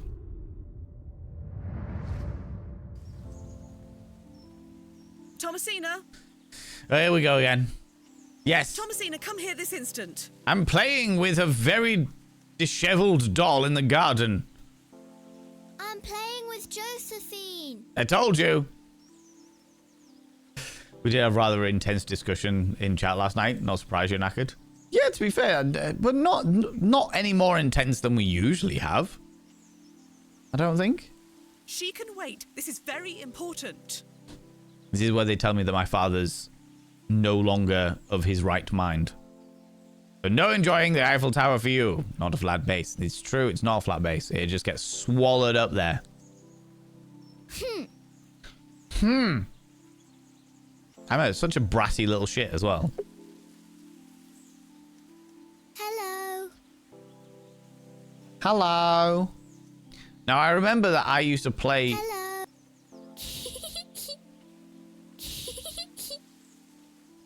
I click on her boobies and it giggles. What is it, Mummy? Yes, mother. I regret to inform you that your father is dead. Thanks, Frankie D. Thank you.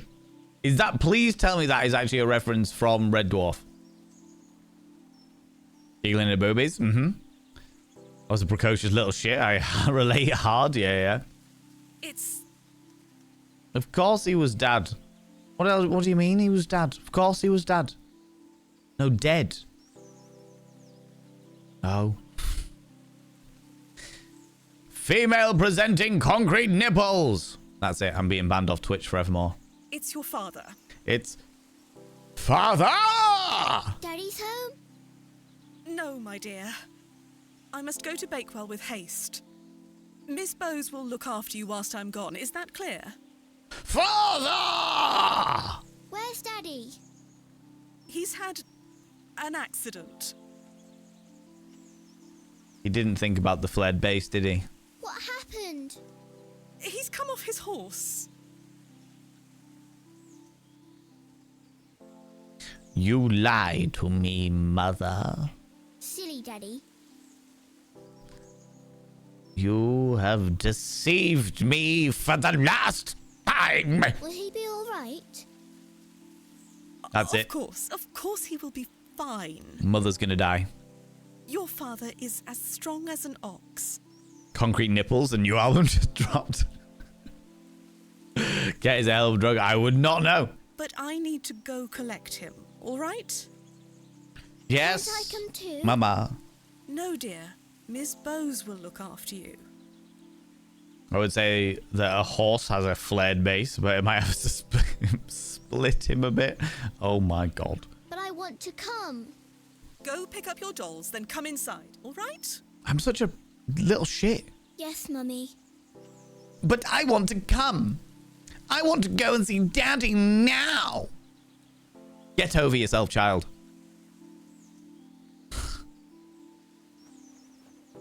I didn't even pick up the doll. Josephine, stop lounging in the myriad of very well-kept AstroTurf. Josephine, it's time to go inside now. We must go inside. For the sake of Father!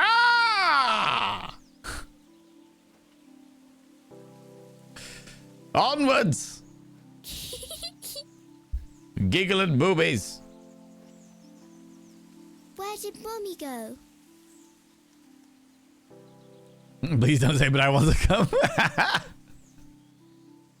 The horse is a little bit too much for Daddy.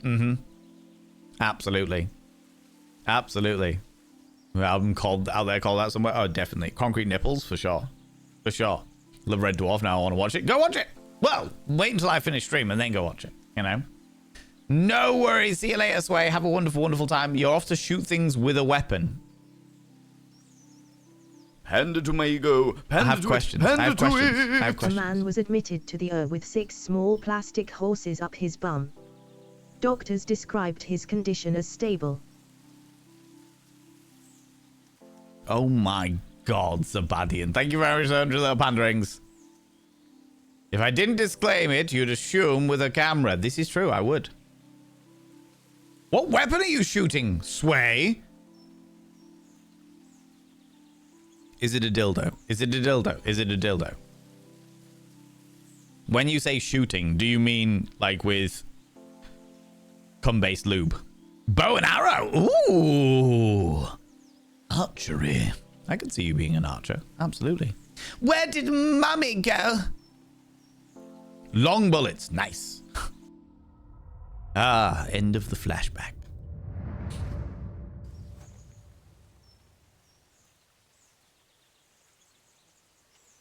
And we've got the resin. I think we can use the resin. I helped him then. I think, weirdly, the motion was... I think that my character was putting her hands to her mouth and going... But the motion made me think that she took like a big drag of like a spliff or something. And I can help him again. Is that right, little goblin? Yeah, see? It looked like I was taking a drag or something. Arthur, stop pissing in the fucking trees. What have I told you? I'm into golden showers. Let's get a room. Arthur, you won't believe it. He's got no face. The journal belongs to my father. He was here in Bewley. Full series on BBC iPlayer. I think most of them you can get most places, to be honest. Yeah, could be worse. Could have been a crotch goblin. This is true. I don't use it. I'm one of those weirdos that refuse to pay TV tax. Oh yeah, neither do I. Jesus Christ, no. God, Arthur? no. Hello? Arthur. Speak to me after we had such a romantic liaison last night. Oh. Sorry, I'm trying to remember something. Why won't you look at me, Arthur? You have no face, do you? Somebody's stolen your face. You are the no-face skinwalker. What is it? I'm not sure. Something in the woods. It will come back to me. Ah, suspicious. You say your father were in Bewley? I do. Recurve or compound? Oh, God, no. I would imagine Sway may well have already disappeared off. I've been watching tonight, absolutely. Trying to remember where he misplaced his face, apparently so. Yes, Mildred said that he helped Samuel Bryden excavate Hobb's Barrow 25 years ago. Isn't that miraculous? Well, I'll be. You will be. Let's talk about it tonight at the plough. You want a repeated bumping ugly session? Rude. Rude. Tell Arthur about my dream. Perhaps I could hear his perspective on it. Yeah. Arthur, I must tell you about the dream I had. I was at Hobb's Barrow and there was a creature. It told me it saved my father from something inside and that I would find proof of this in the morning. Interesting that, like, normally, I'm not going to lie to you, normally I would be like, leave him alone. He's evidently got shit on his mind. Do you know what I mean?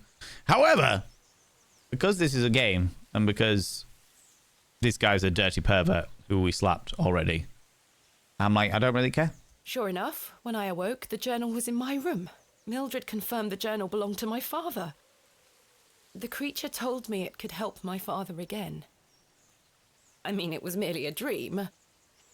I don't know what to think anymore. Arthur? Arthur, are you listening? Arthur, I have just completely ignored the fact that you're completely out of your mind right now. I've ignored all of the signals, all of the social cues that have told me that you are not in the right place for me to talk about this stuff. And you're not listening? Rude. Fine then, we'll talk later. He's not going to be there I later. hope you piece together your memories.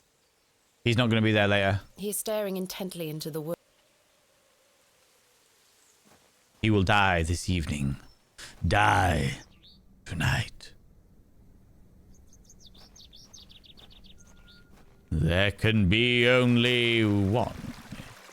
He's a little more handsome than your average Bewley. Sweet little flowers. Can I use the little... Oh, no, I can't get the... I don't have the knife yet. So I need to melt the resin.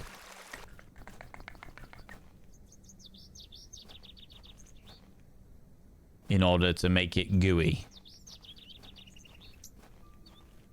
Can I use the resin with the lantern? No, that won't achieve anything useful. Well, I mean, you could literally melt it, but that's fine. That's fine. It's fine. It's fine. It's fine. It's fine. It's fine. There's gonna be something with those memorial plaques later. Hello? Hello, little orphan girl with no shoes on. Don't run! Excuse me, sir. A man on the bench. Yes? It's you, Mr. Shoulder. Did you see a young girl with blonde hair pass by here? You wouldn't mistake her for anything else. She was wearing a brown dress and no shoes. No, lass. Hey, up. Are you Thomasina Bateman? Hey, up. Are you Mr. Shoulder? Yeah.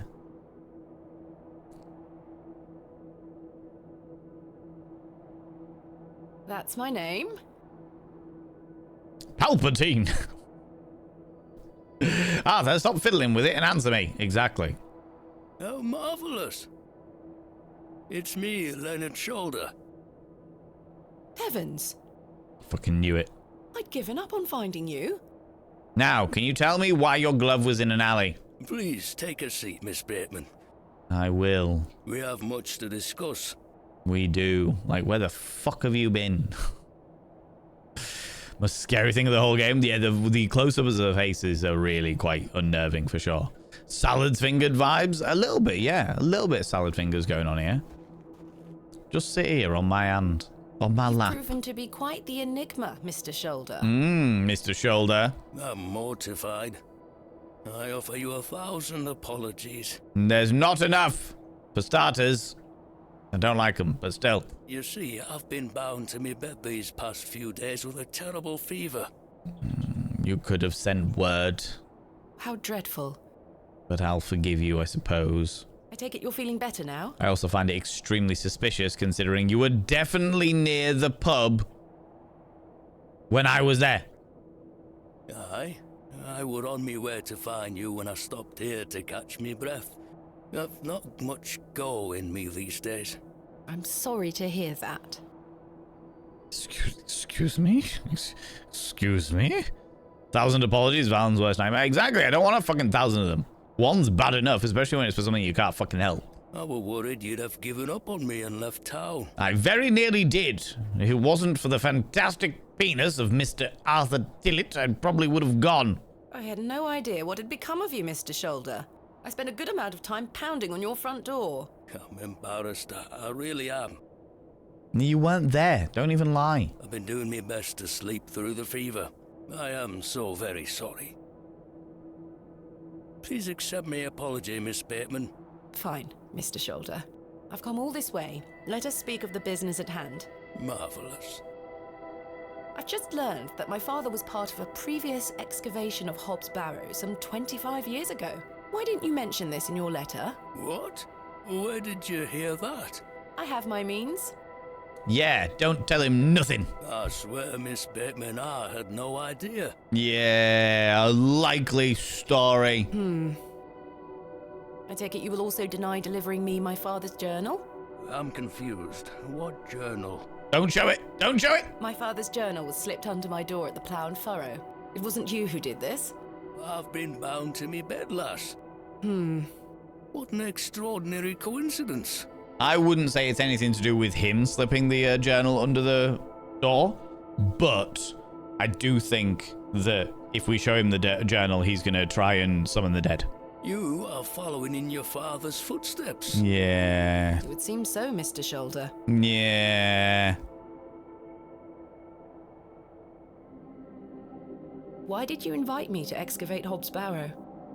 I've always been curious about the colourful folklore surrounding the place. Likely story. My father told me all sorts of stories about it when I were a wee fellow.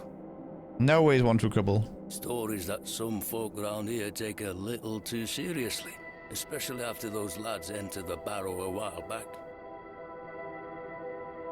How did you know about me? I saw your interview in the Bakewell Times. A young lady travelling about the land, digging up barrows. Perfect for the job. Dink. I think not, old man. But why do you wish to excavate the barrow? I want to see what those lads found in there.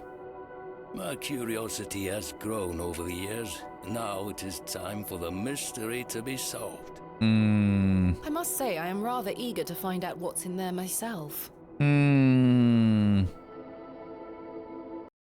2 seconds. All good. I've managed to find Hobb's Barrow, but Mr. Bryden is yet to give me permission to excavate. Is that so? It is. Keep trying. Thanks, buddy. You'll relent eventually. Perhaps you could have a word with him. Oh, no. A lovely young lass such as yourself has a better chance of changing his mind than a shaky old goat like me. So what you're suggesting is I flash him my tits? You told me in your letter there would be no issue gaining access to the barrow. I didn't foresee any when I wrote to you. I'm sorry this has been more complicated than anticipated. Don't pretend to be a feeble old man. We all know the truth. You are evil. Don't give up yet, Miss Bateman. Keep trying with Mr. Bryden. Did you know my father? I don't believe so. What's his name? William Bateman. He was in Bewley for at least a few days, from my understanding. I'm sorry, lass. The name doesn't ring a bell. Indeed. Are you sure you had no idea of my father's involvement in the previous excavation? I'm quite sure. A most fascinating coincidence, but nothing more than that. No such thing as coincidences when the Fae folk are around. I'm starting to wonder if it's more than mere coincidence, Mr. Shoulder. Miss Bateman, I did not take you for a credulous individual. I'm none of the sort. Tell me about the previous What excavation. can you tell me about the previous excavation of Hobb's Barrow? Samuel Oh, shit. Bryden hadn't harvested a single crop for 2 seasons. Interesting. I missed the last bit of it, but the fact that Samuel Bryden hadn't harvested a single crop for 2 seasons, and now the ground is the most fertile in the entire region implies that there was some description of sacrifice in Hobbs Barrow, and the Fey folk were very happy about that and therefore made the entire land fertile. Even Hernwood was sick. Berries went to rot almost as quickly as they grew. Yeah, fucking knew it. Folks started to believe the ground were blighted. No, just the Fey. Fair folk being picky. Disease spread through the livestock too. Or disgruntled at the fact that their dues hadn't been paid. Perhaps a Wicker Man was built? Maybe. Maybe. Do you know, that's a film that I have never seen. People were going hungry, a panic set in. That sounds terrible. Aye, but I managed to keep myself fed. I took to cannibalism. Every single time one of the locals was murdered, I would eat them from toe to gizzard and offer out the rest of the meat to the rest of the people through the medium of pies. These things happen in nature, but the blame for it all fell on Hobb's Barrow. It was long said that a goblin made his home there. Of course. A rumour took root that the goblin were not best pleased with the villagers. Not the bees.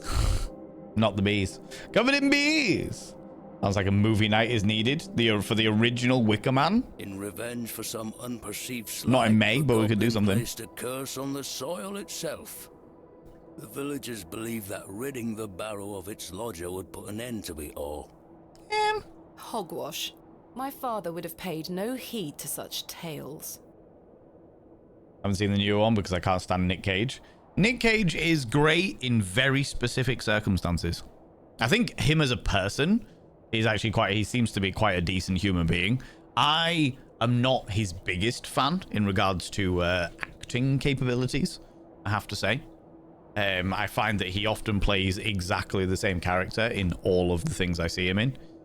However, I have been told that there was a recent movie about Nicolas Cage playing Nicolas Cage, and apparently that's very, very good. Whether it were his intent to join the excavation when coming here, I do not know.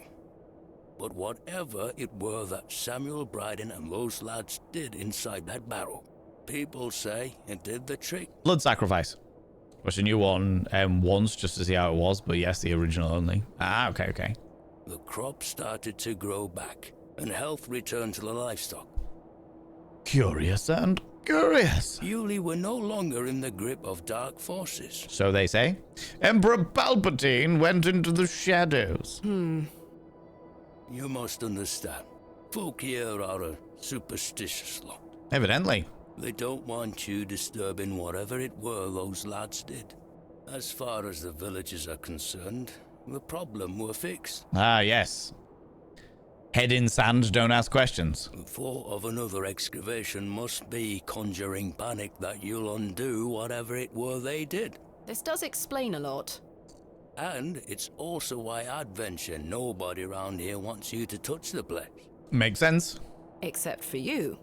I want to know what's there. The more you know, the easier you can handle it. Makes sense. Surely you don't believe these tales of goblins and curses to be true? Not at all. However, I suspect those lads did find something in the barrow. But did it have any connection to failing crops and dying livestock? Yes. It was a fertilizing system that fed underground and allowed the entirety of the land to be fertilized, and the crops then led to the better livestock and all that jazz. It was actually just a giant tap. That's what they found. They went underground and they found a giant tap that just stopped the land from being so cursed, as it were. He's not great in most things, though as Dracula in the series Renfield, he was awesome, nailed it, and was laughing like a drain. Laughing like a drain. That is a term that I have not heard before. I like it. No. I can assure you there's nothing to fear. I haven't heard of that, no, I'm curious. I know he's been in Renfield. I know the series Renfield, I haven't seen it though. Coincidence reigns supreme. Of course not. So what do you think they found? That is for us to discover, Miss Bateman. Who was the third man who joined my father and Mr. Bryden on the excavation? I'm afraid I don't know. It was you! Although I'd heard about the excavation and I were intrigued by it, I mostly stayed at home during that time.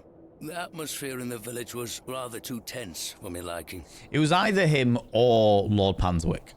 And potentially they are one and the same person. And besides, the excavation were undertaken with an air of mystery about it. It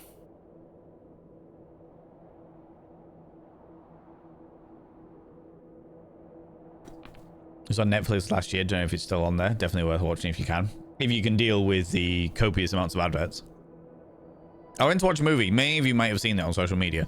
But I went to watch a movie on Netflix. And when I turned it on, you know how you get across the bottom of the Netflix bar? Like where it's like the progress bar through the movie that like steadily moves up and you can skip ahead and all that jazz and what have you. I watched a pre-roll, which is like an advert before the movie started. And then I looked at the bottom bar and I paused it and the little bottom bar popped up. And every single time it has like a little yellow jot in it throughout the thingy. Is like when Netflix is like, we're going to show you an advert at this point. Exactly the same way that YouTube does it. It's like, this is where the ad break is. This is where the ad break is, etc. I popped up. So it had the pre-rolls for 30 seconds. And then before the movie even started, I pressed pause and it had 7 little yellow dots. 7 ad breaks in a 2-hour movie. Fucking ridiculous. Absolutely fucking ridiculous. I ended up not watching the movie. I was like, fuck this noise. 2 of them were within the space of like, because 2 of them were like quite close together. And I was like, how fucking long is that? And it was within the space of 6 minutes. 2 ad breaks in the space of 6 minutes. What the actual fuck? Greedy piss flaps. A lot of them. Tell me about the folklore. Tell me more of this folklore you mention. Just talking about the ads on Netflix and Prime the other day. It was fucking ridiculous.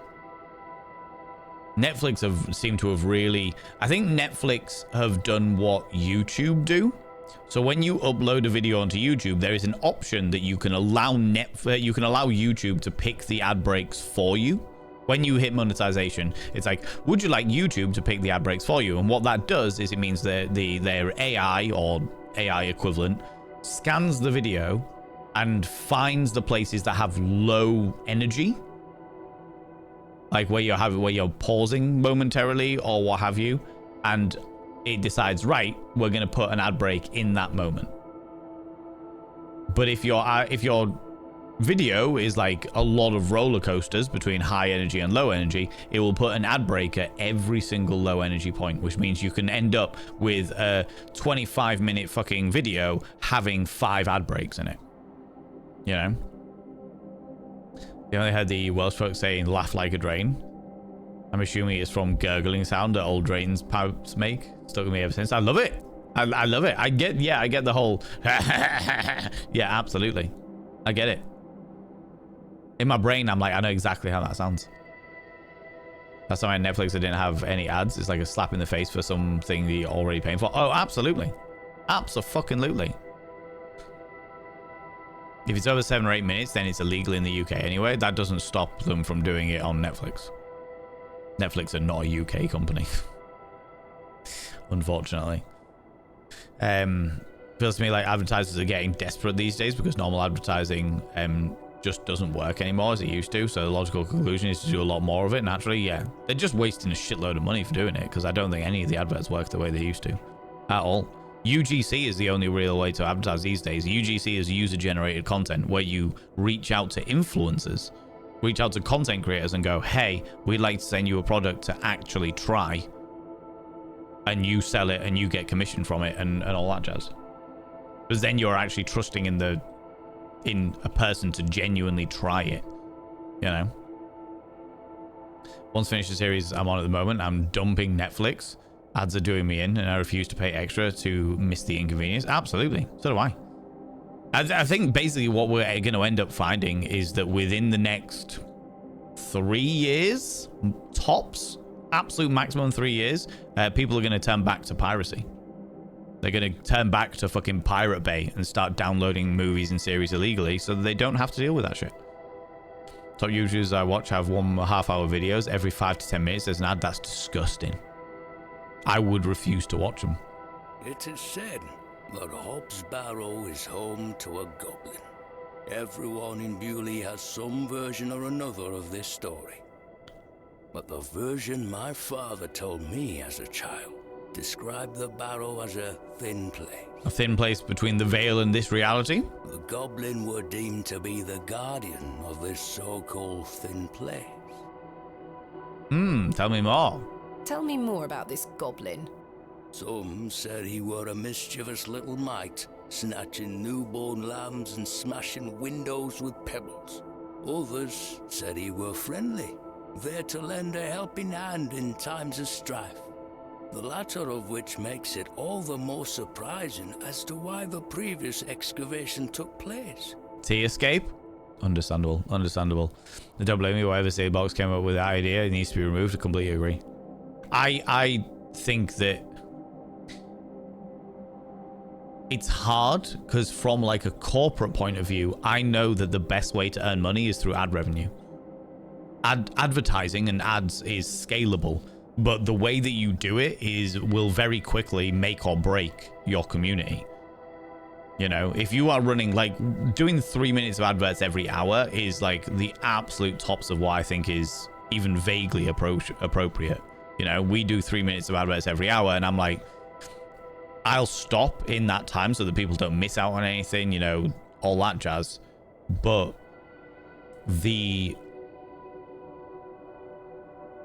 if you're like watching a movie, it's like live experiences is slightly different. But if you're watching a movie or you're watching a TV series or something like that, you get immersed in that entire environment. You get immersed in the atmosphere, and then the ad break fucking snaps you out of that. It ruins the entire experience. In the same way that, like, you go and watch a movie in the cinema and somebody answers their phone, or somebody's phone starts ringing in the middle of the fucking cinematic piece, and it's like, well, that ruins the entire fucking experience, you know, because it drags you out of the immersion immediately. My father's stories put the goblin in the mischievous category. Sacksnot, he called the creature. I recall one such anecdote, that Sacksnot entered Bewley and ordered a pair of boots to be made by the cobbler. Ordered a pair of boots? The cobbler's shut. I've been tried it a few times. The worst part is that the people who earn the most with it isn't even the streamer. Well, if you are to believe what Twitch say, which I genuinely do believe what Twitch say because they are held legally by it, then if you are part of the ad program, then you should earn 60% of the ad revenue. So for every time that someone is forced to watch an ad on this channel, we should get 60% of that ad revenue. But it will be pence. The difference will be that the amount of people that are streaming at any one time is in the millions. And as a result, those pence will massively add up for Twitch, whereas they'll be separated out for each of us, you know? Already my Prime Video was paying £25 a month for the vast majority of movies that I still had to rent or buy. It's a show that Amazon is hosting for HBO or Apple TV. You need to get a subscription for those sites to finish now. Yeah, I used to have I've got my Amazon Prime, which is like, what, 13 quid a month, something like that. But that was because I work in events and sometimes we forget something and I need something immediate, like the next day. So that's the reason why we've got it. Or I've got it, should I say. But I used to pay for the documentaries package, which was like a £5 a month. And I'm like, do you know what? I don't watch enough documentaries for that to matter anymore. I'm genuinely at the point where I'm like, I'm not sure any of it's worth it. I don't watch enough TV for it to be worth it, realistically speaking.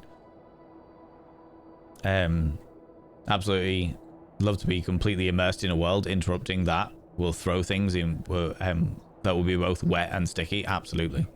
Absolutely. There used to be an option for a sponsorship to be done to show a segment of advertising that only shows the beginning of the TV show movie so you don't get ripped out of the immersion.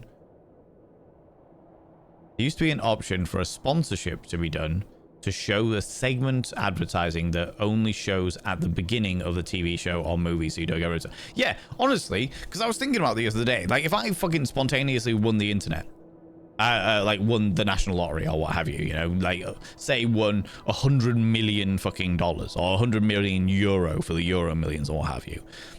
Doing a Netflix style website, a Netflix style app where you have pre-rolls or post-rolls, one of the two, so that you have the ad revenue coming in. You could even have like side scroller banner adverts at the side of the thingy, but when somebody clicks on it, once they've watched that pre-roll, the rest of it isn't interrupted. I think people would go for that. I genuinely think that if people turn around and went, oh look, there is an option that's just like Netflix, but it only has pre-rolls. It only has like a 30-second pre-roll before you watch your 2-hour movie or what have you. You wouldn't make as much as Netflix by any stretch of the imagination, but you would still make more than enough. Do you know what I mean? You would still make more than enough.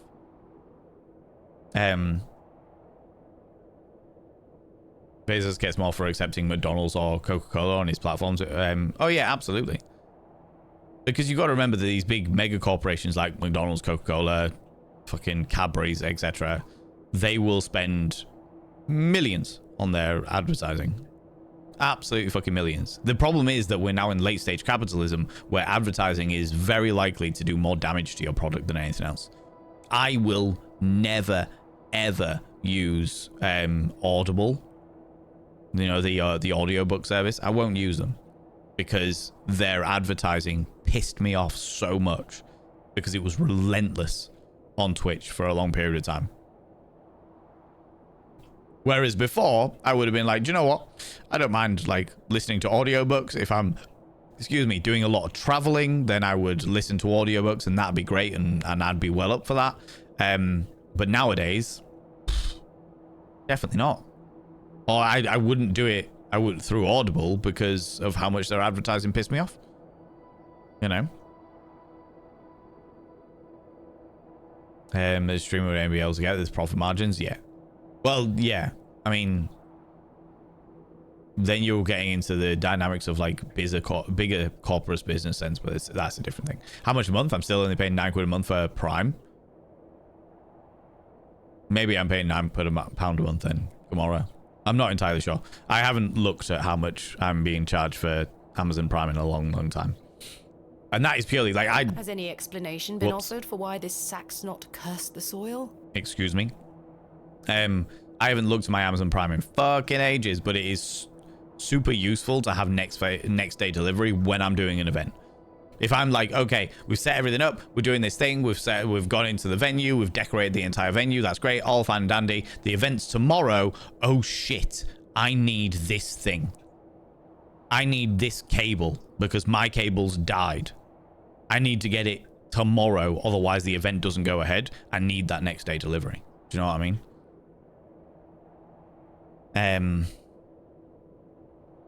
Otherwise Twitch wouldn't work. Yeah, Twitch is not a profit earner at all. People think it is because of how much money they make, but people don't realize how much it costs to run a website like Twitch.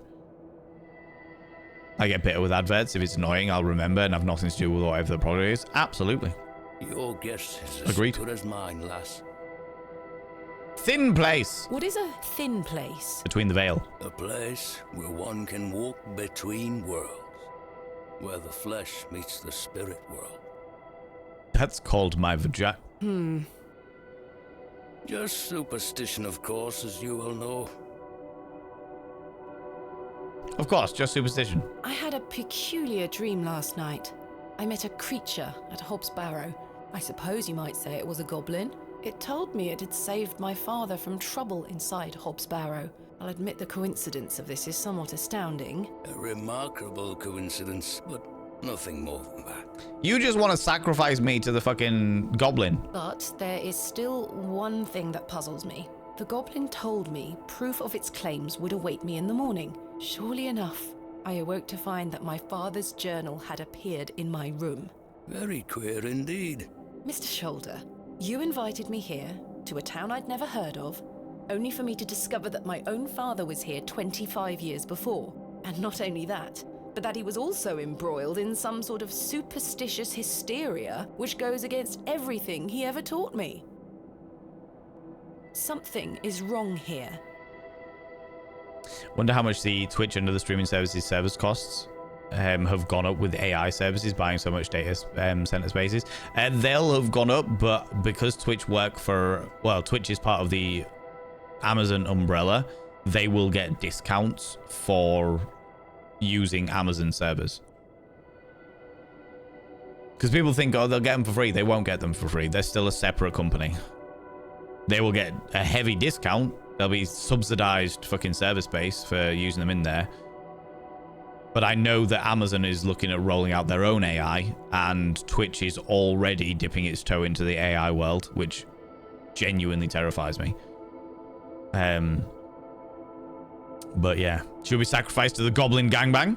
Do you know what? I'm not against it. I'll consent.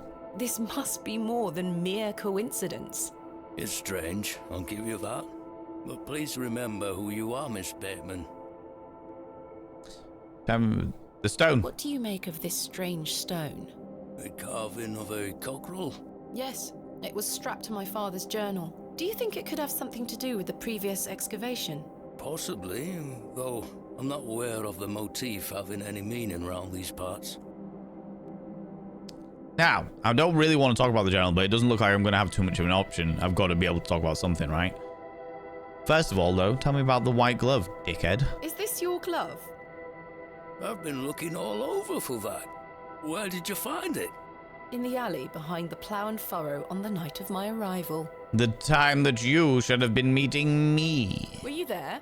No, thank you very much, Nibrin. As I say, I've been bedbound for several days, Miss Bateman. How odd. Can I please have it back? Here. Thank you. This is my father's journal. Incredible. Can I look inside? No. You may. No! Don't let him look inside, he's evil.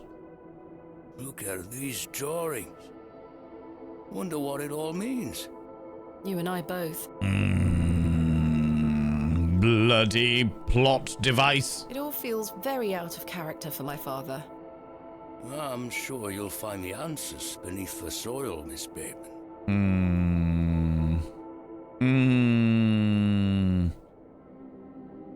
Think about all the information any AI... Peas of the same pod, Miss Bateman. You say that. Think about all the information any AI was already able to get from people's channels. Some AI even turbo play through streams to know exactly what is said and what the topics were in a stream in seconds. Fucking terrifying. Oh yeah, absolutely. What terrifies me a little bit more, Mad Hex, and I don't know whether it would ever fucking happen. I genuinely don't know whether it would ever happen. But in accordance with Twitch's own policies, by signing up to Twitch and being part of Twitch, Twitch have the right to use your image. They have the right to use your image and use your content as they would like to. Now, normally, so far at the very least, this isn't too much of a fucking problem, because of the fact that the only time they tend to use it is like if they're saying, hey, this person's coming to TwitchCon, or they want to advertise a certain game and they're like, hey, we did a big promotion with Stream Elements, look at these streamers having a really good time using their Stream Elements sponsorships and shit like that. Normally it's not really a problem, because it's just like them using your content for advertise themselves but also advertise you. However, if they're bringing in AI, especially if they're bringing in a description of generative AI, according to their policies, there is nothing really stopping them from being able to make their own content of our imagery. Not at the moment, at the very least. And I am like 98% certain that it would never fucking happen. That Twitch just wouldn't fucking do that, because as much as I do know that they're a corporation, they're all about the money and they don't give a shit about content creators, I think they understand the dynamic of the fact that content, the revolution around, or the fact that their product is content creators, they don't want to piss us off so much that all of us will just leave. I don't think it'll ever fucking happen, but there's the fact that it's even a possibility unnerves me. Genuinely unnerves me. I knew you wouldn't be frightened by a few old stories. It will be interesting to see what those lads found in there. Certainly. Thank you so very much for responding to my letter and for coming here. We have some great discoveries to make, you and I. I sincerely hope so. And a chance to follow in your father's footsteps. Right, time for me to shift these old bones. I'm to take me a spot of the plough and furrow. I'll be there all night should you need me assistance. Thank you, Mr. Shoulder. I'm sorry again for giving you the runaround. I promise I am not beyond redemption. I won't let you down again. See you soon. I'm starting to wonder if Mr. Shoulder even existed. He does exist. Supposedly. Alright. Let's go back. Same The here. day was starting to test me. The word coincidence felt insufficient to explain what was happening. It was after that first conversation with Leonard Shoulder that I started entertaining thoughts of a truly irrational nature. What if my dream wasn't just a dream? What if it was all more than simple coincidence? What if that thing really could help my father? I did say earlier that I would do anything to help my father.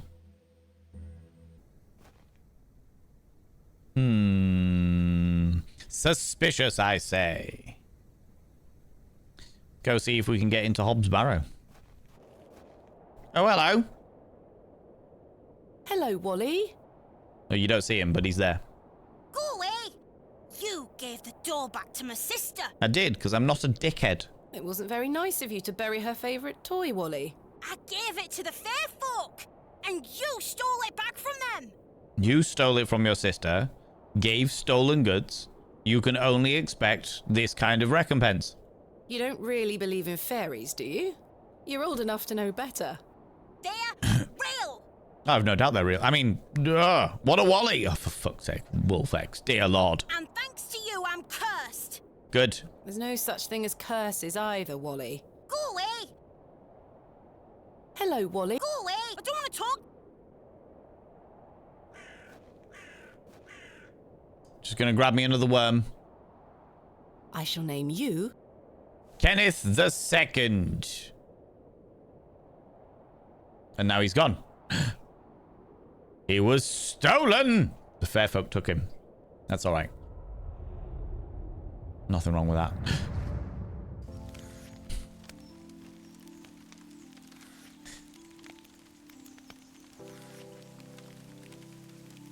Mummy? Mother! Get away from the fire, Thomasina. What are you burning? Nothing. You're burning all my father's notes, aren't you? Just waste. Now go inside. It's very unusual for you, the lady of a manor, to burn stuff. Especially touching waste.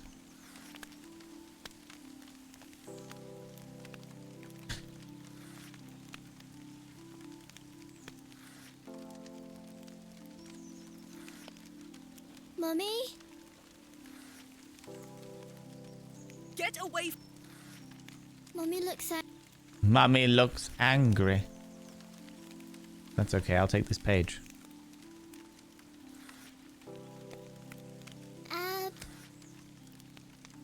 Abrax. Mummy, what is this? Give it here, child. Burn it. Okay, I'll burn it.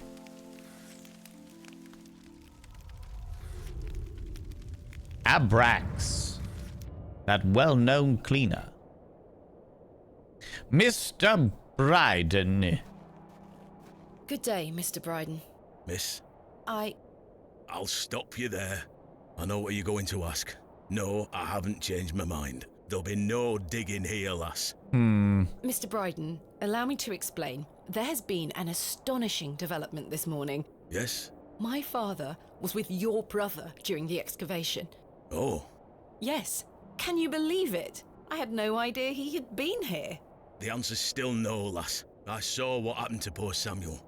I won't risk the same happening to anyone else. But... That's enough now. You can feast your eyes on that hovel to your heart's content, but there'll be no digging. You say that now, Mr. Bryden. Mr. Bryden is right. This is not my... But...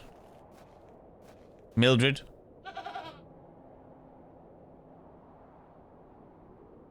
Apparently I still can't interact with Mildred. Very well, Mr. Bryden. Doing a quick save. This is where I... Right, what we can do is we can use the... See if we can get the resin to get the little knife. Oh, he's back again. Good day. Hey up. What do you make of this stone? Don't look like out to me. Of course it doesn't. Look at this, Mr. Crozier. It's my father's journal. Oh, aye? Why are you showing me? Did you slip it under my door last night? Ha! Have you gone daft? Why would Rude. I have your father's journal? Never mind. Did the sketches inside mean anything to you? Looks like a load of rubbish to me. Of course it does. I found out my father visited Bewley 25 years ago. William Bateman, perhaps you remember him? I would have been just a lad. What were he here for? That's what I intend to find out. Questions. Many questions. Are you familiar with any local folklore? Oh, aye. The old cobbler used to tell me some right stories. I need to go see the old cobbler, actually. Swore he sold a pair of boots to a goblin when he were a young man. That's the goblin I want to know about. Tell me more about that. A goblin, you say? I take it this cobbler was a regular at the Plough and Furrow? Never drank a day in his life. Sober as a judge. Have you been to the Devil's Toe? I have. Yes, I'm familiar with the cairn. Some say they've seen the goblin's daughter there, playing her fiddle. Colour me intrigued. Can't say I've seen her myself, mind. The goblin's daughter. Do you know any other stories about this goblin? I don't have the time to be standing here gossiping about old wives' tales. Yeah, you do. You're the blacksmith of a local village with about 8 residents. Apologies. Fiddling with the goblin's daughter? As long as she's a consenting adult, I don't see the problem here. Does the name Saxnot mean anything to you? Never heard of it. What is it? Never mind. I'm having some trouble extricating a knife from a table in the Plough and Furrow. Might I borrow a pair of pliers? A knife, you say? I can get that out for you. That's very kind of you, Mr. Crozier. Think nothing of it. Wait here. Yay!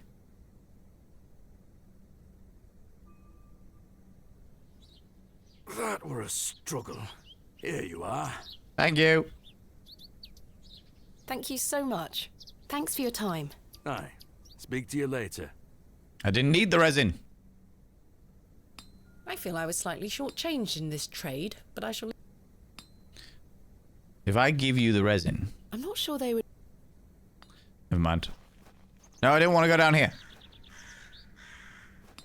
I want to go over here, because apparently there's a market stall. This is not what I would call a market. Good day. You still setting up? I'm still setting up. Oh, I'm sorry. Okay. Let's go see the cobbler if we can.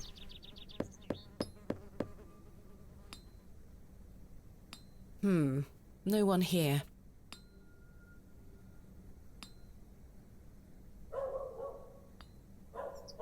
Where was the devil's toe now?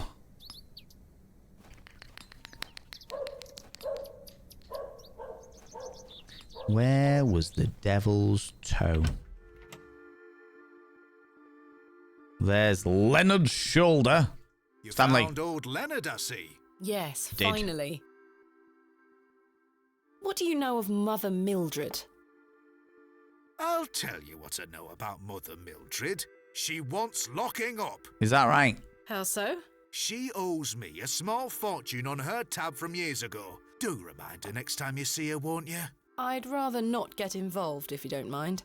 Be careful who you trust, Miss Bateman. I don't trust any of you fuckers. I've had some rather unbelievable news, Stanley. Oh? Regale you the tales? Remarkable. Isn't it just? Quite the coincidence, is it not? Remarkable. Just remarkable. Do you recall my father from back then? I'm afraid not. Those were my droving days, you see. I didn't spend much time in Bewley. But an interesting turn of events nonetheless. What's the chances of none of them knowing my father? Who is Miss Tompkins? A housemaid in the employ of Panswick Manor. She comes by to pick up his lordship's weekly paper. I'm surprised newspapers are available in Bewley. Aye, his lordship gets what he wants. I'm sure he does. Lord Panswick likes to keep up with affairs from outside of Bewley. Aye, he has many interests around the country. What sort of interests? His lordship's affairs are his own business. I'm sure they are. Does the name Saxnot mean anything to you? No, I can't say it does. Goodbye. See you. What have you got? I don't need to. The filthy lavatoires.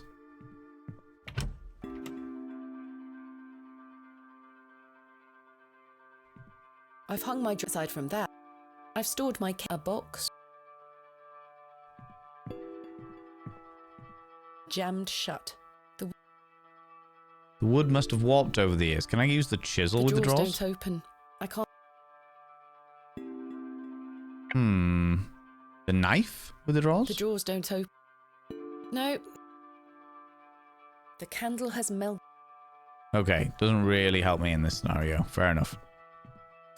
Fair enough.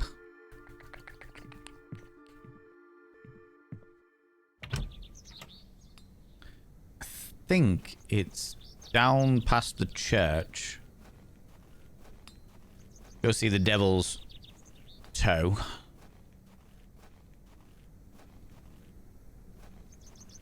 Jammed shut. Always remind me of the jammed radar scene in Spaceballs. I have not seen Spaceballs. Quite a few movies I haven't seen now we're talking about them. I think it's past this one. Is that the Goblin's daughter? Good day, little one.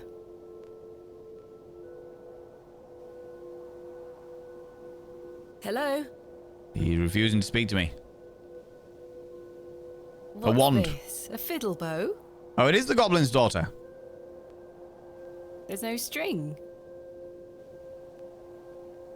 My name is Thomasina. What's yours? Don't be shy. I don't mean you any harm. What are you doing out here all alone on the moors? With no shoes on. Do you... You live here? Would you like me to fix your bow so you can play your fiddle again? Yes? I have resin. Hey! And she's disappeared. Most peculiar. Perhaps I can mend the bow for her. If memories of my childhood violin lessons serve me right, bowstring is made from animal hair, coated in a waxy resin. I have the waxy resin. Animal hair. It's horse hair, usually. The strings don't vibrate without it.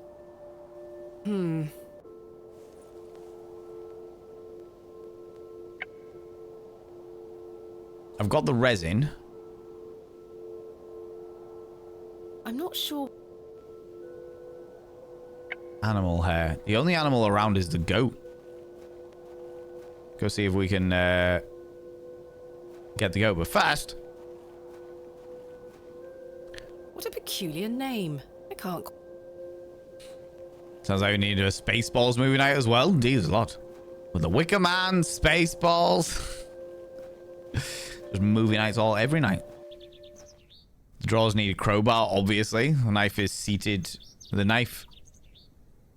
See, it needs a crowbar. The game would be 5 minutes long if you had a crowbar. This is true. Where's the lie? Where's the lie?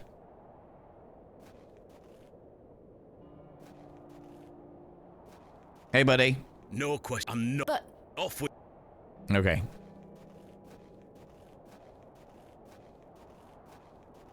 Mildred.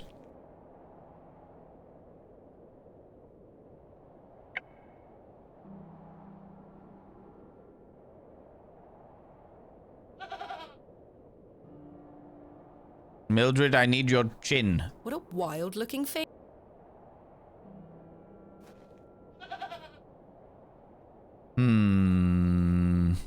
This is not...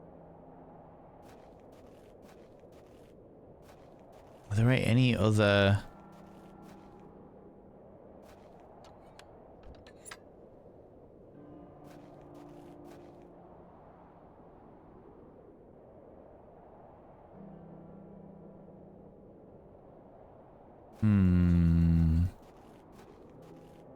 I must gain Miss...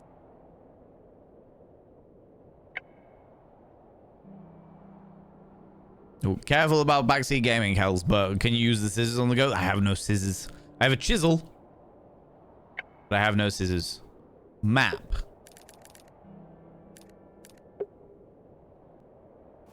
Oh, I can just skip to places. Nah, you good. It's all right. There's 2 more places that we haven't been yet. Thank you very much, Nimbrin. Mildred. There's nothing else I wish.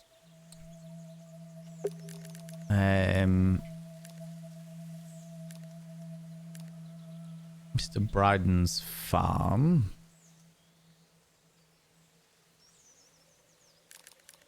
Go to the village square. Hey. Good day. I'm still... Oh, I'm... No, not you. Don't make me watch you, chat. How you doing, Taken? How's it going? Good day. Hey up. I met a girl at the dev. She gave me this broken... Ha! Well, you've experienced the local folklore firsthand then, lass. How's it going, Taken? You alright? Thanks for your time. Aye. Speak to you later. This does not help me. Yeah, doing alright, thank you very much. I'm very sleepy today. I'm like... Had a groggy morning is the best way I can describe it. But other than that, The doing flowers alright. have long since dried out. I don't... You don't want them, you say that now. I've no time for such... This must be where the local vicar sacrificed... The local vicar sacrifices the newborns. Got a squirrel? I could. The chances of me finding something are definitely going to be within... Unless I can use... I can't use the knife on myself. I thought maybe I'd be able to cut my own hair. And use my own hair for it. Arthur Tillett has disappeared.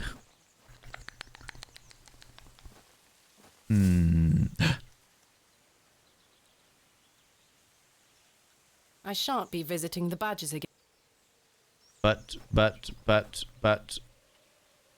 that is where I could also get animal hair from. The badgers. There is a fox beneath my head. No, you can't see that. No, there was a fox right here, but my head was there. Pixel art is gorgeous. Yeah, it's really cool. It's a fun, it's a very fun game, to be fair. I haven't done a point and click in fucking ages. But I am enjoying it. I am enjoying it. What are those berries? An ancient... However, they... I see. It's delightfully eerie is what it is. Delightfully eerie.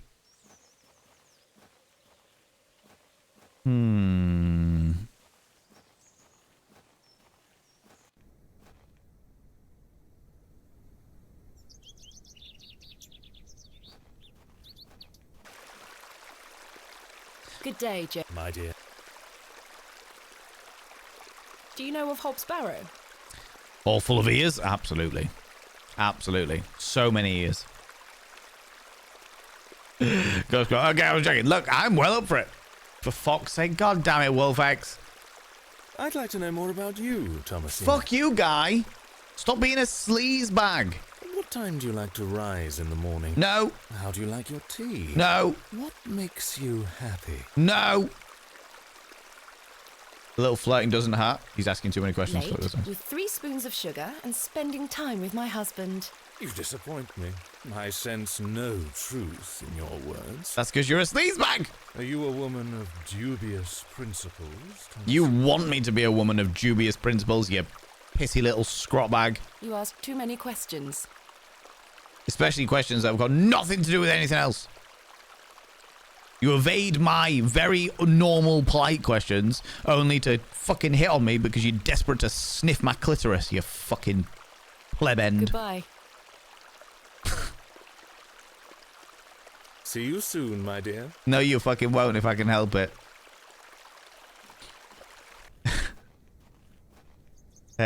One per person, at least statistically speaking. Yeah, definitely. At least one. Oh, I could.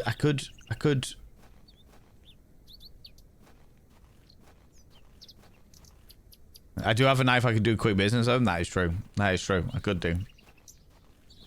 Why of all the things you could sniff it? Because that guy doesn't know how to deal with a clitoris. Jesus Christ. If he can find it. If he can find it. Actually, do you know what? I don't even think he would want to even try and find it. He's that kind of person. How do you take your tea in the morning, dear? Because obviously your bloomers are going to be around here. I'm going to rub my penis between your thighs, jizz everywhere, and then tell you throw you a towel to clean yourself off.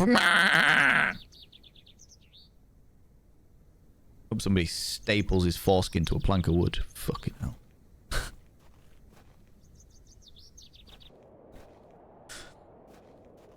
Some may say I have strong opinions about it.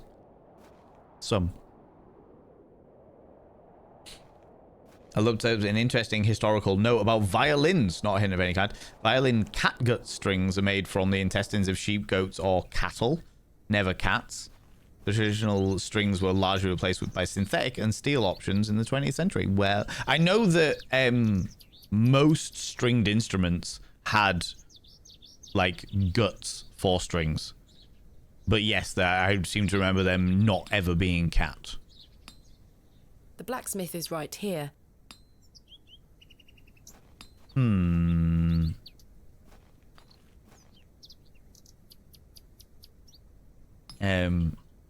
we just drown him in the stream? That would be nice. Honestly, Wolfax, I'm up for it. I'm up for it. I return with more spiced chai and snacks. Ooh, tasty, tasty snacks. I need a crowbar for this one as well.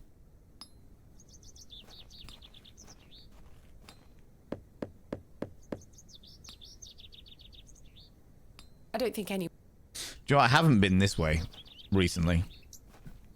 Not since the sun came up. Oh, I didn't mean to go in the alley. But there is a horse.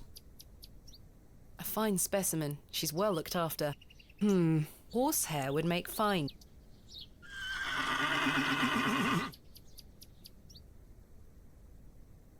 Did I get the horsehair? No. I don't wish to... I could certainly use the knife to cut some hair from her tail, but I'm gonna have to gain her trust unless I want a hoof to the nose. Touché. I need to go buy an apple. That's not mine to take. Doesn't matter whether it's yours to take. They always say, don't go around the back of a horse. Hey, you got an apple? Good day. I'm still... Oh, I'm sorry. The worm. The worm. Where's the worm? Market women are always afraid of worms. I don't think anyone really wants to see my worm.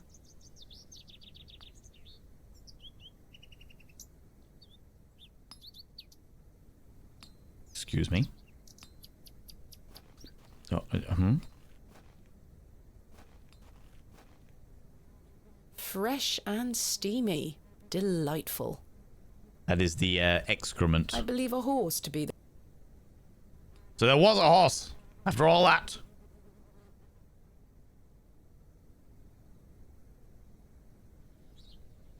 I wonder if...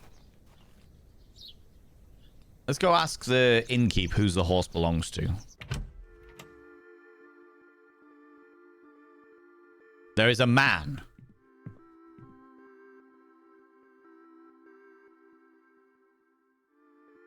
Oop.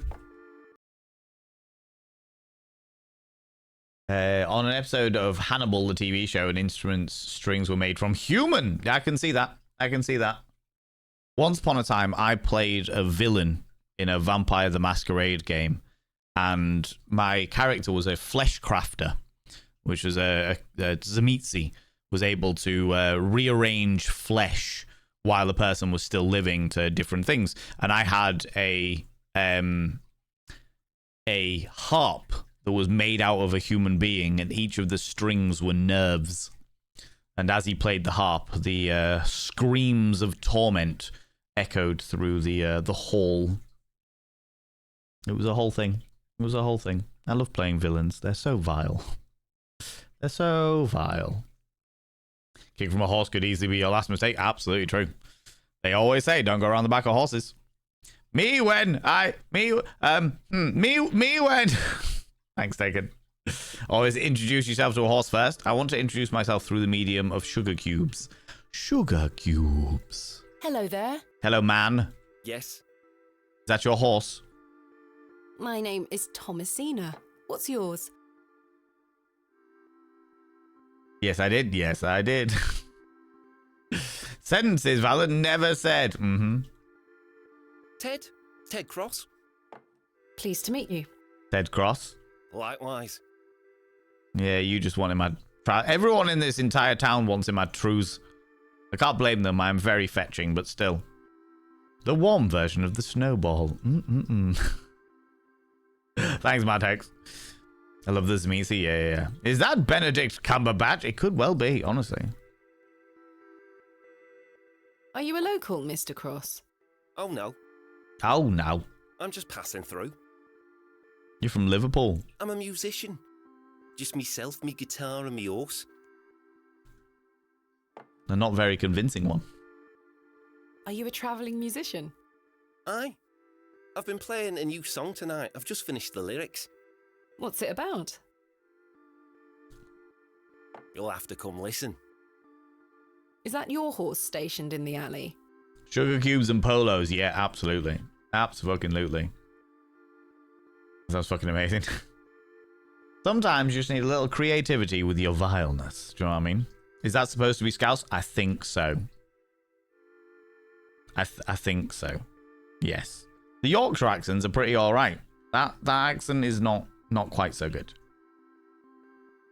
Just me horse. There's not quite enough phlegm in it, is there? Me guitar and me horse.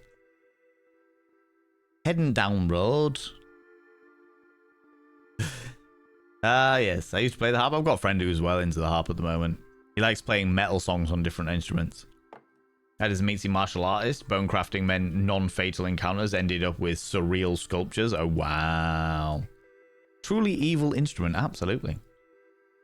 Valen, tell the nasty man to stop. I can't. Aye. Thistlecrack is her name. Thistlecrack?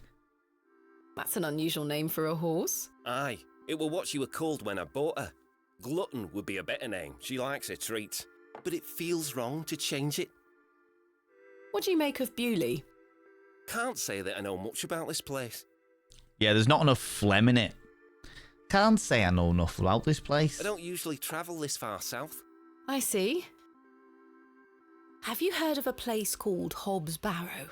Can't say I have, miss. What is it? Never mind. Thank you for your time. Make sure you watch my performance later, won't you? I will if you give me a sugar cube to steal some of your horse's tail hair. I'll try. I can't think of anything else. You got a sugar cube, Leonard? Hello again, Mr. Shoulder. Miss Behrman.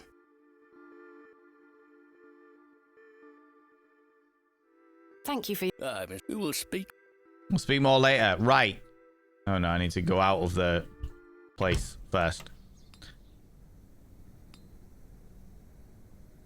Can I speak to them about whether she's got any treats? Good day. I'm still sitting. Oh, I'm sorry. For God's sake.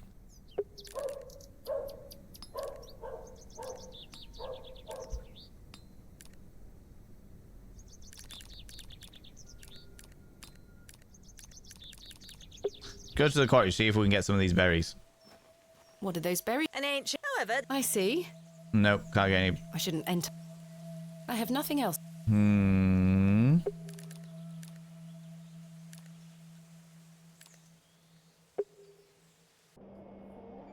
He's not here at the moment. Maybe we could go inside. Mr. Shoulder told me he'd be at the Plough and Furrow. Oh my god, Max Wattage. The horse is a main plot device. You're a sweet little thing, aren't you? Can we steal it? He looks much...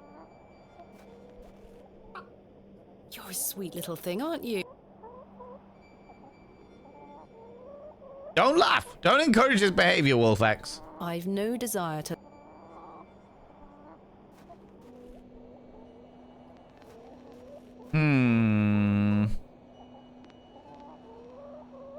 No sign of any movement. Unhand that cock, madam.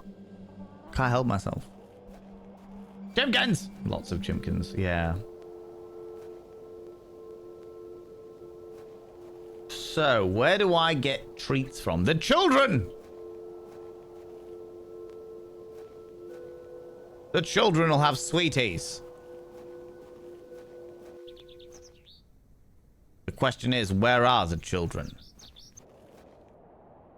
They're not here anymore. Damn it.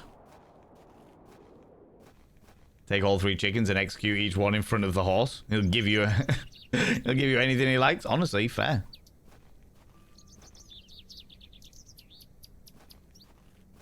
In memory of William Ager. In memory of Romeo Hegg, dearly... Ha ha ha ha. In memory... All of them were... I know that the pastor's got a... The Reverend has got an obsession with William Shakespeare.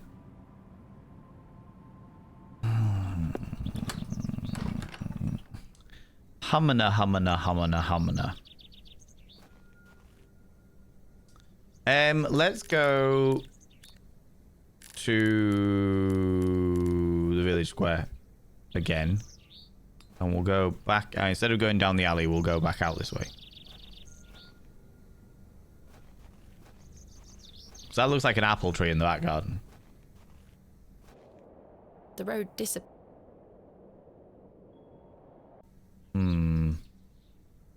That looks like an apple tree.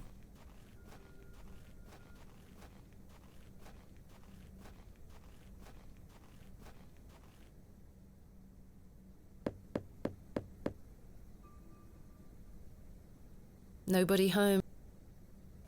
Right. It's foggy, I'm assuming it's cold. Yeah. Little chilly. The window box is... Can I get to the window box from my bedroom? From my boudoir?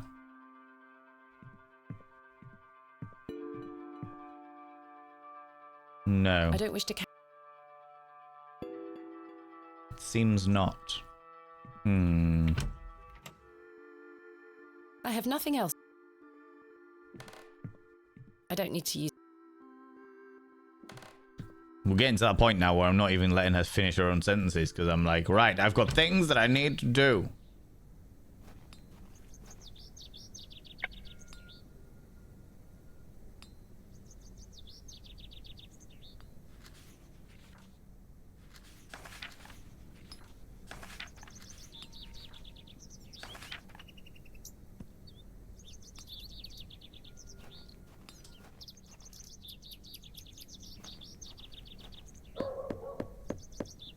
Maybe Valen should feed the horse a dress.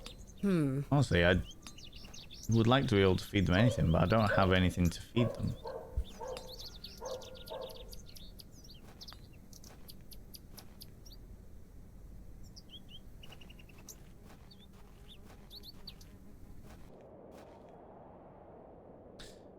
Let's go to the farm. Now that I've found the horse, maybe he'll have something for the horse. No question. I'm not... But... Off with you.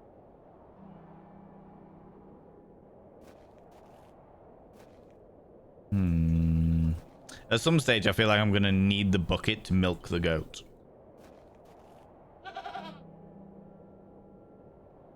Mildred, you're going to have a milking at some stage, you little shit. Do you know what we haven't been on day 2 yet? We haven't been to the postmaster area. Day 2, and we haven't been this way yet.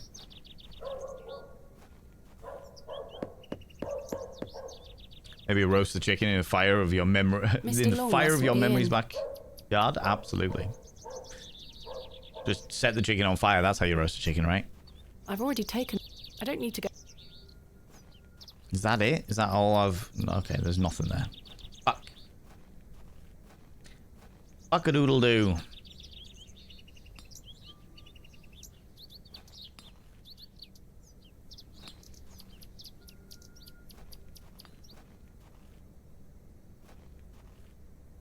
Birds in my garden can hear the game birds and they keep coming to my open window to investigate. No way, really. That's hilarious. I can't think of any... Right, I'm running out of people to talk to.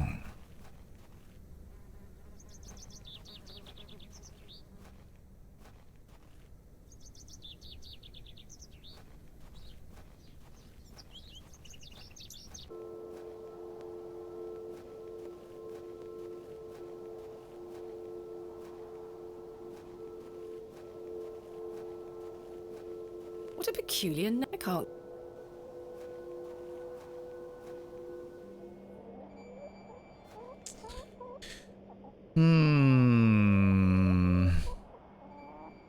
To do. Convince me Ryan, yeah, investigate local forward, fix the followed barrow. Should be careful not to leave no stone unturned, so to speak. Ha ha ha ha ha ha ha. What is that? No, that's how to explain that. I don't want any clues or hints.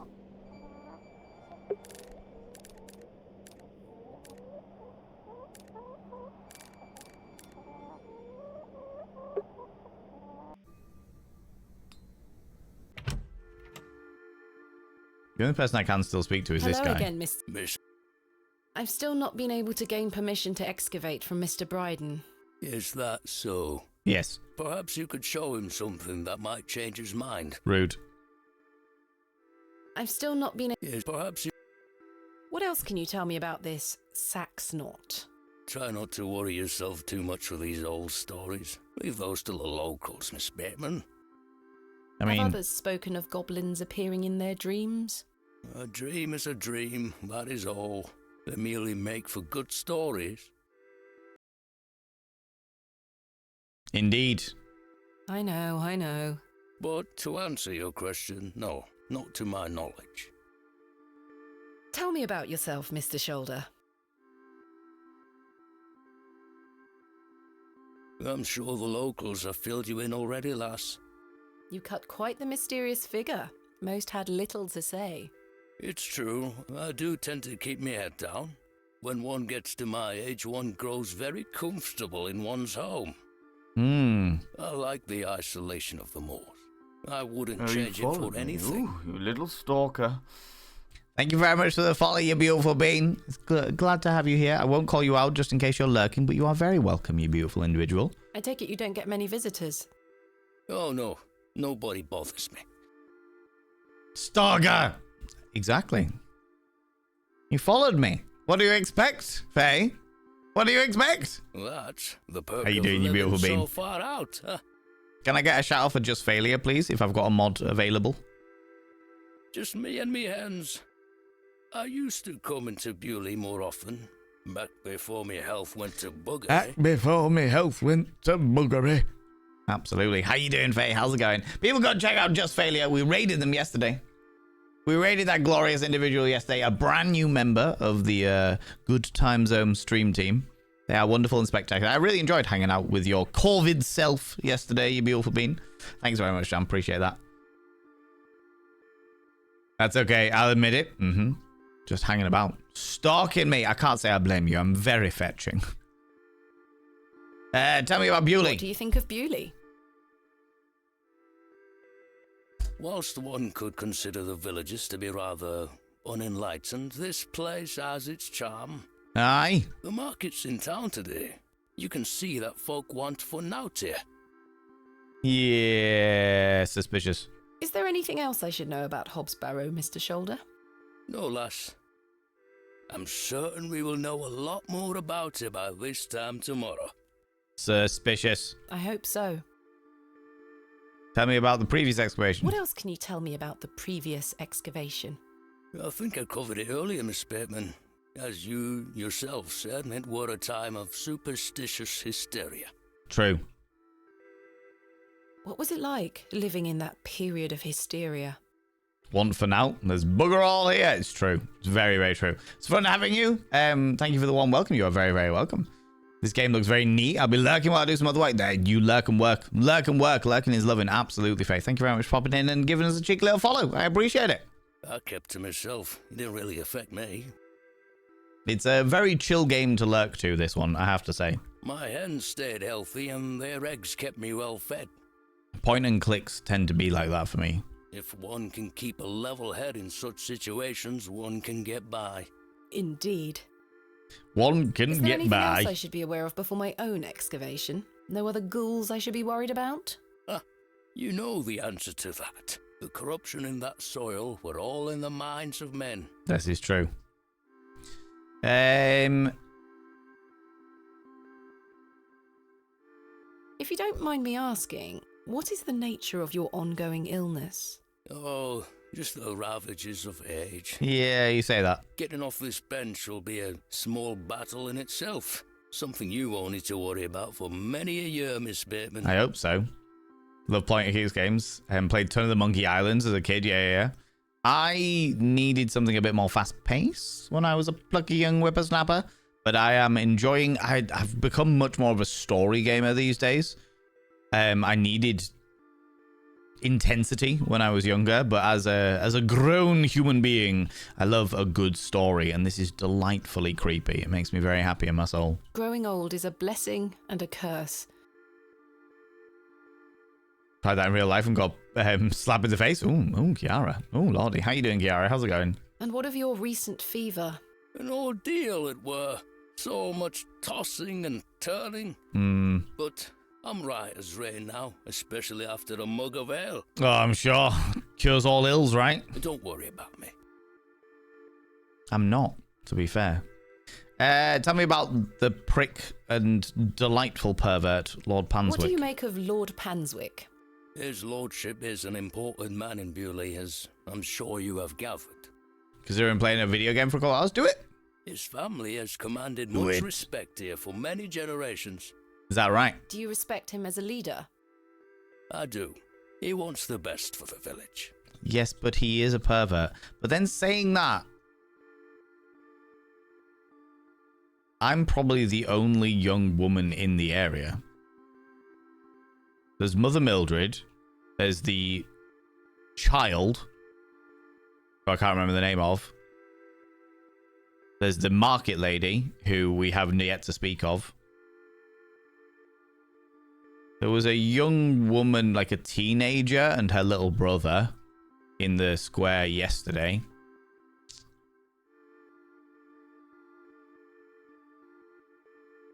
That's pretty much it. Maybe the reason that he's so interested is because I'm literally the only eligible woman in the area now. Without his influence, the railway line would have never come through here.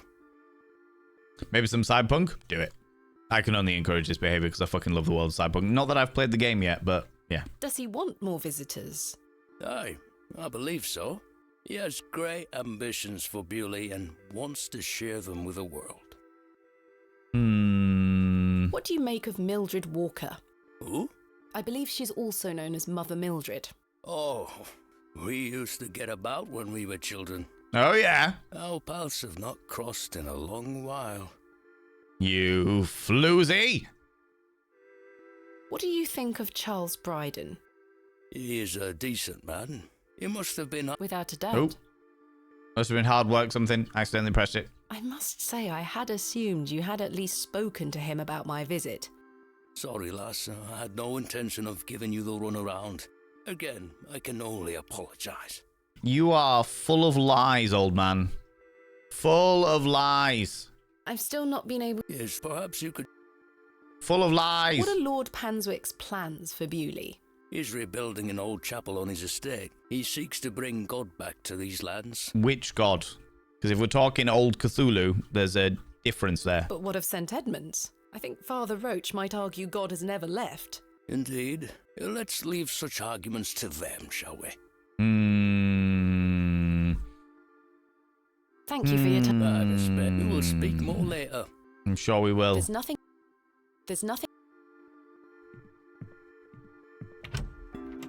Can I go to bed?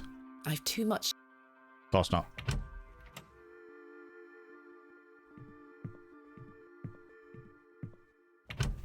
I've got a feeling it's going to be something to do with the market stall. Good day. I'm still setting up. Oh, I'm sorry. The only thing that I can think is that the only person I haven't spoken to is the bloody creepy dude. The only person I've got left to speak to is the creepy dude. Ugh. Ugh. No sleep till bedtime, I know.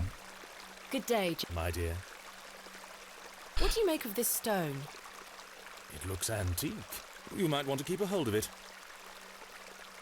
Do you know Leonard Shoulder? A man of Bewley? Yes. I care not for the men of Bewley. All right, arrogant fucknugget. Only for the visitors.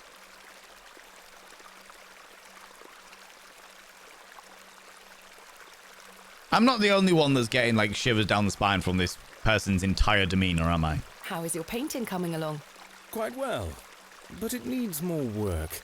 I'm aching to show you, but I must restrain myself. Goodbye. Ugh, this fucking guy, I know, right? See you soon, my dear. Oh, I hope not. The delicate... Rather sweet. Hold on, hold on, hold on, hold on. The kniffy. I'm not sure what that would achieve. I can't see how that... Use the knife to get... That's a peculiar idea. What, digging up a shrub with a trowel? No. It says that it's rather sweet. The horse likes sweet things. Bugger.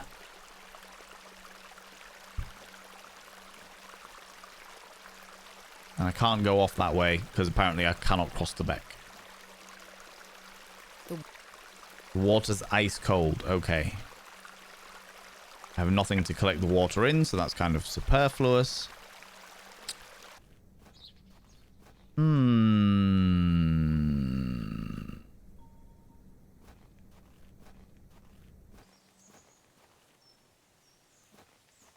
What I needed was one of the lady's buns.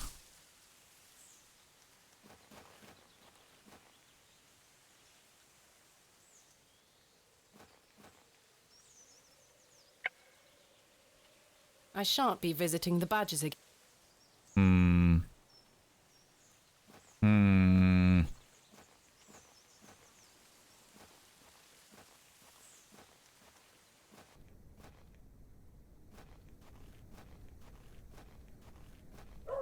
Trying to think of all of the different places and things that I haven't done in there. There was a bun stall here yesterday. I would like a bun to give to the horse.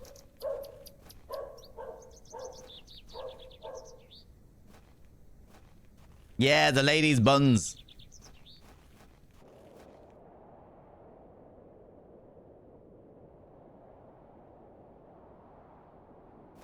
I've been that way.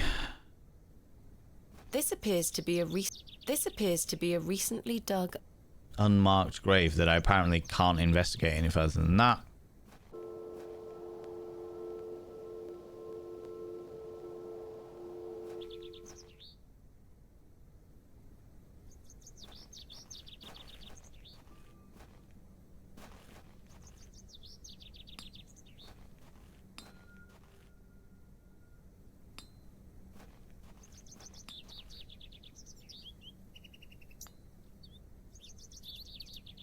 There's nothing down with this lady. I feel like I'm going to use the worm at some stage to scare her off.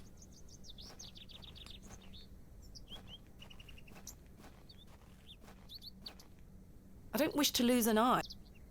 I'll have to... I don't wish to... I have nothing sweet to give you, hoss. I don't wish to wake... It's Herbert, the local I stray. suspect the barrels are empty. Sturdy-looking barrels, no doubt used to store ale. Not useful to me. I'd rather not go. I don't wish to carry a... I don't... That's not my... I'm a bit of a loss, friends. There's not many places I can go.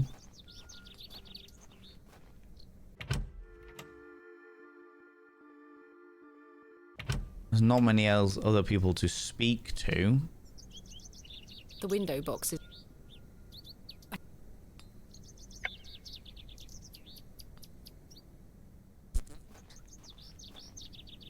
Can't get anything from you. I've spoken to everybody.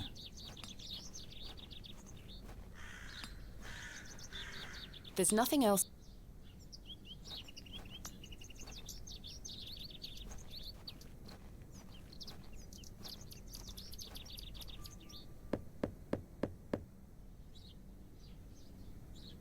I don't think anyone is home. Got a vague memory of how this puzzle is done.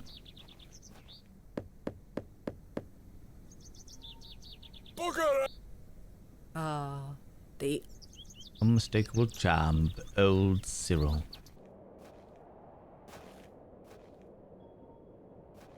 Hello.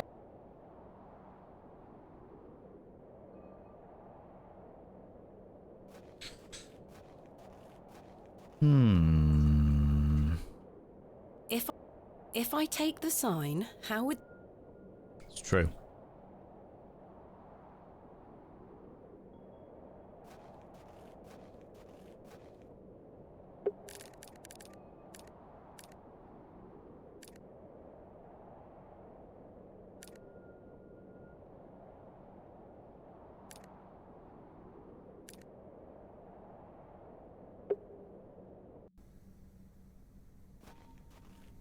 Many hours later. Possibly, yeah.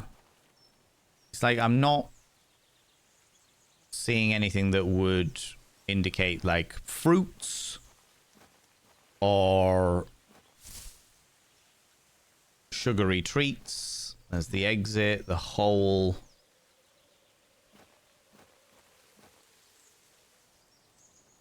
The resin I need for something else entirely.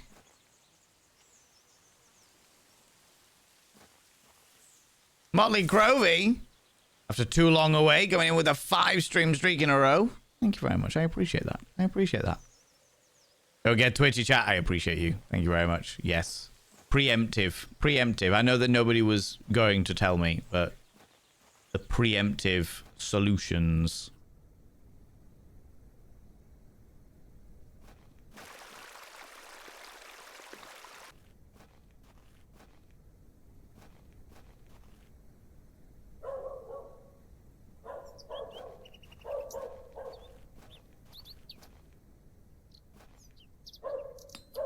The bucket is rust. This must belong to someone.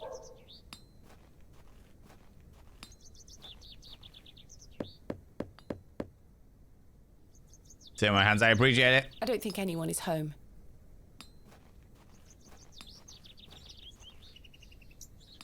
The cross denotes this as the site of a market, or perhaps a site of traditional religious significance. You have no idea. You just want to pet the horse because they have soft noses. Quite an ornate construction. The door has been boarded up. The building looks like a ruin.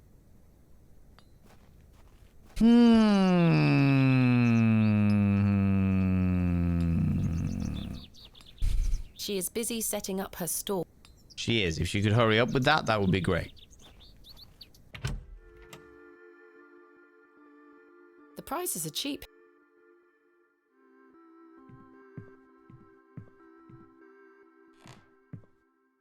I've no use. I don't wish to burn that. I didn't want to burn that, but okay.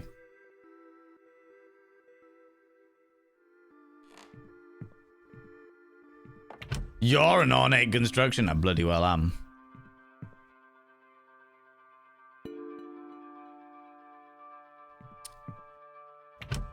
I have been everywhere. I evidently haven't interacted with everything in everywhere.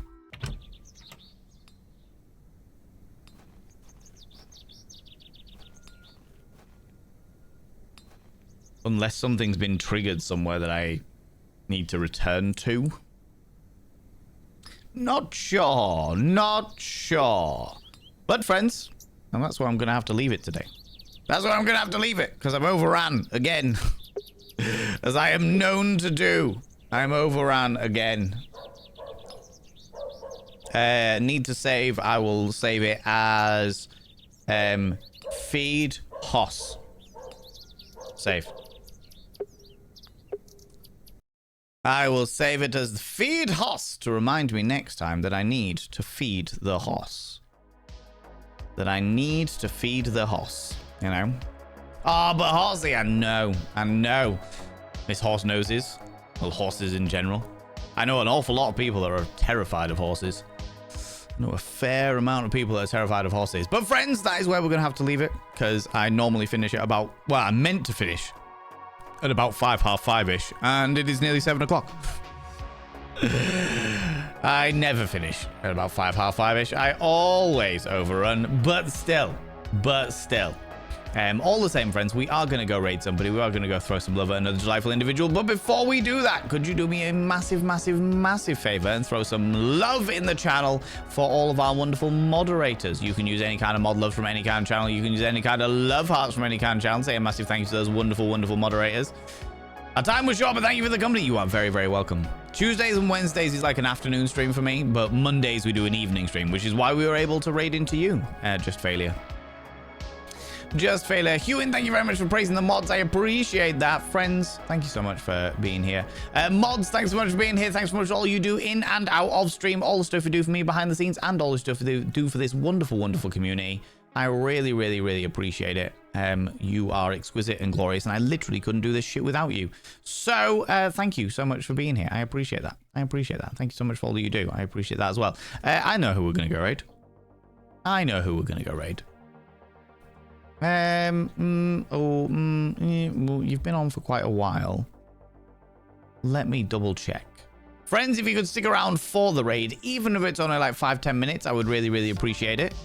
Just to go throw some love at another delightful individual, go see someone new. Or a very good friend of ours. Ooh, it's been a while since we've raided this wonderful bean, and I know that you all love this person because I love this person. And they're a good member of this community. Not only a good member of this community, but also a good friend of mine. Friends, if you could all stick around for the raid, I would really appreciate it. Let's go and raid.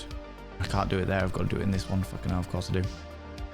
Let's go raid our good friend and moo extraordinaire, Classic Chunk.